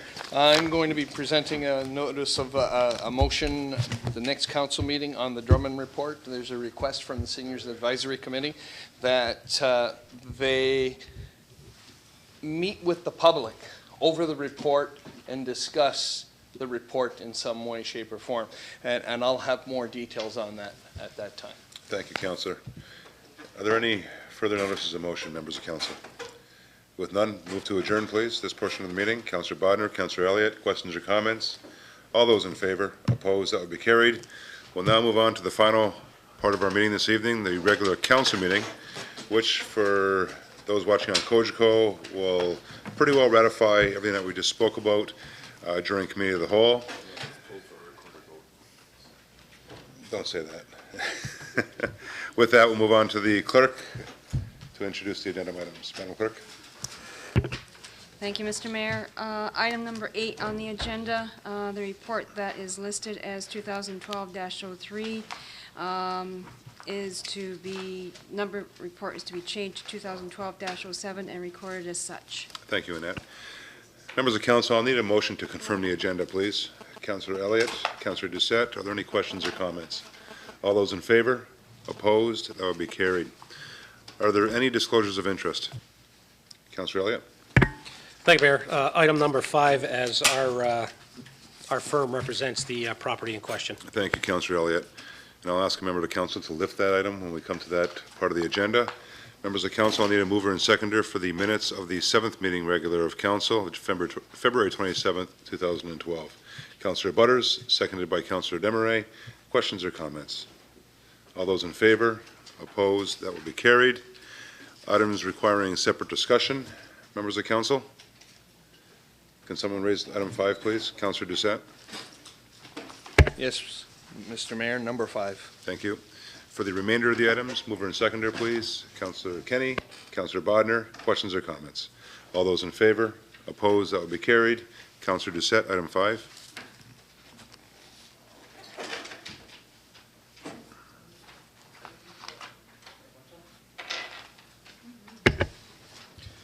The Department of Planning and Development report number 2012-19, subject recommendation report for a zoning bylaw amendment, file number D14-01-12, 44 Kalali Street West, be approved recommending. The zoning bylaw amendment is necessary to allow a vehicle sales or rental establishment on the property. Therefore, the Planning Division recommends 1, that Council of the City of Port Colborne approve the zoning bylaw amendment attached hereto as Appendix A, adding a vehicle sales or rental establishment as a permitted use in the CC-328 Marine Sales Zone. 2, that the city clerk is hereby authorized and directed to proceed with the giving of notice of passing of the bylaws in accordance with the Planning Act. And 3, that pursuant to the provisions of Section 34(17) of the Planning Act, no further notice of public meeting be required. Thank you, Councillor. Do we have a seconder to that, please? Councillor Bodner, noting the conflict. All those in favor? Opposed? That will be carried. Thank you. We'll now move on to the notices of motion. Councillor Doucette, do you have a notice of motion? Thank you very much, sir. I thought I made it very clear, but there will be a notice of motion on the Drummond report at the next council meeting. Thank you. Just clarity. you have to do it twice, once during committee, once during council, yeah. Okay, I'm now going to move on to the clerk for the introduction of the bylaws. Madam Clerk. Thank you, Mr. Mayor. That the following bylaws be read a first, second, and third time and finally passed. Bylaw number 5767/23-12, being a bylaw to authorize entering into a purchase agreement with Dependable Emergency Vehicles for the construction, delivery, and purchase of a 2011 Spartan Metro Star Rescue Vehicle. Bylaw 5768/24/12, excuse me, being a bylaw to amend zoning bylaw 111597/81 and is amended respecting lots 49, 50, 51, 52, 53, 54, and part of lot 48, Plan 861, part of lot 28, Concession 1, former Township of Humberston, now City of Port Colborne, Regional Municipality of Niagara, municipally known as 40-44 Colally Street West. Bylaw 5769/25/12, being a bylaw to adopt a community improvement plan for the East Waterfront Community Improvement Plan project area. Bylaw 5770/26/12, being a bylaw to enter into a facility use agreement between the City of Port Colborne and Border Pass re the operation of a wakeboarding cable system to be installed at Sugarloaf Marina. Thank you, Madam Clerk. Mover and seconder, please. Councillor Doucette, Councillor Desmarais, questions or comments? All those in favor? Opposed? That will be carried. Thank you. Madam Clerk, the confirmatory bylaw, please. Thank you, Mr. Mayor. That the following bylaw be read a first, second, and third time and finally passed. Bylaw 5771/27/12, being a bylaw to adopt, ratify, and confirm the proceedings of the Council of the Corporation of the City of Port Colborne at its special and regular meetings of Council of March 12, 2012. Thank you, Annette. Members of Council, mover and seconder, please. Councillor Kenny, Councillor Doucette, questions or comments? All those in favor? Opposed? That will be carried.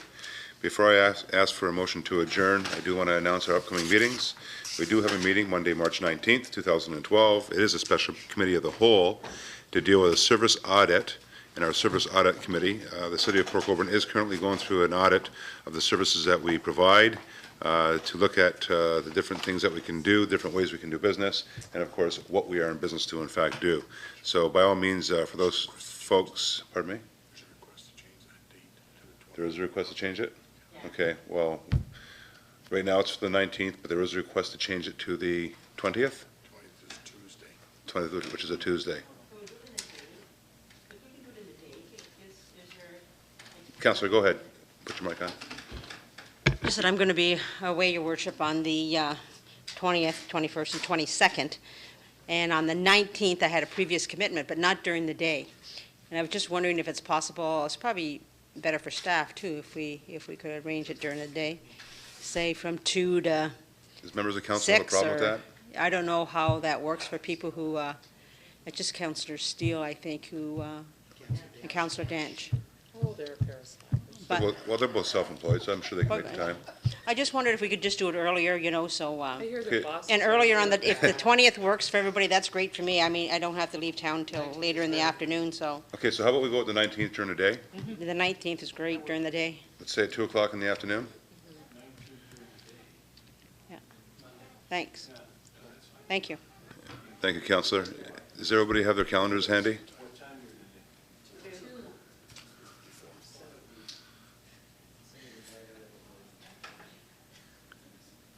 I know, Councillor, you have physician recruitment at 5? And we have a committee, oh, okay.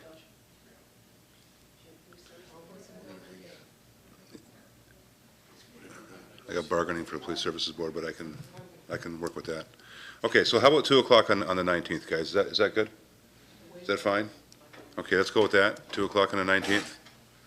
Okay, so for you folks out in COGECO land, Monday, March 19th, 2012, 2 o'clock, we're going to have a special committee of the whole meeting having to do with our services audit. Following that, we have our regular committee of the whole and council meeting here at the chamber beginning at 6:30 p.m. on Monday, March 26th. With that, I will accept a motion to adjourn this portion of the meeting, please. Councillor Desmarais, Councillor Butters, questions or comments? All those in favor? Opposed? That would be carried. Once again, to all you folks, get out there and watch those bees play. Get out there and watch those novices and bantams play. Hopefully, we can bring back 3 championships back to Port Colborne. With that, have a wonderful week. Adjourn.